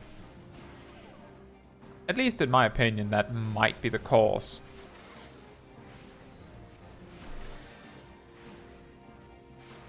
Like at low level, there is an argument to be made that you might want to sit on and like aggressively use Benefic 2 if you want to be sure that you have essential dignity when something really bad happens. Typically you don't need to, but if you know that there's a bigger pull coming up shortly, then the smaller pull doesn't need to require that you use essential dignity if you think that it means you won't have it when you need it. It's usually not as complex as that, but I think it's very interesting that having fewer tools puts so much more emphasis on the tools that you do have.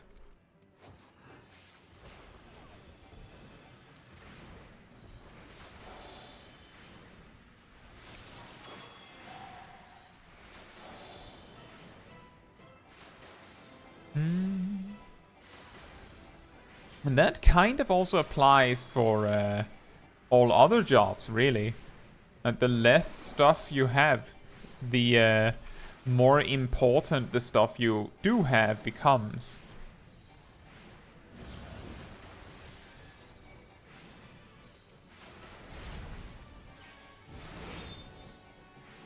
I'll get it.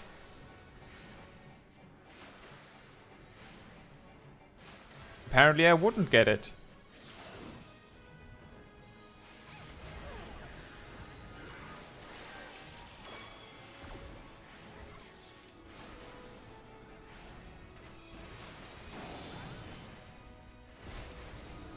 Hmm.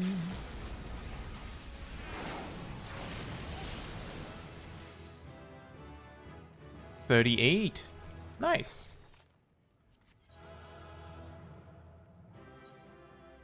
Are those pants an upgrade?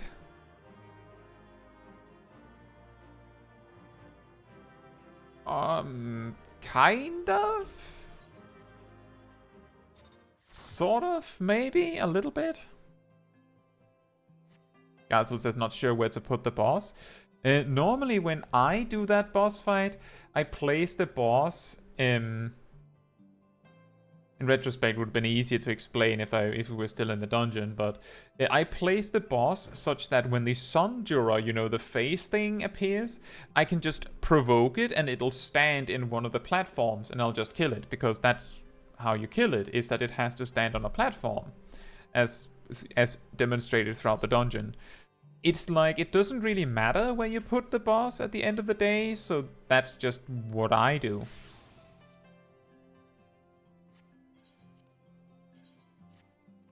But it doesn't really matter.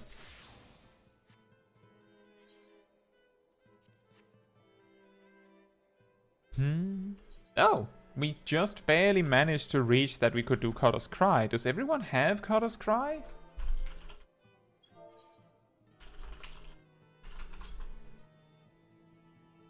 That one should be optional.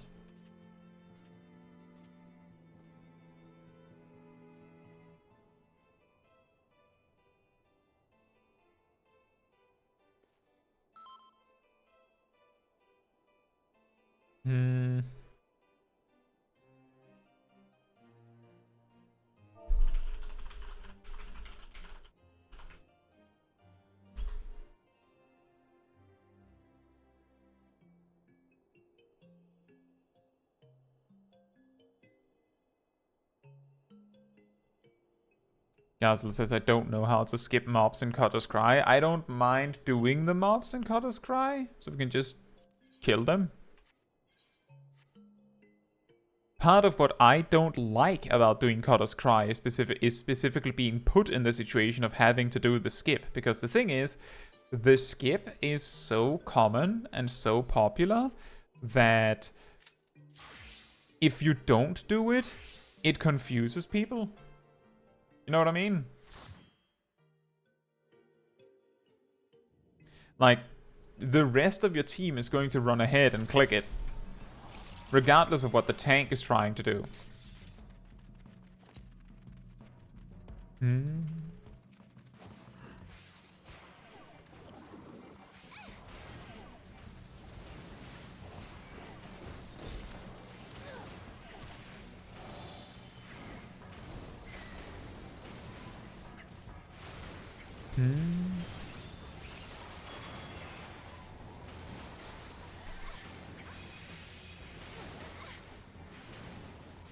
By the way, just for the record, the poofy sand actually hurts, so don't stand on it.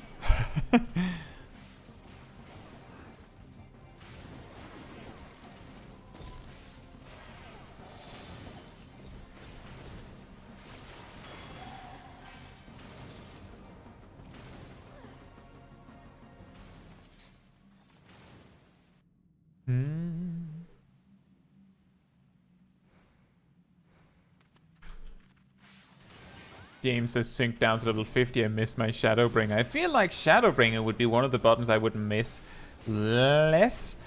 If I was synced down to 50, like with Dark Knight, the thing that I usually notice that I'm missing is more so TBN. But I get your point.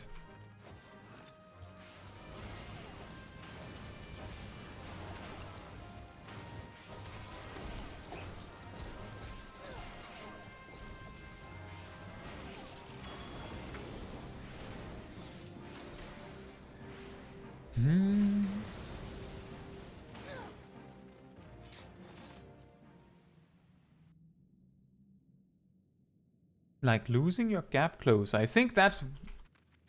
It's complicated because the thing is that in a lot of situations you could argue that the gap close is completely unneeded. Like if you're in a dungeon, often just sprinting up to the mobs is almost like just as good as the gap closer.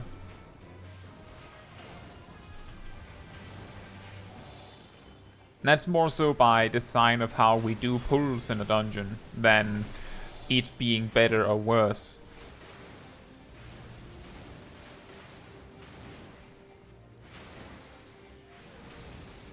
Sephirot says, which role in your opinion is the hardest to master for Savage Raid content with the most carry potential? I think that Healer is probably the hardest one to master. But if... Let me put it like this. When I joined a raid team a while back, back in Shadowbringers notably,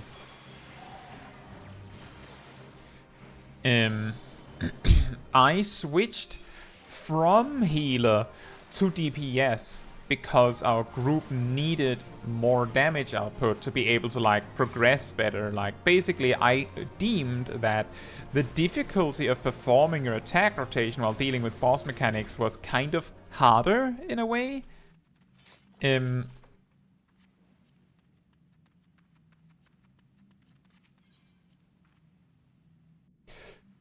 So it weirdly has this effect where in casual content, tank and healer have a lot more power and a lot more significance and a lot more difficulty, but in like savage content, you could argue that the DPS have like most of the or many of the DPS jobs have really like really complicated rotations that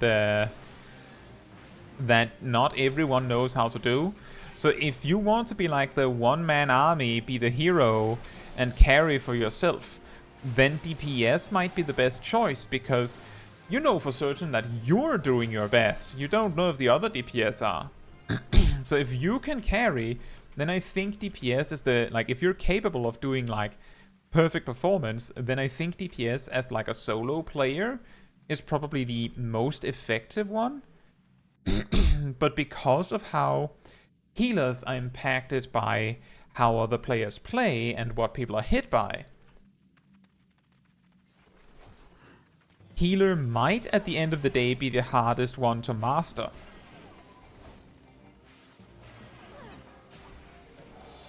I know that is a little confusing of an answer, but that's the best I can give you. I hope it makes sense, Zephyr.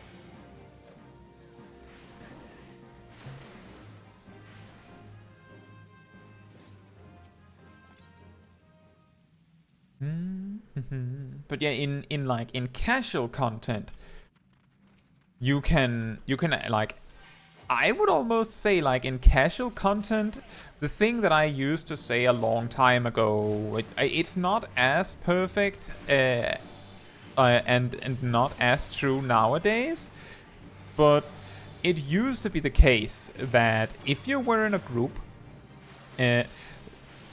like if you had a 4-man party in a dungeon and your healer is incredibly good, your healer is mostly capable of carrying your entire group. Like a really good healer usually can grab your entire group by the collar and just drag them through the dungeon if that's what's necessary, because of how much power the healer holds with their healing. But nowadays, like especially warrior, I don't know if it only holds for warrior, but at least warrior can almost do that by virtue of being able to solo max level dungeons pretty much. Like, you don't, like, what I'm saying is that warrior is so strong at surviving at like in high level or even max level content that warrior can just drop everyone else and just carry themselves to victory, which is a weird kind of carrying, but both the healer and the tank's capacity to carry like that completely falls to the floor once you get into hard content, because all of the damage that you can prevent, all of the damage you can reduce, all the healing you can do is expected. Like, it's not like the tank is really good for preventing damage. You were kind of supposed to do that in the first place, so it becomes a lot less meaningful by that token. Meanwhile, if a DPS can, like, if you have an extremely good DPS in the group, that might be able to shorten the fight by a meaningful amount, which can lead to less reliance on the rest of the group being good, which is absolutely ridiculous. But it does mean that your DPS might be the ones that have the most to say.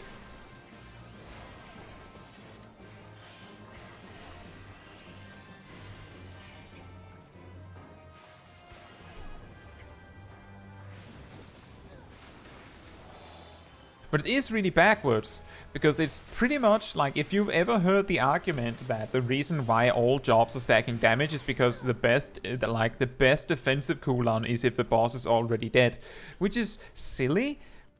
But if you can stack more damage and have the boss die 10 seconds earlier, that gives the rest of your party 10 seconds less of an opportunity to die to some mechanic.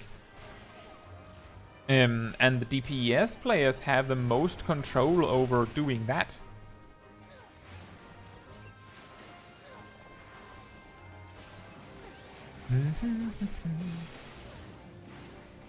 And James, it's not going to be so bad with the tank swaps. The thing is, coming from casual content moving over to savage content, the key difference is that in casual content, things being like total chaos in casual content usually stems from the fact that you don't need to be super coordinated. So once you get into like a really coordinated group, which most of them should be, you will already know when you're supposed to tank switch, like pretty much before you enter the dungeon.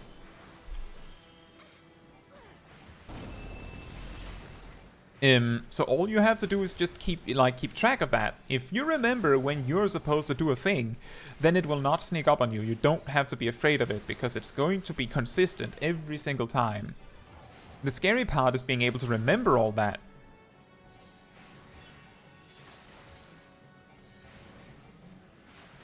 Shirk as a macro is a pretty good default. There's pretty much no loss in having it be a macro, at least.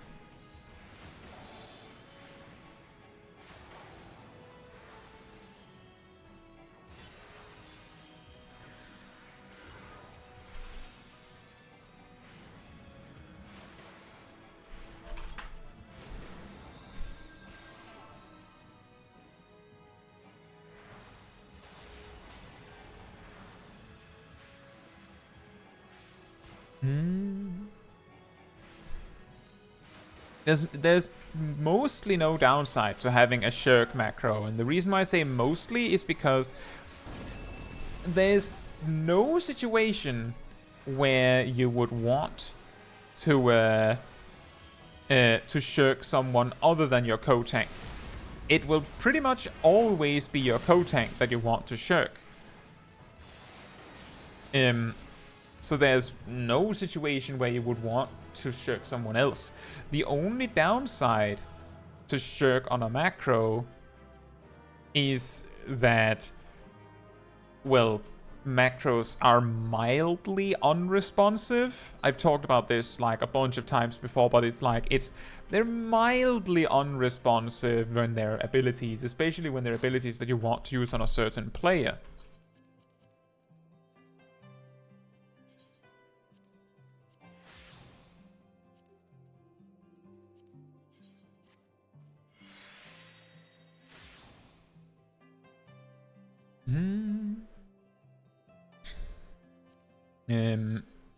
So let me just address that, just in case anyone's not sure. In Kata's Cry, the way that you're supposed to deal with the boss is that shortly before it does a thing, it will say the Chimera's eyes glow purple. That means dragon voice. And dragon means drag in, come in, like drag close, drag into the boss, right? Drag in. And the eyes being blue means ram's voice, which means ram away, run away, ram away. And that's the best I can suggest. When you get the target icon on your face, like when the boss targets you with something, pretty much you just have to run away. The reason why things went wacky at the end for us was that the dragon targeting reticle sends an electric orb that chases you until it comes kinda close to you, and then it just kind of sits there and then it explodes. But no one moved, so it just kind of spawned and went, oh, I'm already here.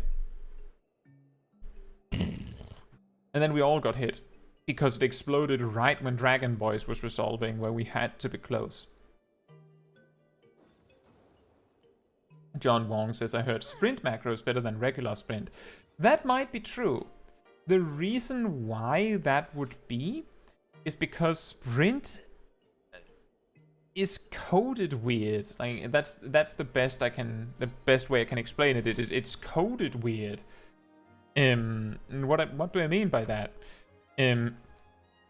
Sprint doesn't activate in the same way as a normal ability, but it can be used as an OGCD. Sprint takes about as long as a tincture to activate because of this. And the best way you can alleviate this is by having a macro that, let's see, you know, that has like just with lines, because that maximizes the odds that you click it the moment that you can, which is a little better than clicking sprint normally. According to some people, I haven't had any problems clicking sprint, but I have heard that it is a little bit more responsive, so I'll give it that. But most other actions, macros are less responsive than not macros, because macros don't have spell queuing. I think there was a new weapon I could buy from my from the grant company, so let me just do that before we continue.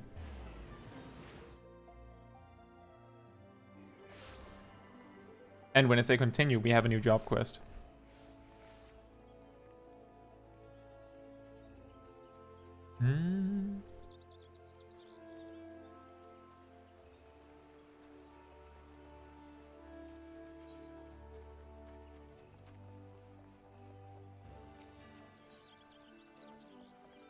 That was a level 39 one, right? Yep, there it is.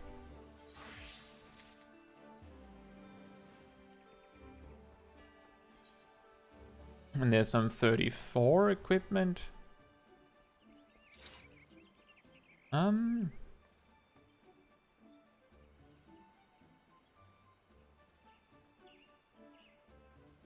Wait, why are those specifically for healers? What?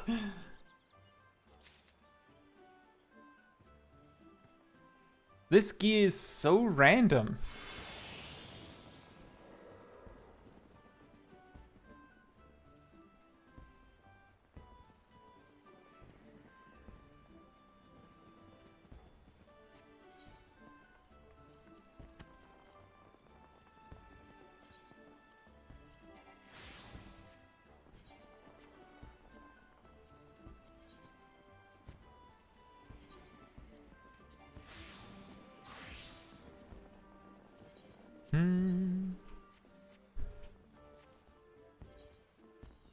And then back we go.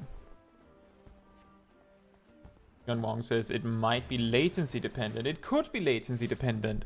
I don't know. I haven't, as I said, I haven't really played around with a sprint macro. I haven't needed it. So that's why I don't know for sure. But I have heard multiple times that people believe that it is quite effective. So I wouldn't say that it isn't.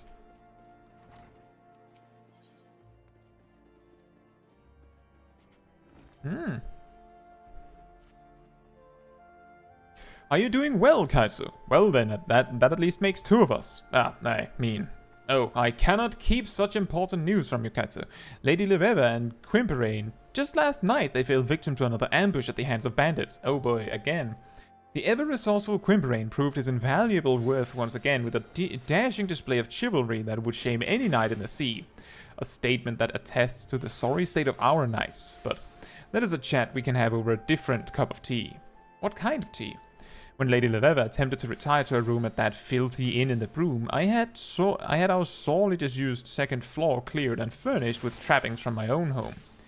She's up there now, and asked to see you the moment you arrived.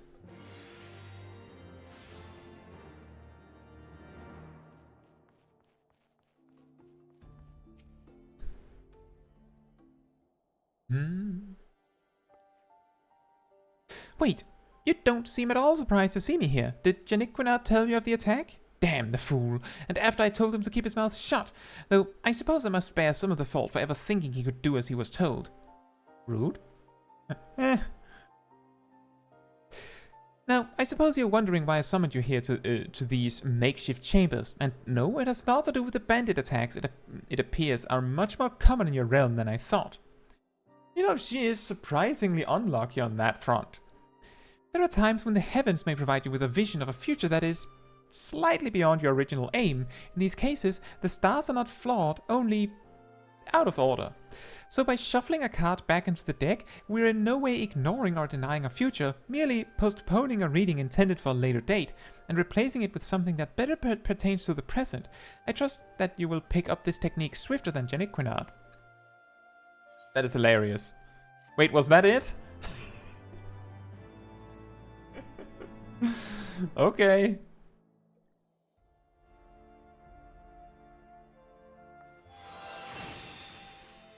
Well then. Whew, what a quest! Incredibly hard. Do you have another one? You do.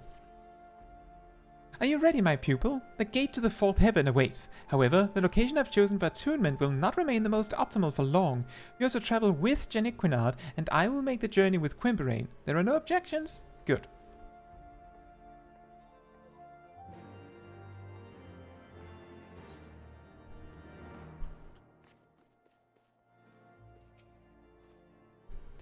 If it is Lady Leveva you seek, she just left with Quimberain for Limsalamensa. If you make haste, you may still be able to catch them at the airship landing.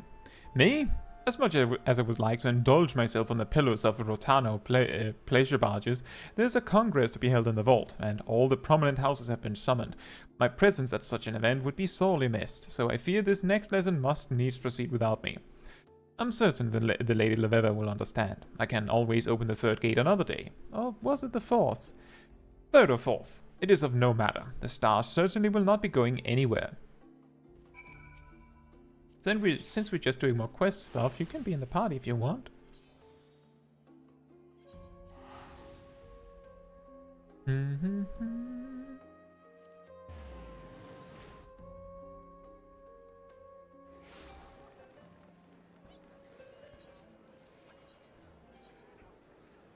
How random.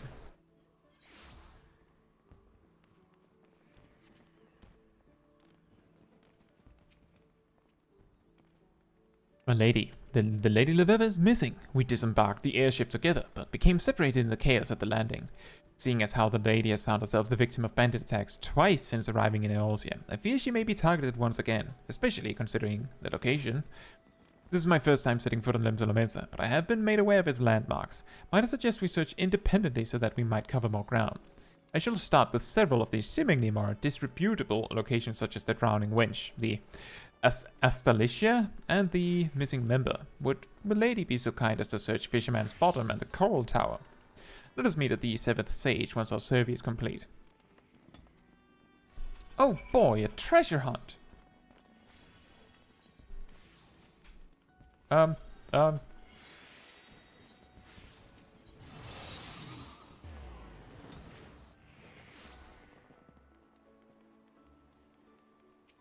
cap. 20 odd summers since I spilled from me ma's loins, and ain't once I ever heard the word Astrologian. Now, in the span of 2 bloody bells, I gone and met myself not one, but an honest-to-goodness pair of live stargarbers. Didn't see where that other fair-skinned lass buggered off to. Once as that. No, off to end up on the pleasure barges, if you catch my drift.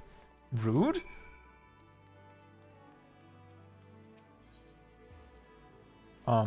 There. The Coral Tower.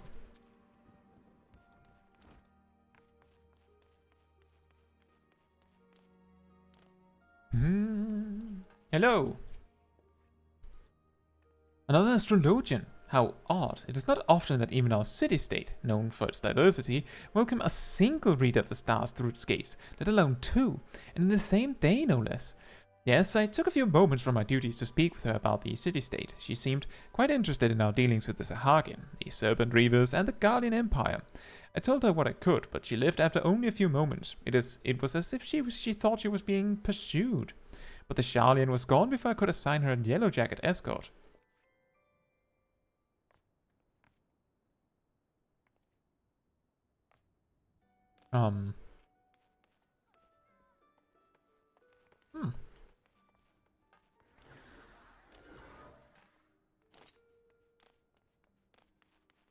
How strange.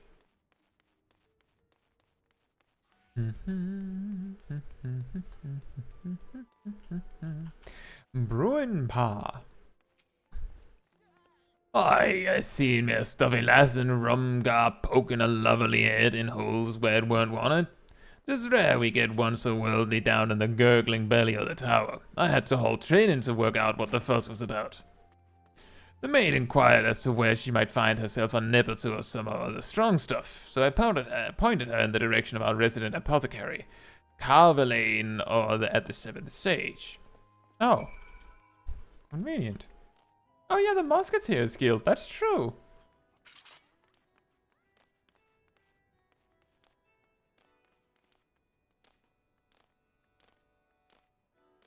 I believe there was something we've talked about this a while back when the Dawn Trail trailer happened.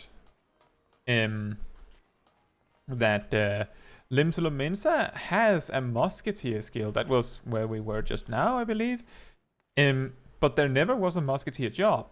Allegedly, supposedly cancelled, and then you may notice that some of the animations of machinists, especially low-level machinists, look very, like, normal. Like, how you would look when you shoot a gun. And they probably just reused those animations for that. Lady Caetsu, I bear good tidings. The Lady Leveva is scheduled to return here within a matter of bells. It seems she entered a contract with Carvalane for the purchase of several of the apothecary's wares. An interesting girl, that one. Very rarely do we see young maidens walk the Lamenton streets without escort, and almost never do they come to me seeking spice. Still, she did appear quite uneasy, as if being watched or followed. Suspicions, I must say, not uncommon now, fair city. Might she be in some manner of trouble? Those few who agreed to speak with me in the Drowning Wench and the missing member claimed the same. My short stay on the Astrologian bore no fruit whatsoever. What were you able to find, my lady? Kind of the same you did. I see. So we have ascertained that the lady is being followed, and that she is aware of the fact. If this is the case, I believe she will attempt to move somewhere she will be in plain sight of as many people as possible. I doubt that will help in this town. Kidnappings and killings are conducted in broad daylight here, and when they happen, most people just keep their heads down, so as not to have them removed from their shoulders. 12 damn this town! My lady, I shall set out once more and try to locate Lady Leveva. There is still the chance she may return here on her own, so I ask that you remain in case she does. If she has not arrived at the rendezvous point by the time of her scheduled meeting with Carvalane, then we shall both go to the one location that is most populated after the sun falls in Limsa, the Drowning Wench. You've got it. Oh, that looks promising.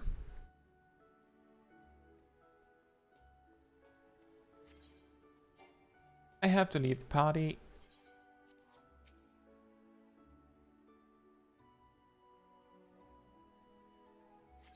You know, Musketeer being a cancelled job also makes really good sense with how Limsa Lomensa technically originally only had 2 jobs in it. You know, Warrior, well, Marauder and Arcanist classes. Then they added the Rogue class.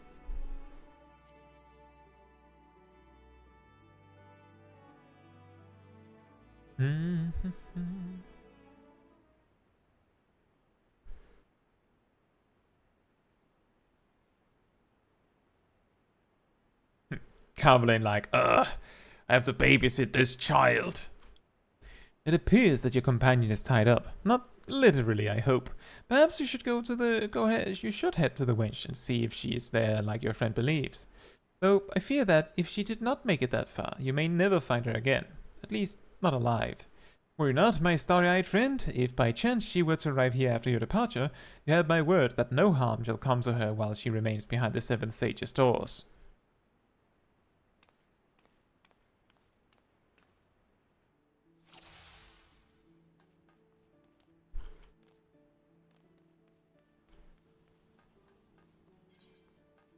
This is a weird quest. A weird quest. We just have casual, normal Limsa music, but a timer? Hello. A woman in black? What's wrong with a woman standing afore you?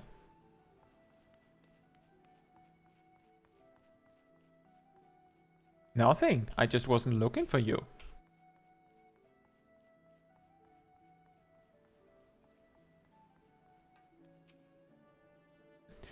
Tell me. I might have seen me last scurrying off to the here lane. To the what? The here lane. The here line.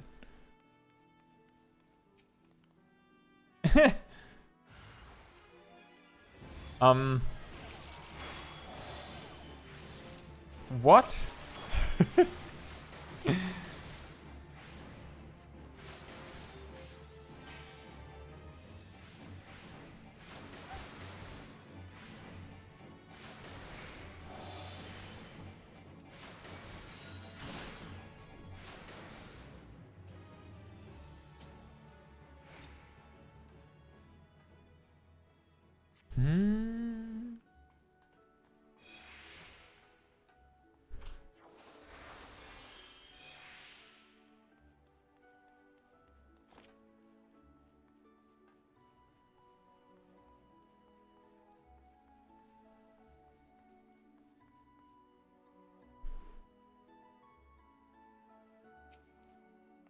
She doesn't look bound.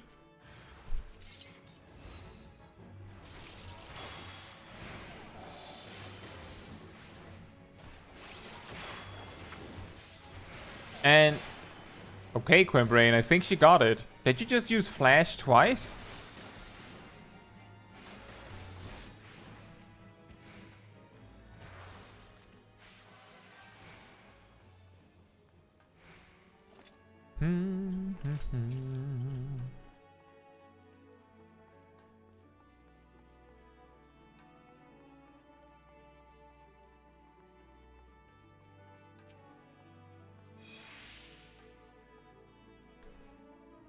Um.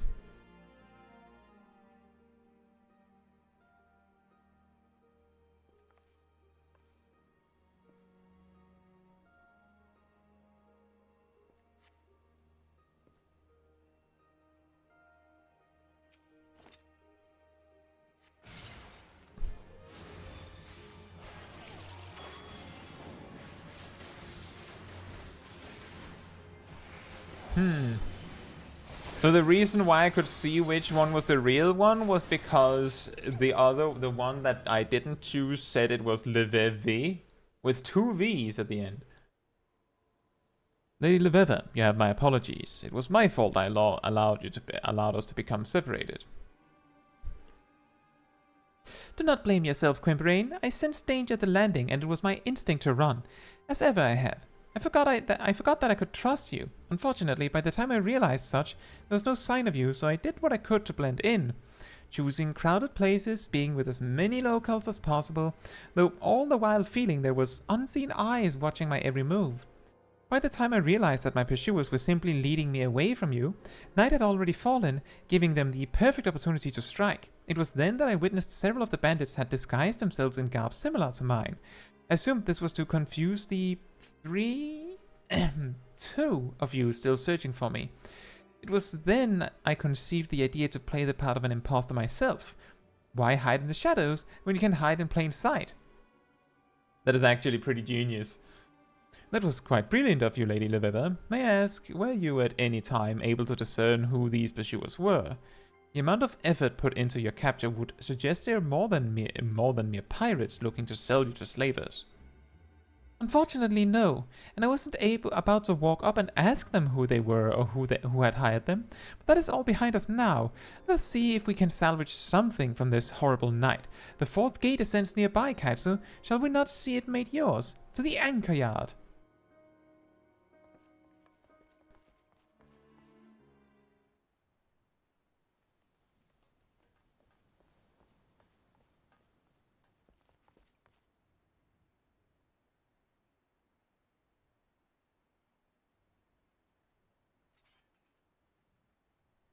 Well, I'll be a barnacle on a kraken's ass if it ain't the star-goblin lassie come to scry us our fortunes. Tell us which one of you'll be dying first, like? The beet-red knight with a carp in his codpiece? Or the stern-faced lyncher on her high hobby horse?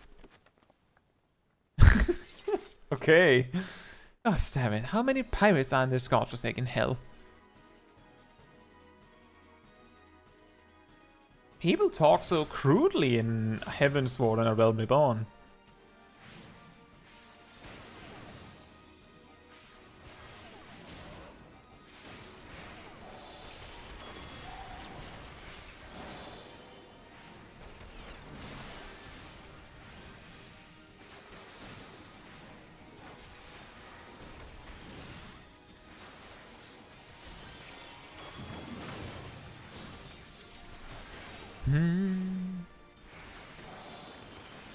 Oh, my Asper. Look at you with the fancy spells. And Foresight, that's an old one. Ow.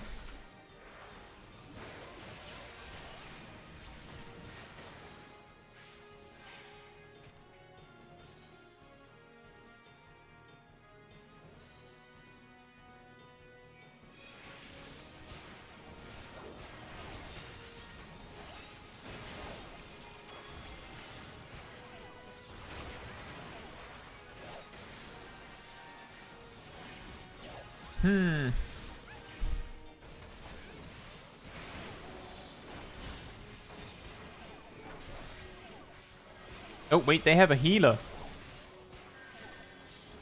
Guess who's going down in flames?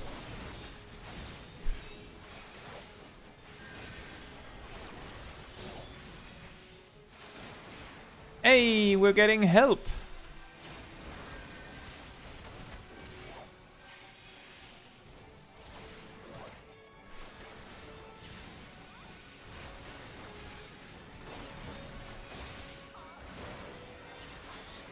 That is really late to remember that you wanted to summon something.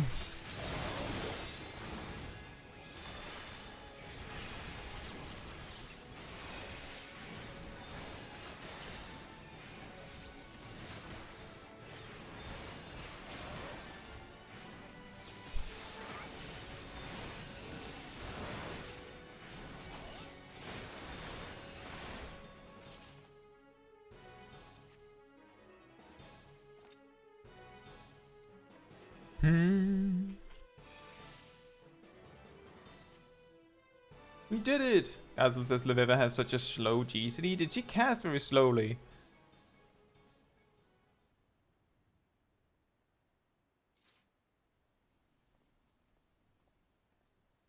I didn't even notice.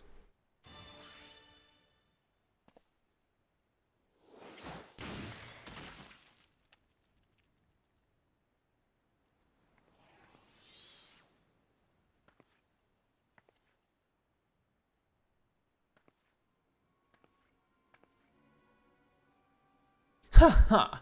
Lay down them weapons, I'll cut the old man a new grin under his chin. I mean, how are we going to do that while we're right here attacking you? I cannot believe that actually worked. Nor can I, but then again, never have I fought someone so credulous. Now, let us do this as they do in the Fear Babes. You step over here, I let the man go. Easy peasy.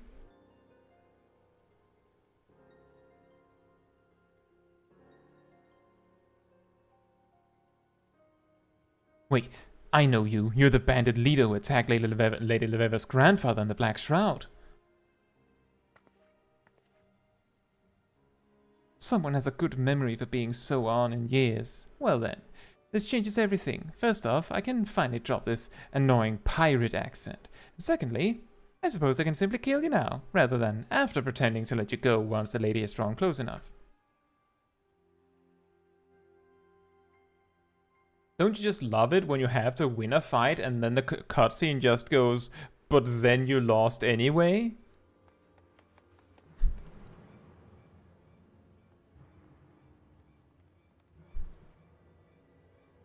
Stop right there. Unhand that man or I'll have your head tarred and on the prow of a galley by Cockroach. First maniacal marauders, then feline fishers, and now the commodore of the Zurvan thalassocratic navy. How many more gods is this machine going to drop on me? Until next time, Lady Leveva.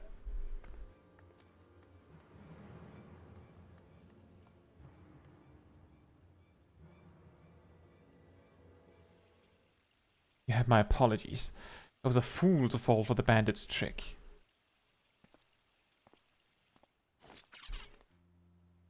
Amazing, in all my years, that was the first time I've ever seen that feigning death trick actually work. But now is not a moment to be dwelling on our many failings. I have a dastard to apprehend. You would be surprised how often people run after being told to stop right there. Not that surprised, honestly.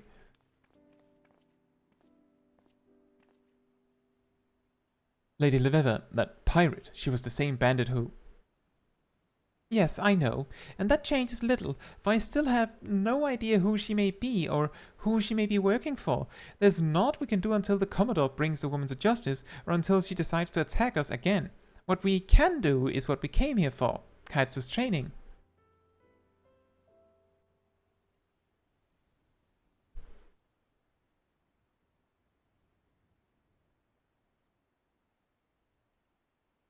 Now, look to the stars and behold! Behold, the arrow! It used to give a shorter G-city, but it doesn't do that anymore, because people didn't like that. Now it just does damage. The fourth heaven, or the heaven of wind, was created atop a lofty peak by Oshon, the wanderer, whose footsteps had been guided by the navigator. The wind that blows off Limlane's seas guides the arrow fast and true, and so shall it deliver the weary souls of those trapped in the mire of confusion, indecision, and over-contemplation. Why is it sideways? The fourth heaven has opened its gates, allowing you access to its sacred penetralia. From this day forth, its power is yours to interpret and wield.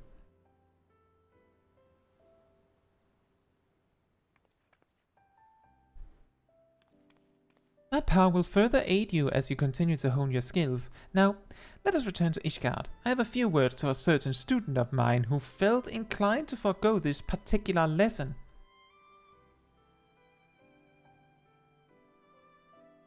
Well, he did have an important meeting, you know.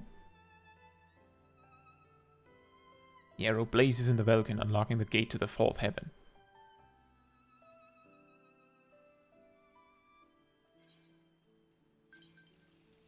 Thank you.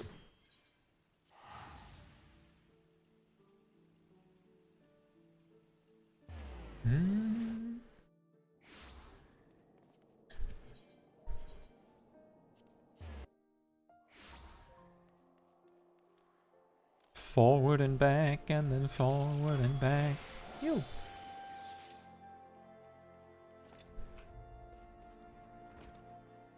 Ah, Caetsu, you might have had the decency to warn me that Lady Leveva was in a mood with me for not joining you.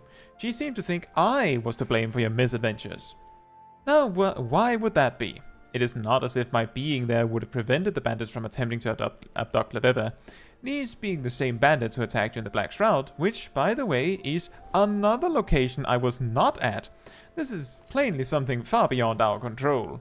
And furthermore, it is not as if I was merely sipping cordials and waltzing with baronets. I was helping further our cause. I spoke with several high-ranking cardinals about Lady Leveva being granted the opportunity to speak at the vault regarding Charlian astrology. What do you think of that?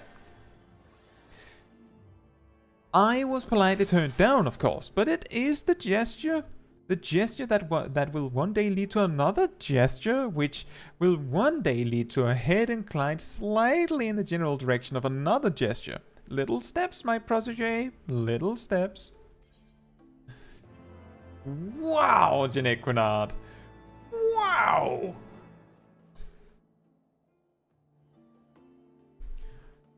Isn't he incredible with all of his small steps forward?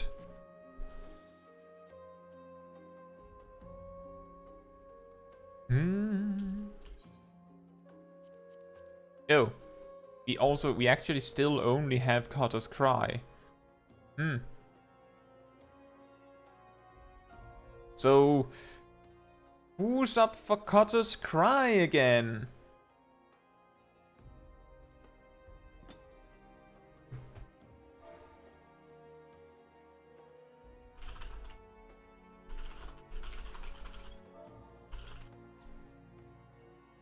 Oh. Castle left. That's alright, Castle. Thank you for joining.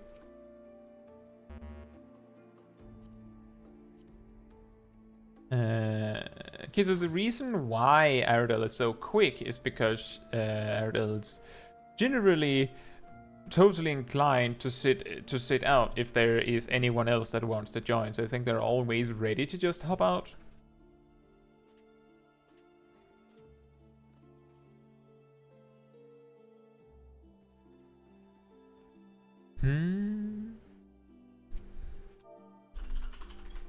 Alright.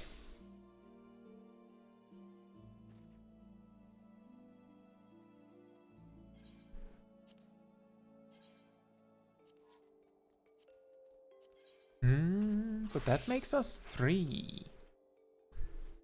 Well, I'll do another ready check.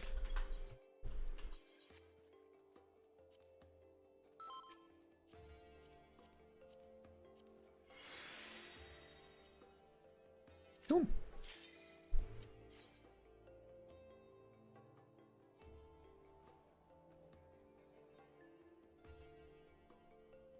That's fair, Steve. It can take a while before I reach the point where we have all of the dungeons.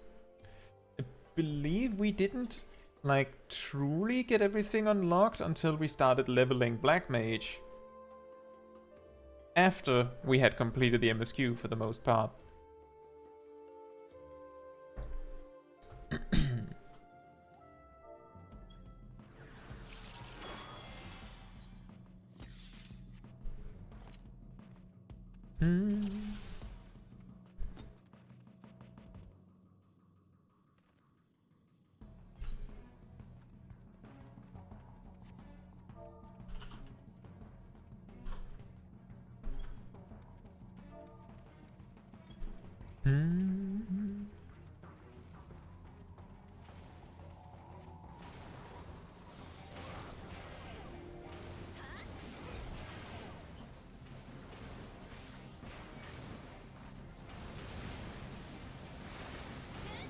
Ow.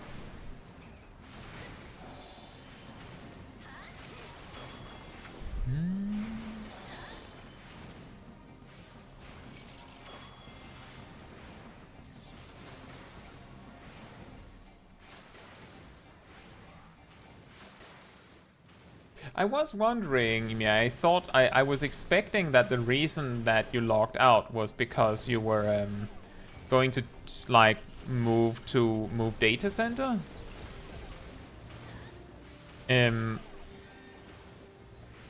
That was my best guess. That's why I didn't even question it.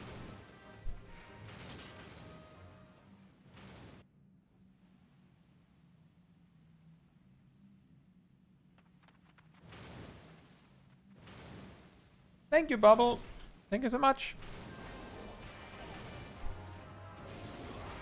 We're just leveling a little bit of Astrologian, given that it turned out that the storyline for the Warring Triad is really short.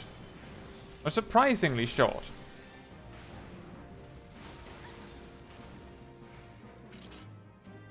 Yeah, basically we're just leveling Astrologian on the alt.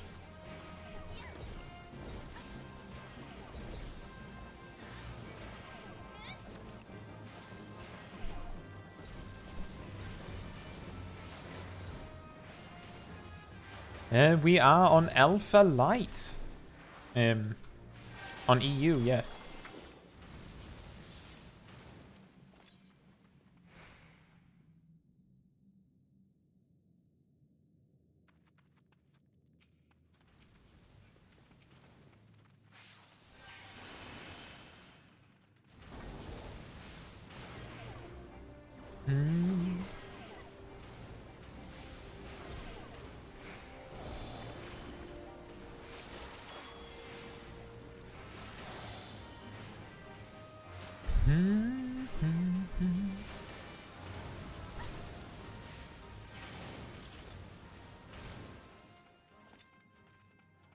I see.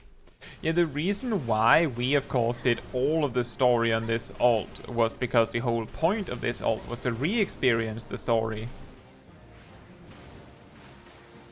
It also gives a good opportunity to re-experience how a lot of things in the game work.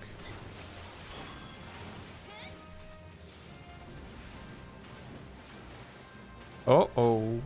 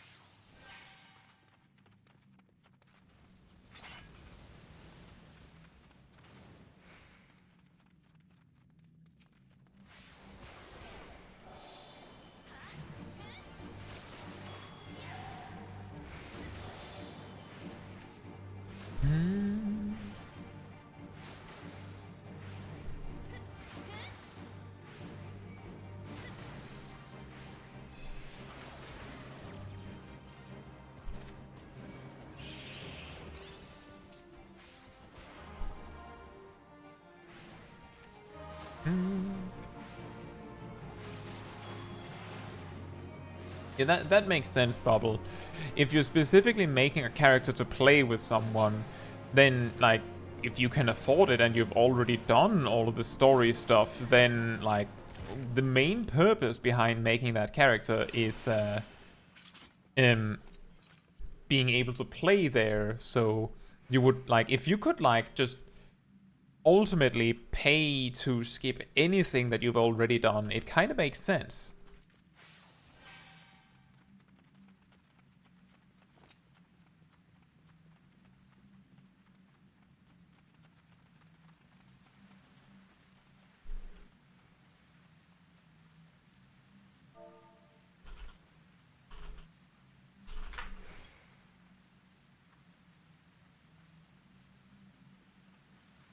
I don't really recommend learning this skip from the position of being the tank the first time around, so I think it's for the best because this warrior is a returning player and does not know of the skip that people normally use. It's a lot easier to learn that when you're not the person that has to run in front of the pack, I think.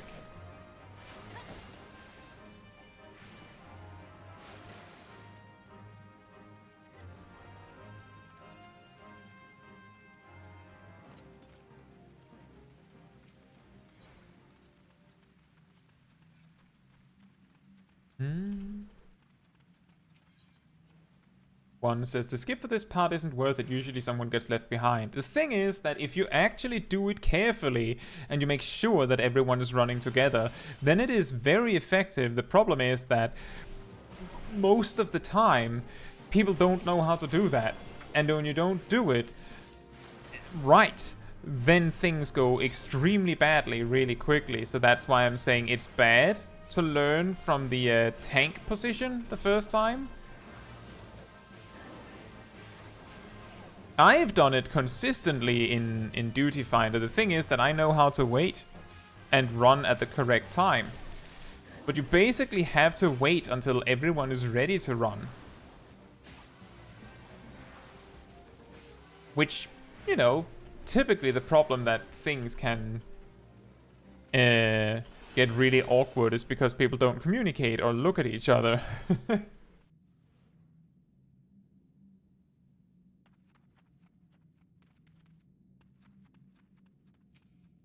I generally don't recommend pulling for the tank. Because there are some tanks, especially the tanks that don't pull big, they are the more likely to get extremely annoyed if you pull for them. And the worst that can happen if they get extremely annoyed is that they let you die to the stuff you pulled. And they can get extremely petty about that. Like, sometimes they'll just intentionally AoE around the mob that you pulled just to make sure that you die. Or at least mess with you as much as possible out of just annoyance. So that's like, I'm not even saying don't pull for the tank because it might be inefficient. I'm saying don't pull for the tank because the tank might become unpredictable if you do that.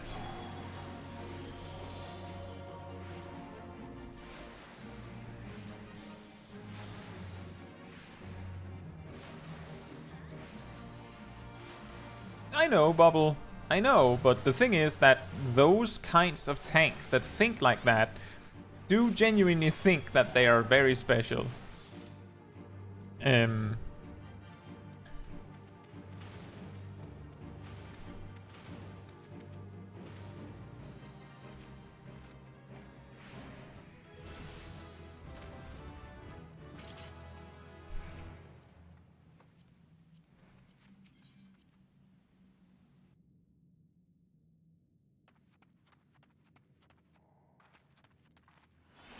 But there is also the argument that it's a team effort.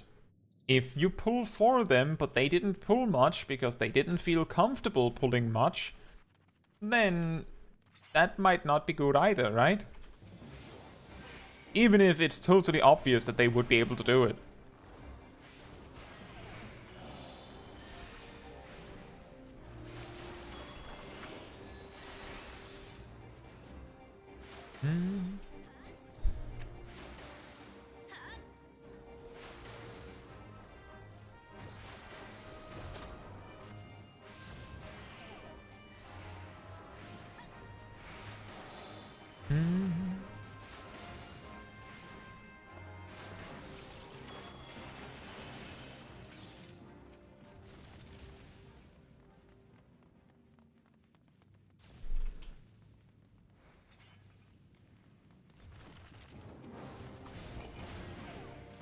But the thing is, for example, with the sand skip in this dungeon,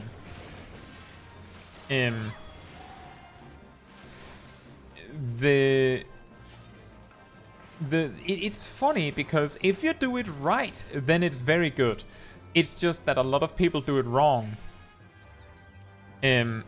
It's similar. It's also a similar thing where it's like a learned thing that people just do it, even though it might not work well if people aren't communicating. People just go for it anyway because that's how you do this dungeon. It's a little bit like how the dragon in Labyrinth of the Ancients, you know, the dragon that people pull to Narnia for some reason. There is no reason to do that. There's no reason to do that. Gazel has shown on video that pulling the dragon away doesn't actually change anything. It just means that everything's like really far away. It doesn't change anything. But if you don't pull the dragon far away, then people get weirded out and confused because why aren't you moving the dragon right? There's no reason to do that. But it's the learned way people have decided that we do it on some data centers.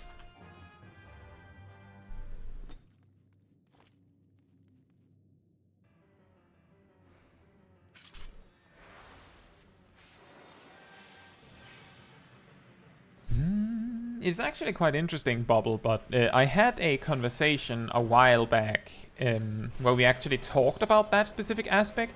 I have heard some tanks that don't sprint because they think that that they will run away from the rest of the group. So those tanks that are not using sprint, in some capacity, they think they're doing you a favor. But you're absolutely right that they should be sprinting.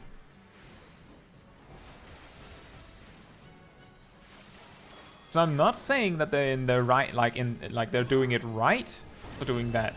I'm more saying that they are well-meaning when they do it. There are also some among them that don't use sprint for God knows why. But there are some among them that are intentionally not using sprint because they think that it helps you in some way.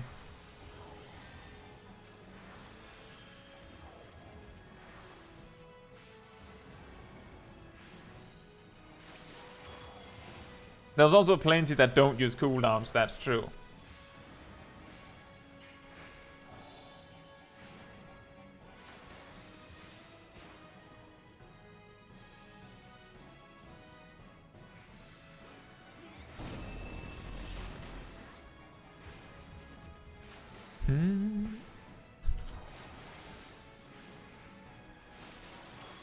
You did all your 34 P1N runs?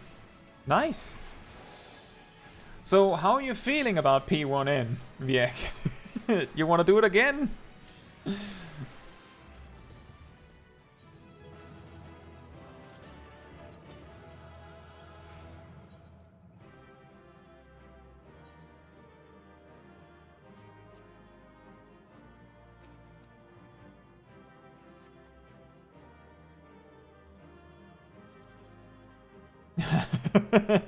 Bubble says, I'm sure that's true. There's also the Limbs RPers who only use sprint and the gold saucer to catch the slices right. Fair?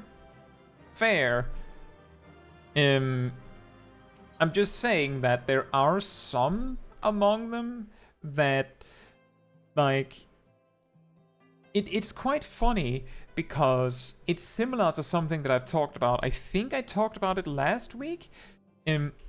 But that if you do an expert roulette, for example, and the healer is not using the healer's not attacking at all, like they're just standing there, ready. Sometimes they'll do a little jump. If there's a really long time of them doing nothing, but generally they're standing there ready the instant the warrior loses 1 pixel of their HP bar, that cure is coming out. And you also have full uptime on regen and medica too.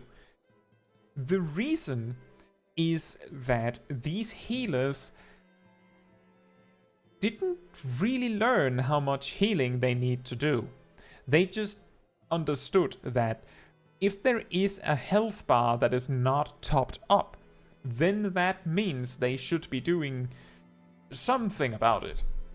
So they will be ready to heal any healing that needs to be done.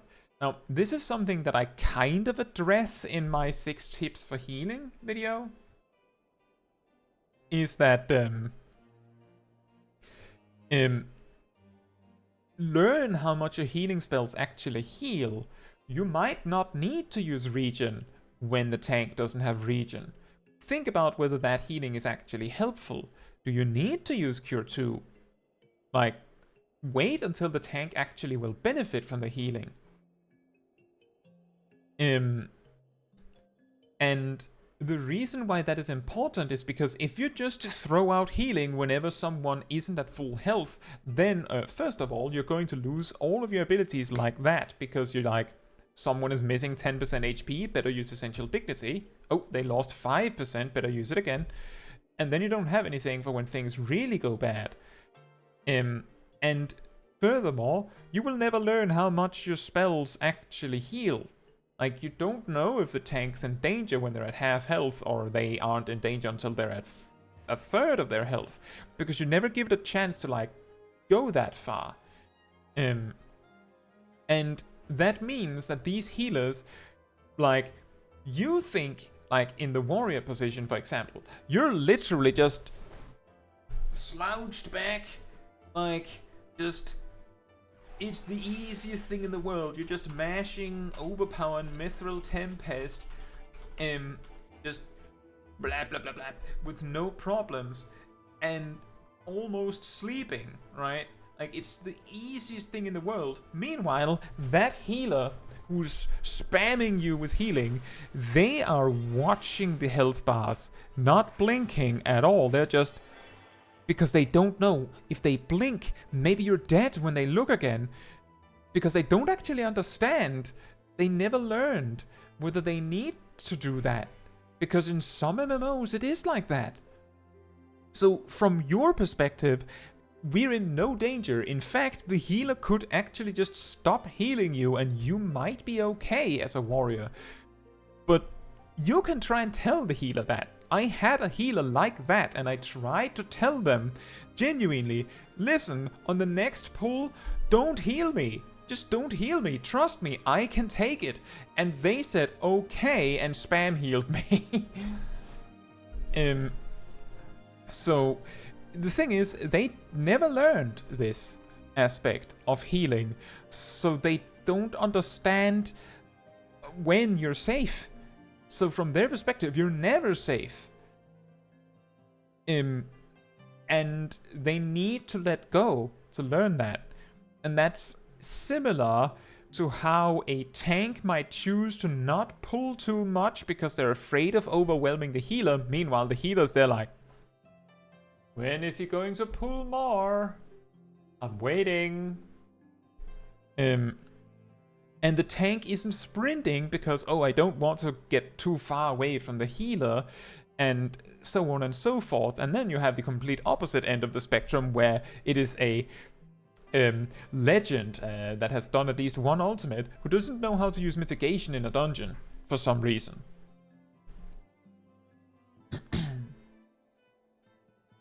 VX says, do you need healing at all? We do P1N with 1 tank and 7 DPS. I tanked this as Paladin. We were completely fine and Divine Veil was enough to heal through the raid wide for the others.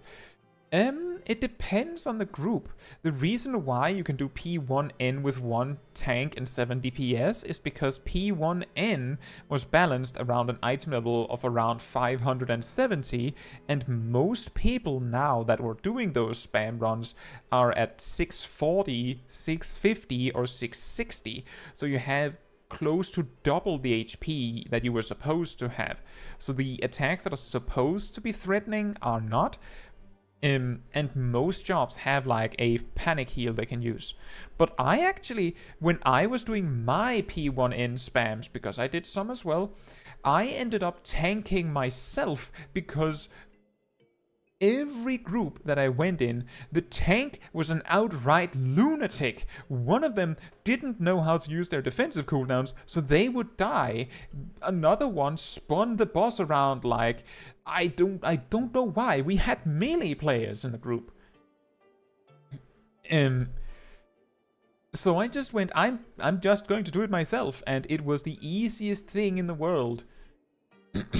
But yeah, I basically went, I made my own group, and when someone else was like, I could also tank, I was like, nope, I'm the tank. I don't care if your tank is better geared than mine, but I'm the tank.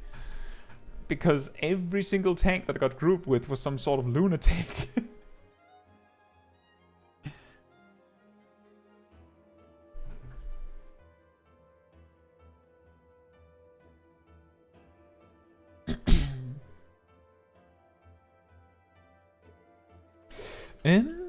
Anyway, we can do Stone Vigil now.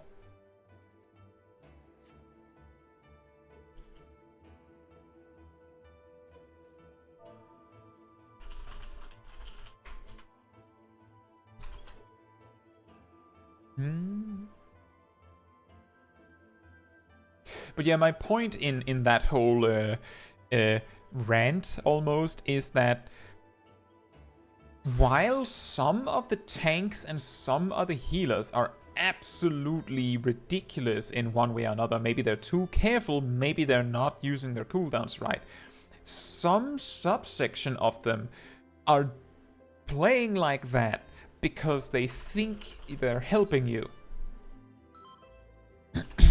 Like, they think they're actually doing you a favor.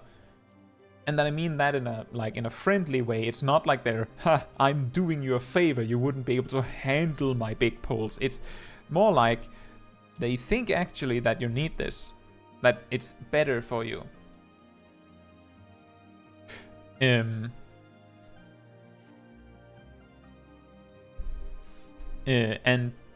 there's not much you can do aside from try to explain it to them that you don't need it.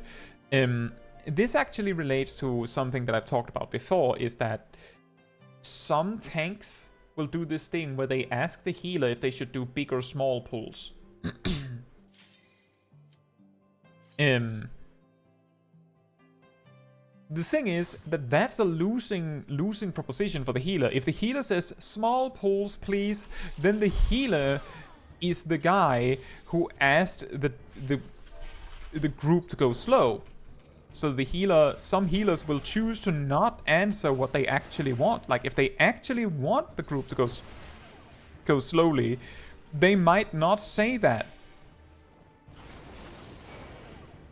Simply because they don't want to be the bad guy. And from that proposition, what I do is I just pull big. Just without asking, and if we wipe, I'll just take the blame. I didn't ask, so that's on me. I pulled harder than the healer can take. But if you ask, then it's the healer's fault if you wipe. Hypothetically, right? Now it's the healer's fault. They said, please give me a big pull. They basically said, yes, please, to doing it. Make a video about potency. I don't think that would be super helpful for most players. And I actually have. I have a video about potency. If you watch the 10 oddities about Final Fantasy XIV video I put out recently, that video is technically about potency. Like, it includes stuff about potency.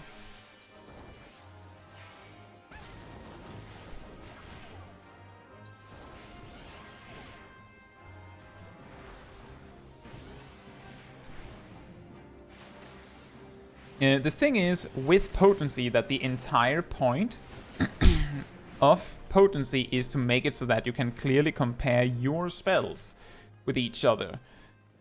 Which is, I mean, it's not perfect, but it does mean that you can, at a glance, tell the difference in power between Cure 1 and Cure 2. But the players that would need that, I think might also be the players that wouldn't read a tooltip in the first place.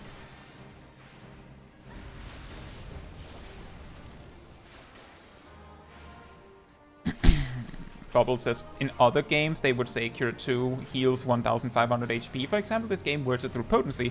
Fun fact, it is very consistent that in World of Warcraft, the tooltips that state how much damage or healing an attack does is incorrect. Because it forgets to account for some multiplier that you have or something. So by saying Cure Benefic 2 is 700 potency, period, then you know, well, it's 700 potency, and then I have this effect that increases it by 20%, so that would be 840 potency, because it's just showing the multiplier for which to compare and nothing more. In World of Warcraft, you don't know for certain how much anything does. You're not sure whether which one of your healing spells is actually better, because they have hidden spell power multipliers. Make a video saying that. Again, I don't think it's a very good idea for a video because I don't think a lot of people want to see it. But thank you anyway.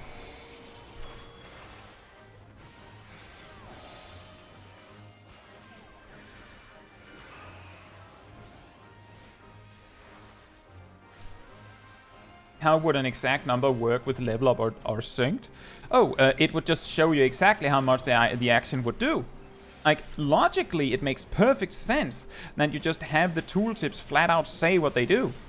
Like, just make it so that the tooltip itself has the math built in, so that it says, I don't know how World of Warcraft can get it wrong, but if you just have the tooltip itself just, calculate the exact formula that the game uses to calculate the healing or damage at the end of the day based on your stats, then that would work, right?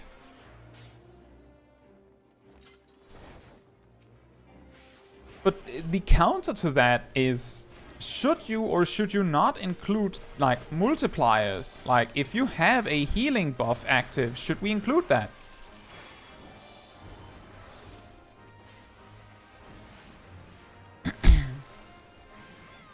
Yeah, hypothetically would have to do that, Garcel. Hypothetically, the thing is that in World of Warcraft, people just figured out which attack does more damage, or which healing spell is better for which situation. And then they just need to know how often the thing ticks, because they can't trust the tooltip. Which is kind of why I'm sort of extremely against the idea of not using potencies, because at least the potencies are consistent, even if they're not entirely intuitive.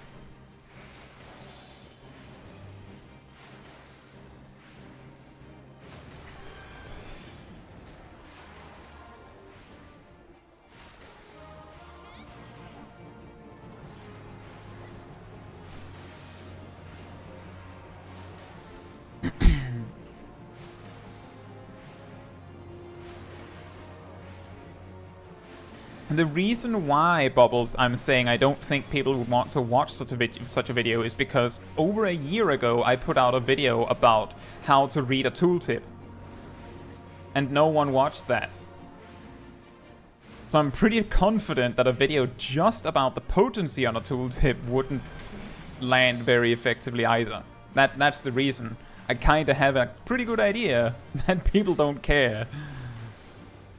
The people that don't understand will ask a friend, and they'll explain it. Zuda says, to be fair, Scholar's Fairy doesn't heal for the amount it states. All things that involve a pet are somewhat inconsistent. So you're totally right about that.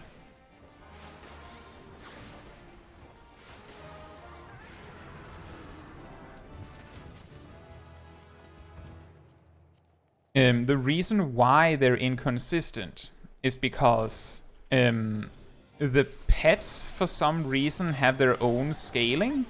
The most egregious ones are, for example,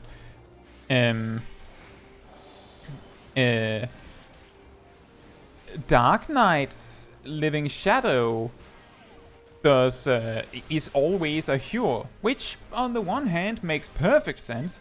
On the other hand, why does it have stats like a Hure? Like, why? Why? But it does. And then its scaling is also different. Like, its actual power scaling with the gear that you have is different. And the same applies to your Scholar Pet. Typically, it's around somewhere between 80% to 90% of the potency listed that it's actually doing. I believe it's like around 5/6, which is an extremely easy number to work with, right? Which means that when Embrace says 180, it actually means 150.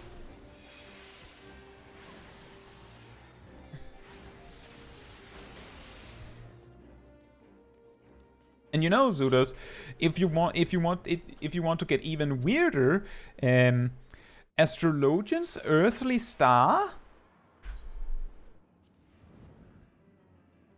Astrologian's Earthly Star, and White Mage's Liturgy of the Bell, you know, the big flower they put down, are also pets and have weird wonky scalings.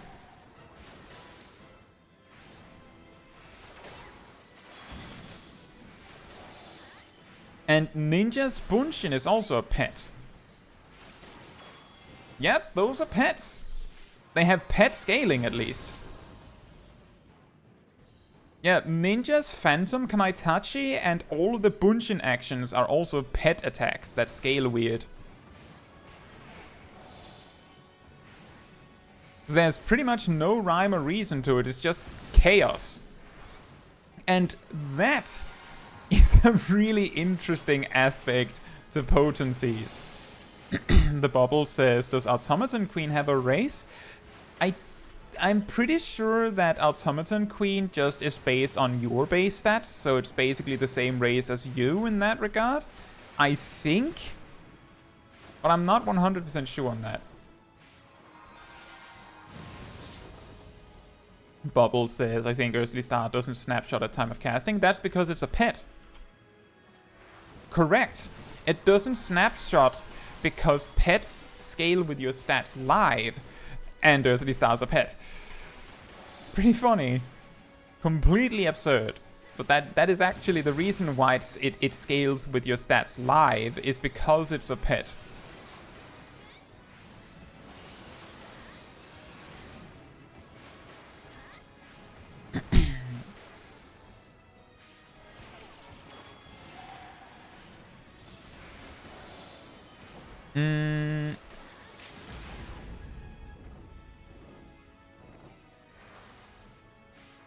I suppose kind of, Zudus. If you've been using Earthly Star on cooldown, you've been doing pretty fine. But optimally, you'd want to have Earthly Star pop while your raid buffs are active. So if it primes and your raid buffs are about to run out, optimally you want to weave the manual activation.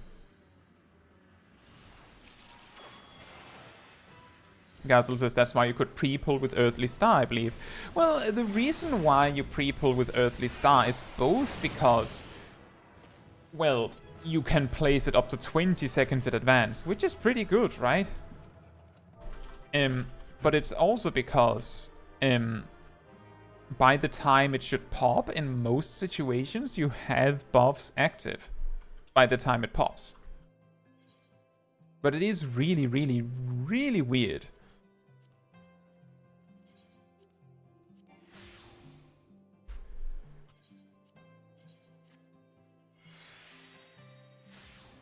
But yeah, the thing is, what I was getting at, in regards to the potency thing, is that it's a really, really unintuitive thing, but the players that sit down and go, I don't quite understand this, I feel like often they would just ask someone. Like, they would just bring it up, and then just explain it, and it takes a minute.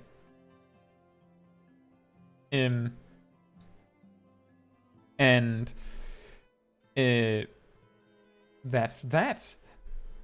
A lot of players don't even read, well, a lot of, I don't know how many there are exactly, but there is a significant population of players that don't actually read their tooltips. So they don't know for sure what the buttons do. And some players read their tooltips rather quickly, so they miss things like Dark Knight's TBN can be used on other players, or Summoner's Rekindle from their Phoenix can be used on other players. And yes, both of those are things people miss because they don't read the tooltip closely enough. They just go like, okay, healing, fine. Damage over time, great. And those are the kind of players that need these things thrown in their face, like, how do you read a tooltip? What does potency mean? But they don't care.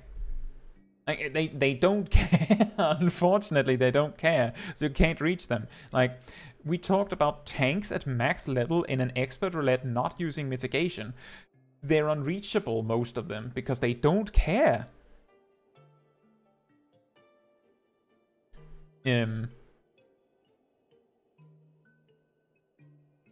Yeah, press buttons, get numbers.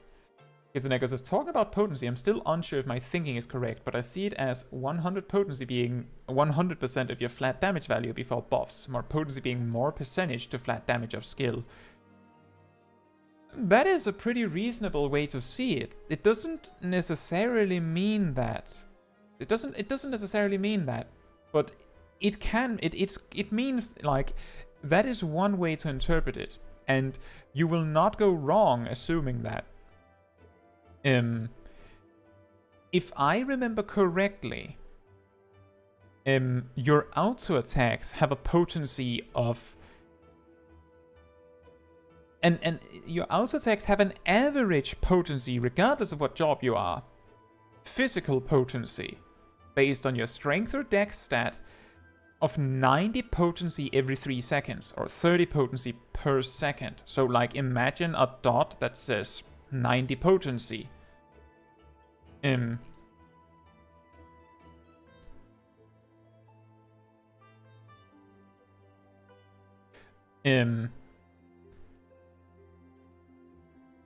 But it is of course 90 potency for that job, yes. And the thing is, those 90 potency are really inconsistent because, of course, mages have weird strength stats, so that makes a difference there. Umia says, wouldn't you feel bad for not using mitigation, making other people stay harder? They don't realize that they're doing that. There are tanks that are not using defensive cooldowns because they want the healer to heal. And yes, that is the argument that they've put forth. I don't want to use defensive cooldowns because if I do, then you don't need to use your healing spells, and I want you to use your healing spells. Which is ridiculous.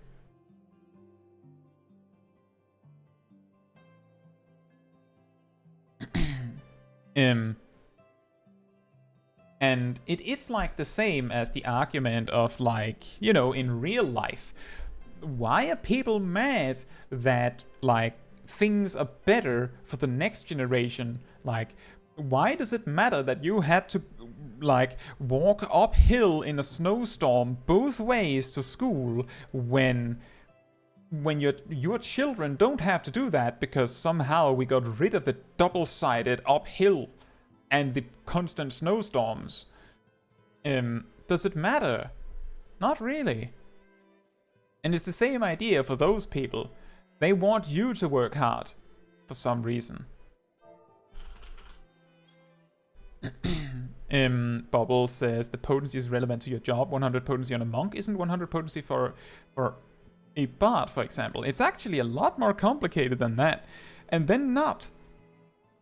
Which is what I discovered when I was making the 10 oddities where we looked at the potencies. Because tanks just straight up have a damage nerf built into them that is like about 20%. Like, just imagine tanks have this level 1 trait that reduces all damage taken by 20%. It doesn't say this, but just imagine that it also says damage done reduced by 20%, which is hilarious because that used to be a thing that their their tank stance did. So tanks just do 20% less damage than everyone else. Healers and mages have these traits called Maim and Mend, which makes it so that technically, while this attack says 150 potency, it actually means like 195 because of Maim and Mend. Something like that. Which means that you can't compare a white mage's 100 potency against a samurai's 100 potency, because white mage just has like a built-in plus 30%, and that is not even the end of it. Similarly, all ranged physical jobs have basically the same trait. I believe it's 10 and 20% for them, but that of course again means that 100 potency for a bard isn't the same as 100 potency for a monk.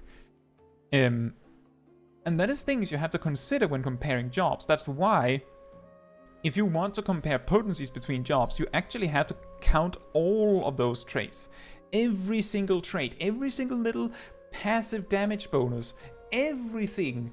And then you have to go in here and go, okay, well, how much, like, if I had the exact same item level equipment, would this job have more or less of their primary attribute than the other job? Because some jobs just have slightly more or slightly less of their attribute.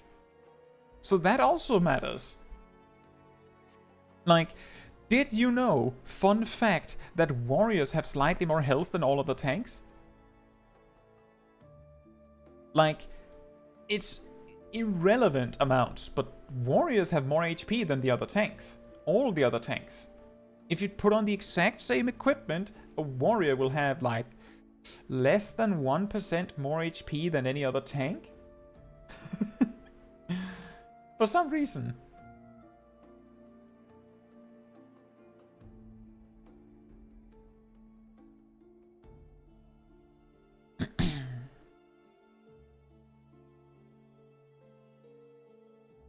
Bubble says, from what I understood from your video, scaling damage of decks also adds variability to those jobs. Well,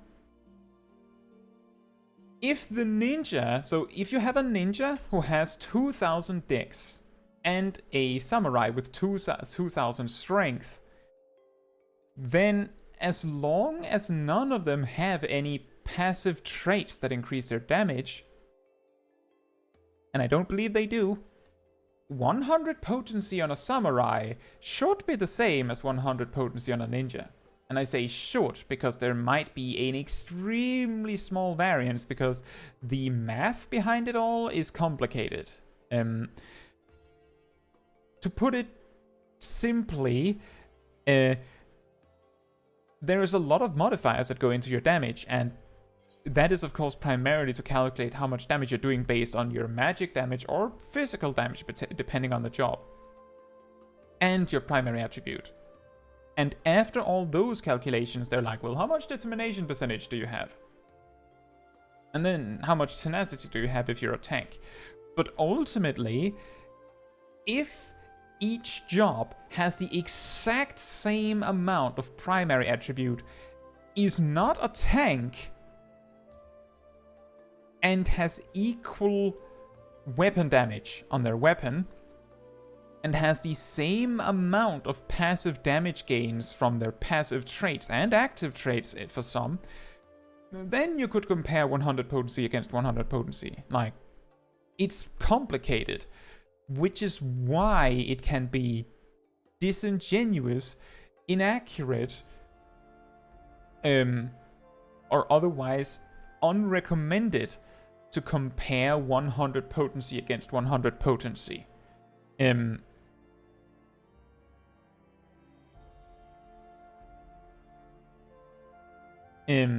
Because there's more to it than that. Warrior too angry to die. Pretty much, Vic. I think the thing with Warrior having slightly more HP is just a slight Easter egg to the fact that before they removed tank and damage stances for tanks, Warrior's tank stance was like, you have more HP and receive more healing. Paladin and Dark Knight's tank stances was, you take less damage. So Warriors just flat out had a massive HP advantage over the other tanks, naturally.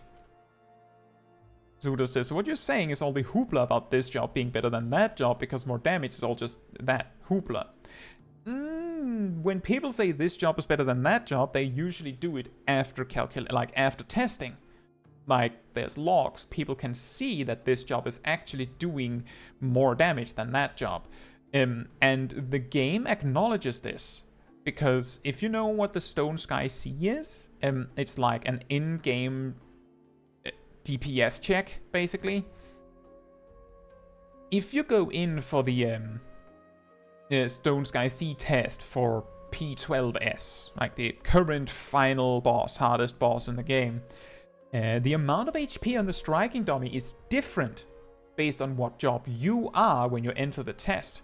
Because obviously you're not expecting a black mage to do less damage than a paladin, or you're not expecting a dancer to do just as much damage as a samurai. So each dummy is balanced around how much damage they're expecting this job to do, specifically in a solo encounter. So it's complicated with this, but when someone goes, this attack is better than that attack because potency, then it's very important that they don't just go Ninja's Hyushu Ranryu, which has a 1300 potency, is the best attack in the game. Period. QED, end of discussion. The answer is still correct, because Ninja has a 30% damage gain from Kasatsu that is always attached to Hyushu Ranryu, so it's 1690. And they have Trick Attack. And they have Mug. So they get 30% and 10% and 5% built in with no help. Which makes it like get awfully close to 2000 potency. But that is very important when you remember that if you compare a black mage, for example, Black Mage has Maim and Mend. So that Xenoglossy for 880 potency, you have to add 30% to that before anything else. Then you also remember that they have Enochian 4, whatever it is, which I believe is a 24% damage gain nowadays. Is it 24%? I think it's 24%. It might be more. You have to add that. So by that point, Xenoglossy suddenly is close enough that if you were to argue in bad faith, a Black Mage main could go, actually, Xenoglossy is better than Hyosho Ranryu, because these passive damage bonuses, where then the ninja can go, I'ma stop you there, we have these active damage bonuses. And Black Mage doesn't have any active damage bonuses that affect Xenoglossy. Ino-chan. Yeah, Aflato's Misery is a good example as well. Like, it's a ridiculously high potency. And despite that, I'm pretty sure Hyosho Ranryu is stronger. Like, significantly. So potency comparisons can get really, really dangerous. Specifically because if you forget something, right? But as Kitsuneko said, I'm just going to read it again, talk about potency. I'm still unsure if my thinking is correct, but I see it as 100 potency being 90% of your flat damage value before buffs, or potency being more percentage to flat damage of skill. That is perfectly fine. Because what potency is intended to convey is this heal is 450 and this is 700. Like, that's what they're trying to say. This is 700, which is bigger than 450. Like, that's ultimately what you're interested in. And if you view it as a percentage, perfect. As long as you understand percentages, of course. Double down with no mercy, crit and directed. Yeah, exactly. That actually hits really hard. But because of tanks just having like a built-in 20% damage nerf, just hidden, I don't know why. I think actually, wasn't it 25%? I think it was 20%. I'm pretty sure it was 20%. But just consider that for a moment. Double down says 1200 potency, but it doesn't, like, if you compare it to an actual 1200 potency attack, it's going to be less than 1000. Like, no, double down is overestimated because they don't just include this 20%. It's really, really, really weird. Like, Keenage, I believe, has 200 potency. Why didn't they just make it 160 and then just not have this hidden damage nerf on tanks? I think it's quite funny that they did it like that. And I have no explanation for why. I've been told that there was a time period where tanks actually scaled with both vitality and strength for their damage gains. And when they removed the vitality scaling and made it full strength, in Stormblood, it led to some... I believe they said it was in Stormblood. Might have been in Heavensward. It led to some degenerate stuff, such as in Heavensward wearing DPS rings because there was strength on it. It's an easier job to add one trait for all tanks than to edit specific potencies. They could do that. Like, that you're right. But you know what would be even easier than that? Why do we even have potencies? Like, does it even matter, right? If we're starting to talk, it's easier to do this than this. You have to remember, the trait on all the tanks doesn't actually say that it makes you do 20% less damage. It doesn't actually say that. You just have to know that. It says you take 20% less damage. There's nowhere on a tank that it says that it's doing 20% less damage. It doesn't say it anywhere. You just have to learn that.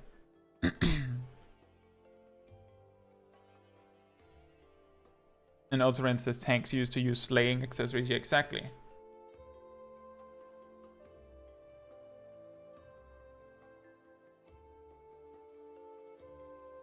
It would be off-putting to say it. Exactly, so wouldn't it make more sense to just have the potencies be accurate? You know what I mean? Like, yes, it would take someone some time to go through the code everywhere and say it says 160, 160, 160, or 160, 240, or whatever, like, cut 20% off everywhere and just make it accurate. It would take some time.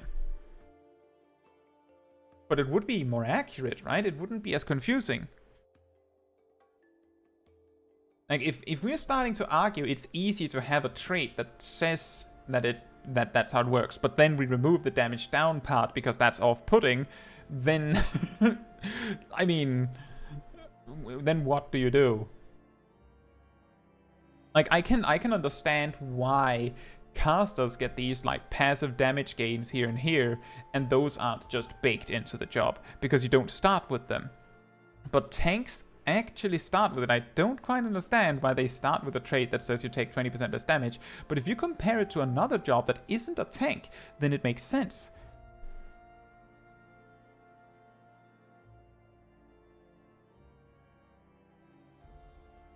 Bubble says at this point players would be confused that they remove the trait and decrease the potencies. Again, we don't know if the trait is actually reducing your damage done by 20%.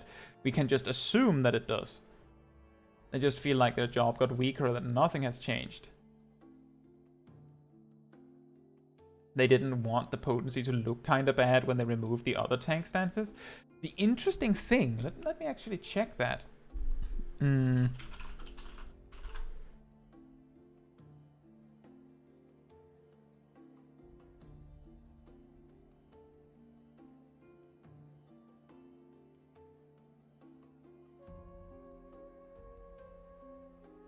So, A Realm Reborn, heavy.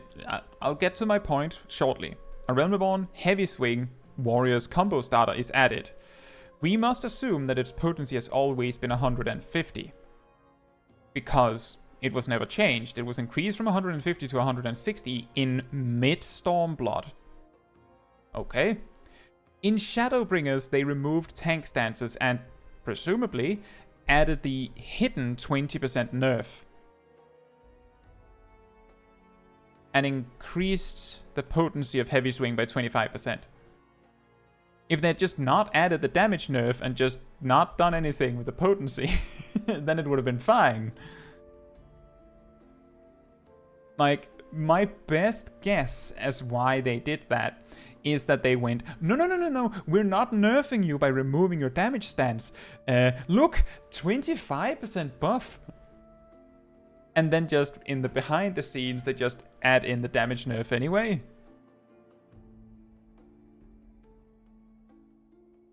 But yeah, I do remember that tanks have gotten a lot of potency buffs right around that time. So my point is that it's weird that it is like it is.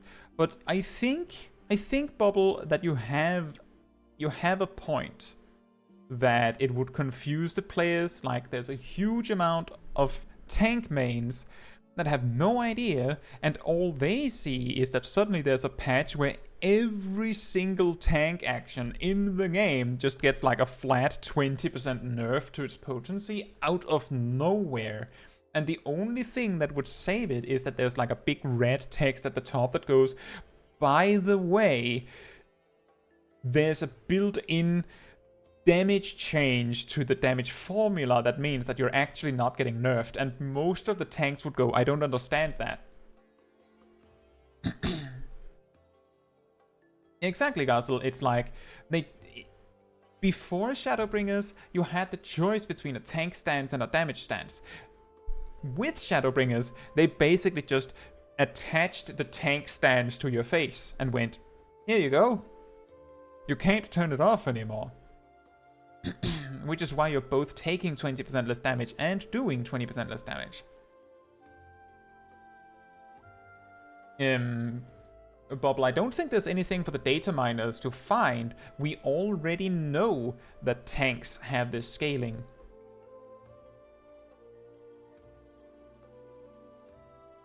And the story behind part of the story with the damage and tank stance, and I've talked about this before, but basically in Stormblood, when you were optimizing tanks, pretty much you would start a fight with one tank in tank stance. It would usually be either the Dark Knight or the Warrior. The other tank would start in damage stance. The tank who was in tank stance would do a 1-2-3 combo of an enmity combo, because that was a second or third combo option depending on the tank that the 3 tanks had, like a combo sequence that dealt extra enmity. You would do one of those to build like a lead over your damage dealers. Then you would switch to a damage stance for the rest of the fight.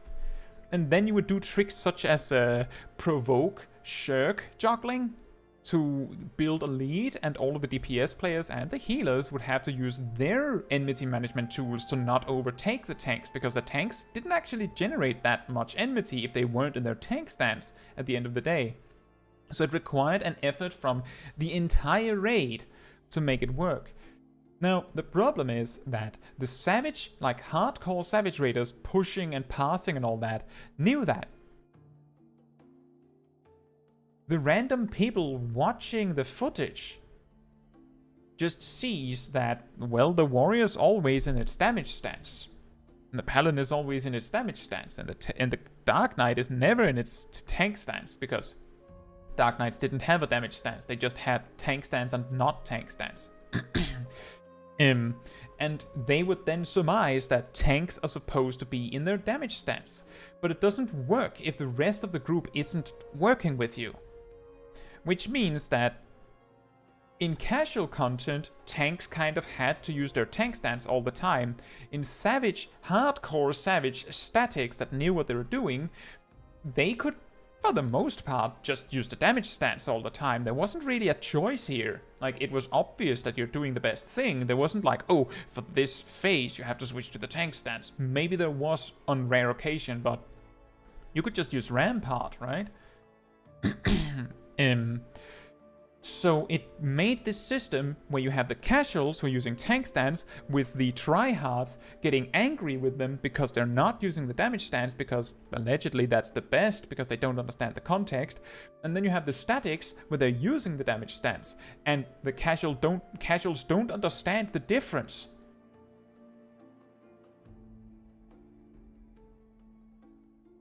Yeah, exactly, Bubble. Then, like, in a party finder group, you have the tank go, full damage with the damage stance, because that's what they've learned. They lose aggro to that samurai who didn't use diversion to cut their enmity generation in half during their burst. And the samurai blames the tank, because the samurai doesn't understand why it doesn't work right. They saw in this video that it works just fine, but they don't realize that they have to do something for it too. They also have to do their part. So the thing is that from a outside looking in perspective, where you weren't there, you might look at it and go, I wish we had the choice between tank stance and damage stance. I miss having an enmity combo. I miss having flash to blind enemies, because it's like a managed defensive cooldown of some sort, like cool things. The problem is that your stance wasn't really a choice. There was a correct answer, and if you answered wrong, then you lose. And someone gets mad at you. Someone. And that, I think, is the reason why the development team just went, nope, actually you can't handle this, and just took away both of them. Just took away the damage stance and the tank stance. Just, nope, you can't have them. You children can't manage it. You can't handle it. Here you go. You have a stance that just makes you super tank. Don't need anything else. Because for most players, they could not care less.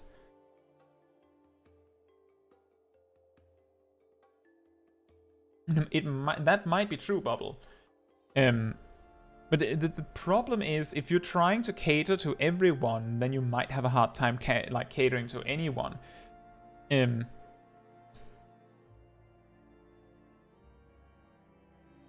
Yeah, I think the thing that makes the 2-minute burst, I know that is a little bit of a sudden topic change, but I think part of the reason why the 2-minute burst works so well is that most players, I think, this is a guess, I don't know how big the exact quantity of players that think that way are, but I think most players don't care about how it works under the hood. They don't actually care about the intricacies of discovering what the optimal burst is. They don't care about enmity management. They don't care about resource management. They don't care. What they want is to look cool and have fun. Shocking. I know, absolutely shocking revelation from Caetsu Chaiji channel, I know, but I think that's actually the thing, is that people just, like, they want to look cool and they want to have fun. And if the game isn't too complicated and the awkward intricacies that are kind of unnecessary to look cool doesn't really contribute to looking cool are just taken away, most players would just be like, now it's easier to look cool. Like, tanks struggling to hold the attention of the boss is not cool. But using Fell Cleave 3 times in a row is very cool.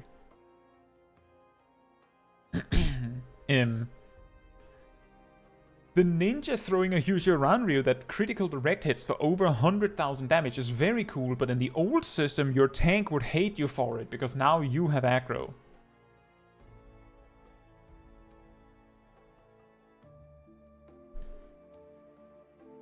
Yeah, exactly. Because because of things being simpler, it is more approachable.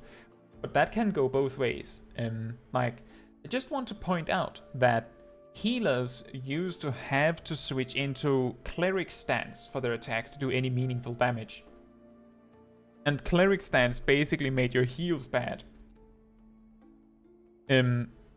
I think the easiest way to think about that is, imagine that Summoner is always in cleric stance.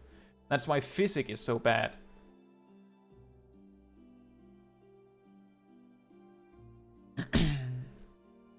Imagine how difficult it would be to explain to a healer at level 90 that they've been playing their healer wrong all this time because they're not attacking. You're supposed to use this button that makes your heals bad, and then spam an attack, and then if you need to heal, you have to like switch to defense position again and then cast heals. I think a lot of healers would be like, don't really feel like doing that. I think I'm just going to be a healer. I think I'm just going to do my healer thing. I don't want to do all that. It's too complicated. Yeah, ninja's not using smokescreen goat.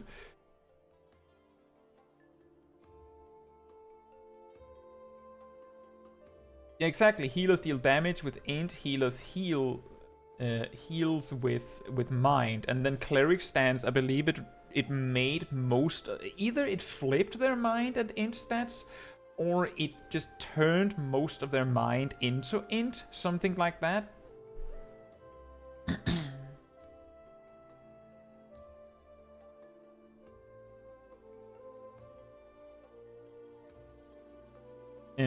But yeah, it's complicated, and making the game easier, even though it comes with the caveat that the players that want it more complicated get a little alienated from it. I think the hard truth is that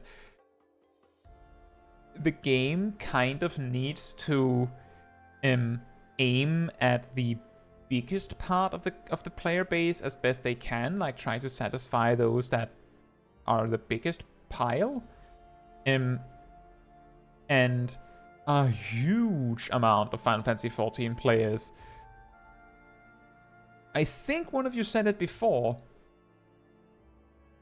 you didn't say it exactly like that, but basically there's a massive part of the player base of Final Fantasy XIV that just want to dress their character in a cool way, a cute way, a sexy way, something like that, maybe fight a thing, and then go back to Limsa Lominsa.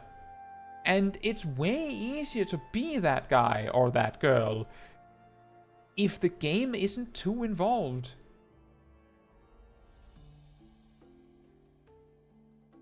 Garzel says, Red Mage used to have overwhelming amounts of MP that you could use Mana Shift on healers.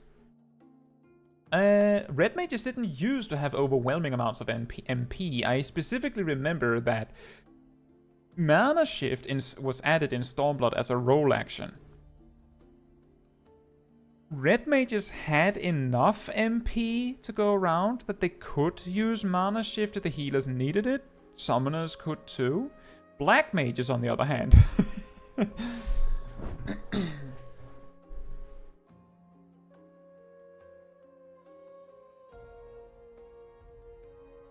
As far as I remember, Red Mage spent about the same MP back then as they do now. It's just that back then they could just hand MP to the healer if they needed it.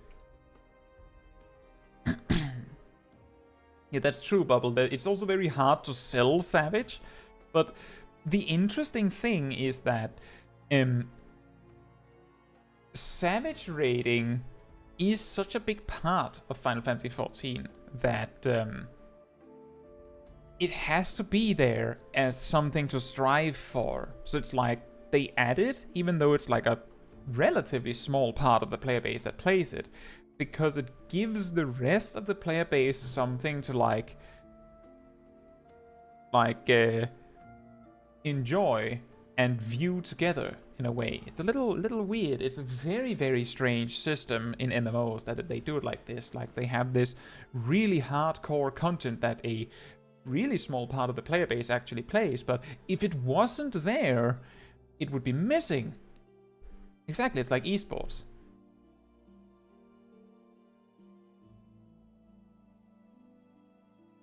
Oh, Gazel, I'm not saying that Red Mage couldn't use Mana Shift. I'm saying that giving 20% of your MP is going to hurt if you do it on cooldown. If you're not staying on top of your MP generation. Like in terms of mana spending, using Mana Shift on cooldown was like raising someone every 2 minutes as a Red Mage. Yes, you can do that. No problem. In fact, you can just go bam bam bam and rest 3 players and you'll be mostly fine. As long as you're using Lucid Dreaming. But you can feel it if you have to raise someone constantly.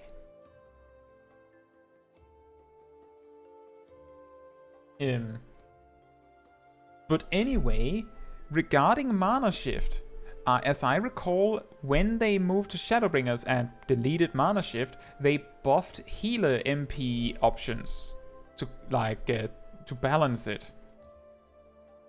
Because, surprise, surprise, they needed that.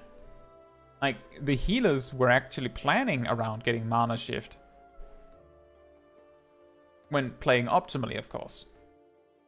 Which means that the Red Mage had to play optimally with their mana, or MP, and the Summoners had to as well.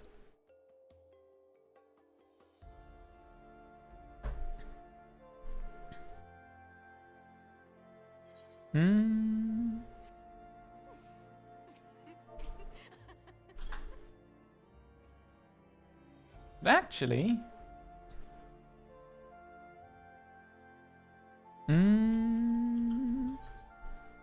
Let me just check something.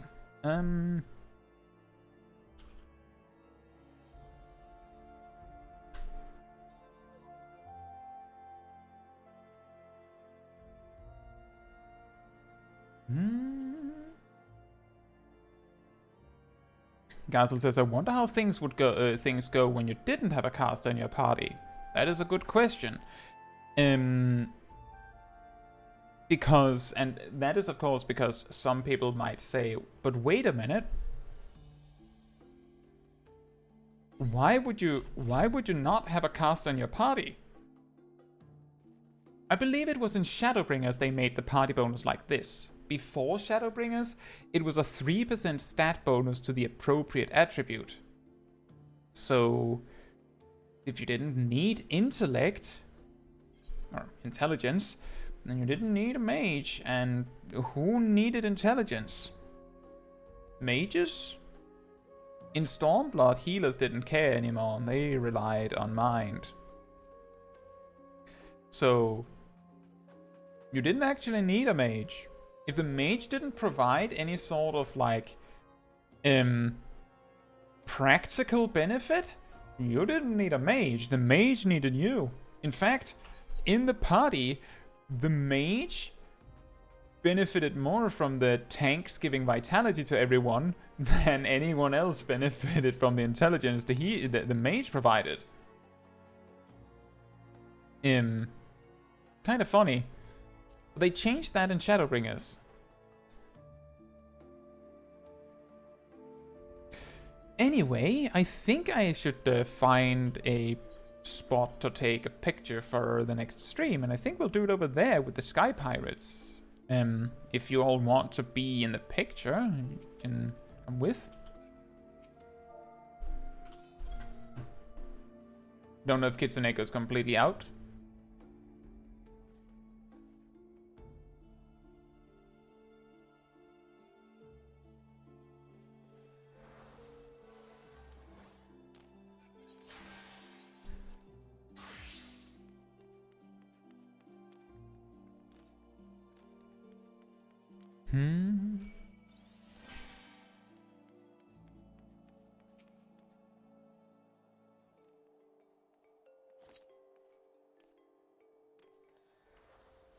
He's an unquiet trader, not to be confused with a loud trader.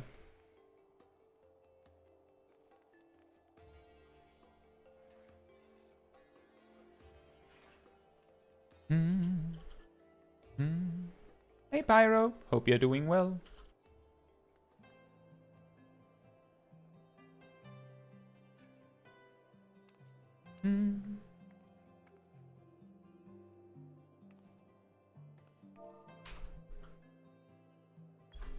We're about to round up the stream, yeah, Bubble.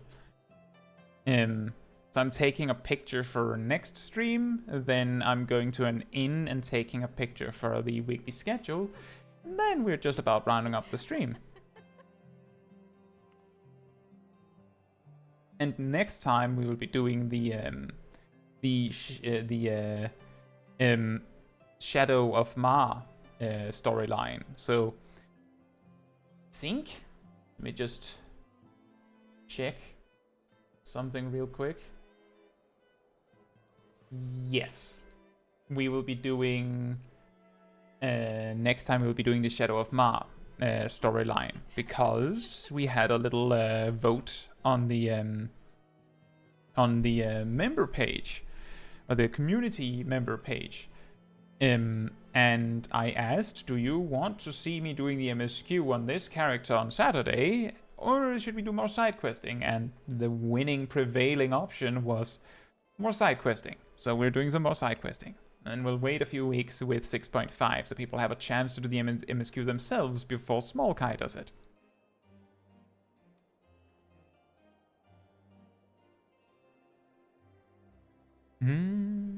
If you are on the stream and you want to be in the thumbnail picture, you just come over here and you let me know that it's you, because I don't know who on this plaza is there. Who's this? Is this Viech?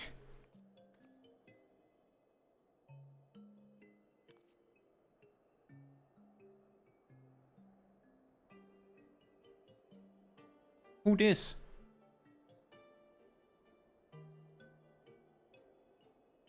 It's a cat girl with my main's hairstyle.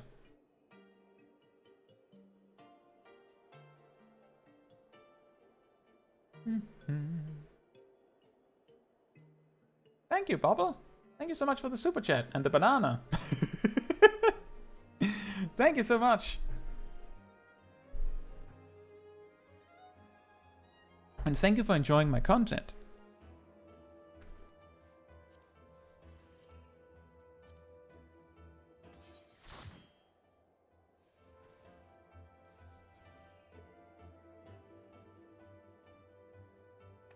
You might want to come a little closer.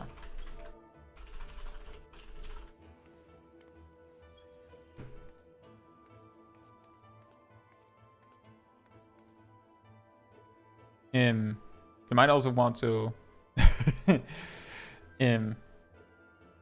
like you can come. The thing is that you can imagine that like the thumbnail is probably going to be like a little bit like a square. So if you're standing like a little bit away from the group, then that doesn't really work. So you can see on my screen here that there's like a clear gap. This works.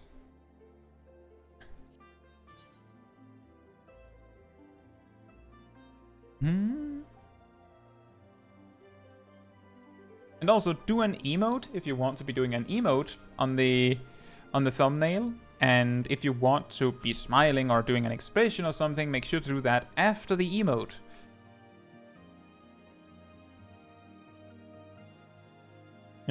Because that is the order that it remembers it in. We'll do a ready check so that I know everyone has done their thing. They want to do a thing.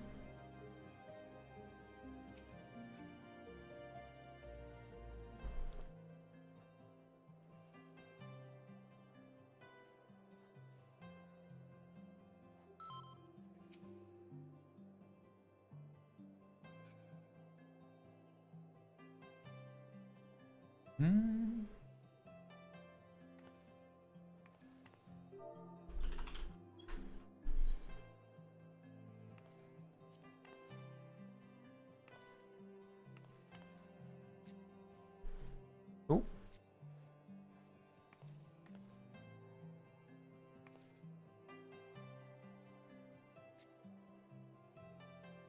Actually, that is really good. Perfect.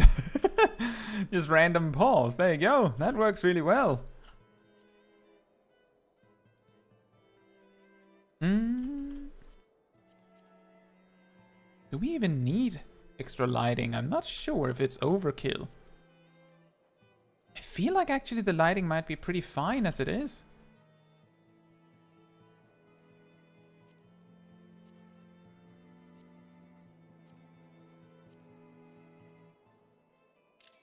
I'm removing the minions because last week I realized that there was a minion I didn't even notice that got a little bit in the way. So instead of suddenly being in this awkward spot where I have to work around it, we're just not having it.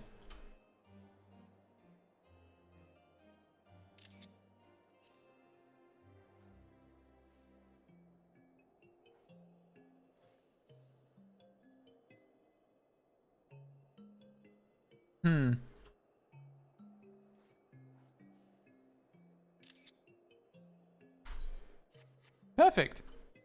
Thank you. Pyrus has a question. When you review the Heavensward cutscenes after finishing the Dragoon quests and review them as Dragoon, will the Warrior of Light attribute change to Azure Dragoon? I believe that they specifically address that you're clearly a Dragoon and an Azure Dragoon and all that. I'm pretty sure they address it multiple times, but if you're uncertain, you'll know that Smol Caetsu did the entire MSQ as a Dragoon. So if they do react, they would react to her. Don't worry about it, Ymir. I wasn't avoiding your mug. I just realized that I couldn't really have it without everything else being like completely off into Narnia. Right, so I will go to the inn. And then we'll be finishing. Good night, Bubble, if you're going already. I will not just go like and then stop the stream suddenly. I usually give you a chance. I haven't even gotten to my ending spiel, so there's still time.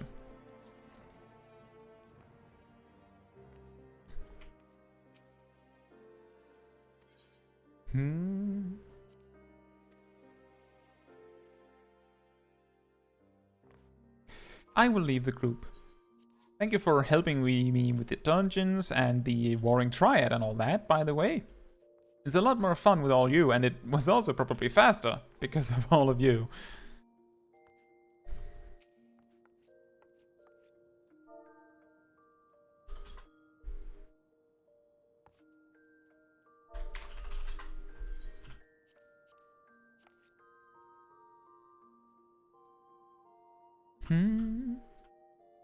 That kind of works.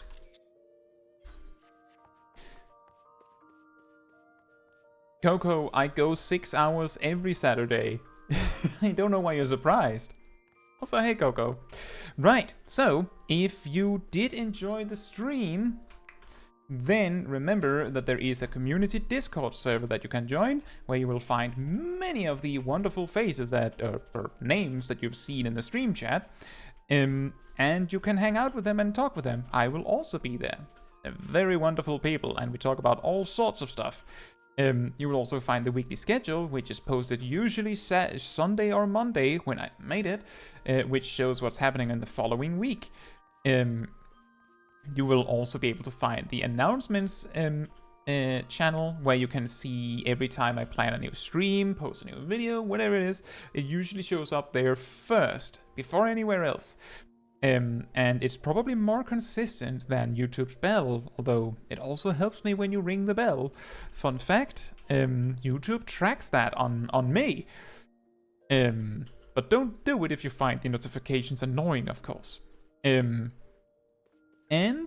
you can also get a role on the Discord server that will give you a notification whenever I post an announcement or post a schedule or whatever it is. Anything important that I have to say. So you can opt in to getting notifications from me specifically. And if you did enjoy the stream, it will help me a lot if you leave a like on the stream in the YouTube system. Like, I don't know if it's down there, up there, wherever it is. Sometimes it's in a really weird place depending on your phone or your computer or whatever it is, but it helps me because it tells YouTube that is an awesome stream and other people should watch it. So thank you in advance. Right, so next week we have some non-spoiler stuff and some spoiler stuff on Tuesday. Specifically, I plan to start the day with a stream where we talk about game additions, game changes that are not story spoiler stuff. So, those that don't want the story spoiled, you can tune into that. I will close the stream, like end the stream, before we talk about spoiler stuff. So you don't have to fear it. I will shut down the stream and start a new stream for the spoiler stuff where we do the new MSQ or when we do the new Alliance raid. So I will have a non-spoiler stream and 2 spoiler streams on Tuesday. Thursday, we have tea time, as usual. And then next week we have a video coming out about how to report a player, because that's apparently not a very obvious thing in the game. So we're actually talking about the process of how you report another player when you get harassed or whatever it is. And that is on Wednesday, and on Friday we have a video about some of the hardest AoE pulls in Final Fantasy XIV. And you might see it and say, I feel like you missed one. Then you just add it. And then Saturday we're doing Shadows of Ma, and maybe some Astrologian leveling on Smol Caetsu. But that is next week. I hope you get all your Moctome farming done before the end of tomorrow, because Monday the servers will be down most of the day, and Moctomes will be gone, finished, finito, by the time the servers are up again. So take that into consideration. And thank you all so much for watching. Let me just see, what did Vieck say? I know the game, I swear. I didn't just throw away the gear I wanted to use for the group picture earlier today. Aww, that's the worst. Shadow of Ma as Astrologian. That will not work. We're not level 60. We'll have to stay Black Mage for that. But yeah, thank you all so much for watching. I hope to see you all very soon. And good morning, afternoon, evening, or good night, depending on where you are in the world. And with that said, the only thing we have left to do is put Smol Caetsu to bed.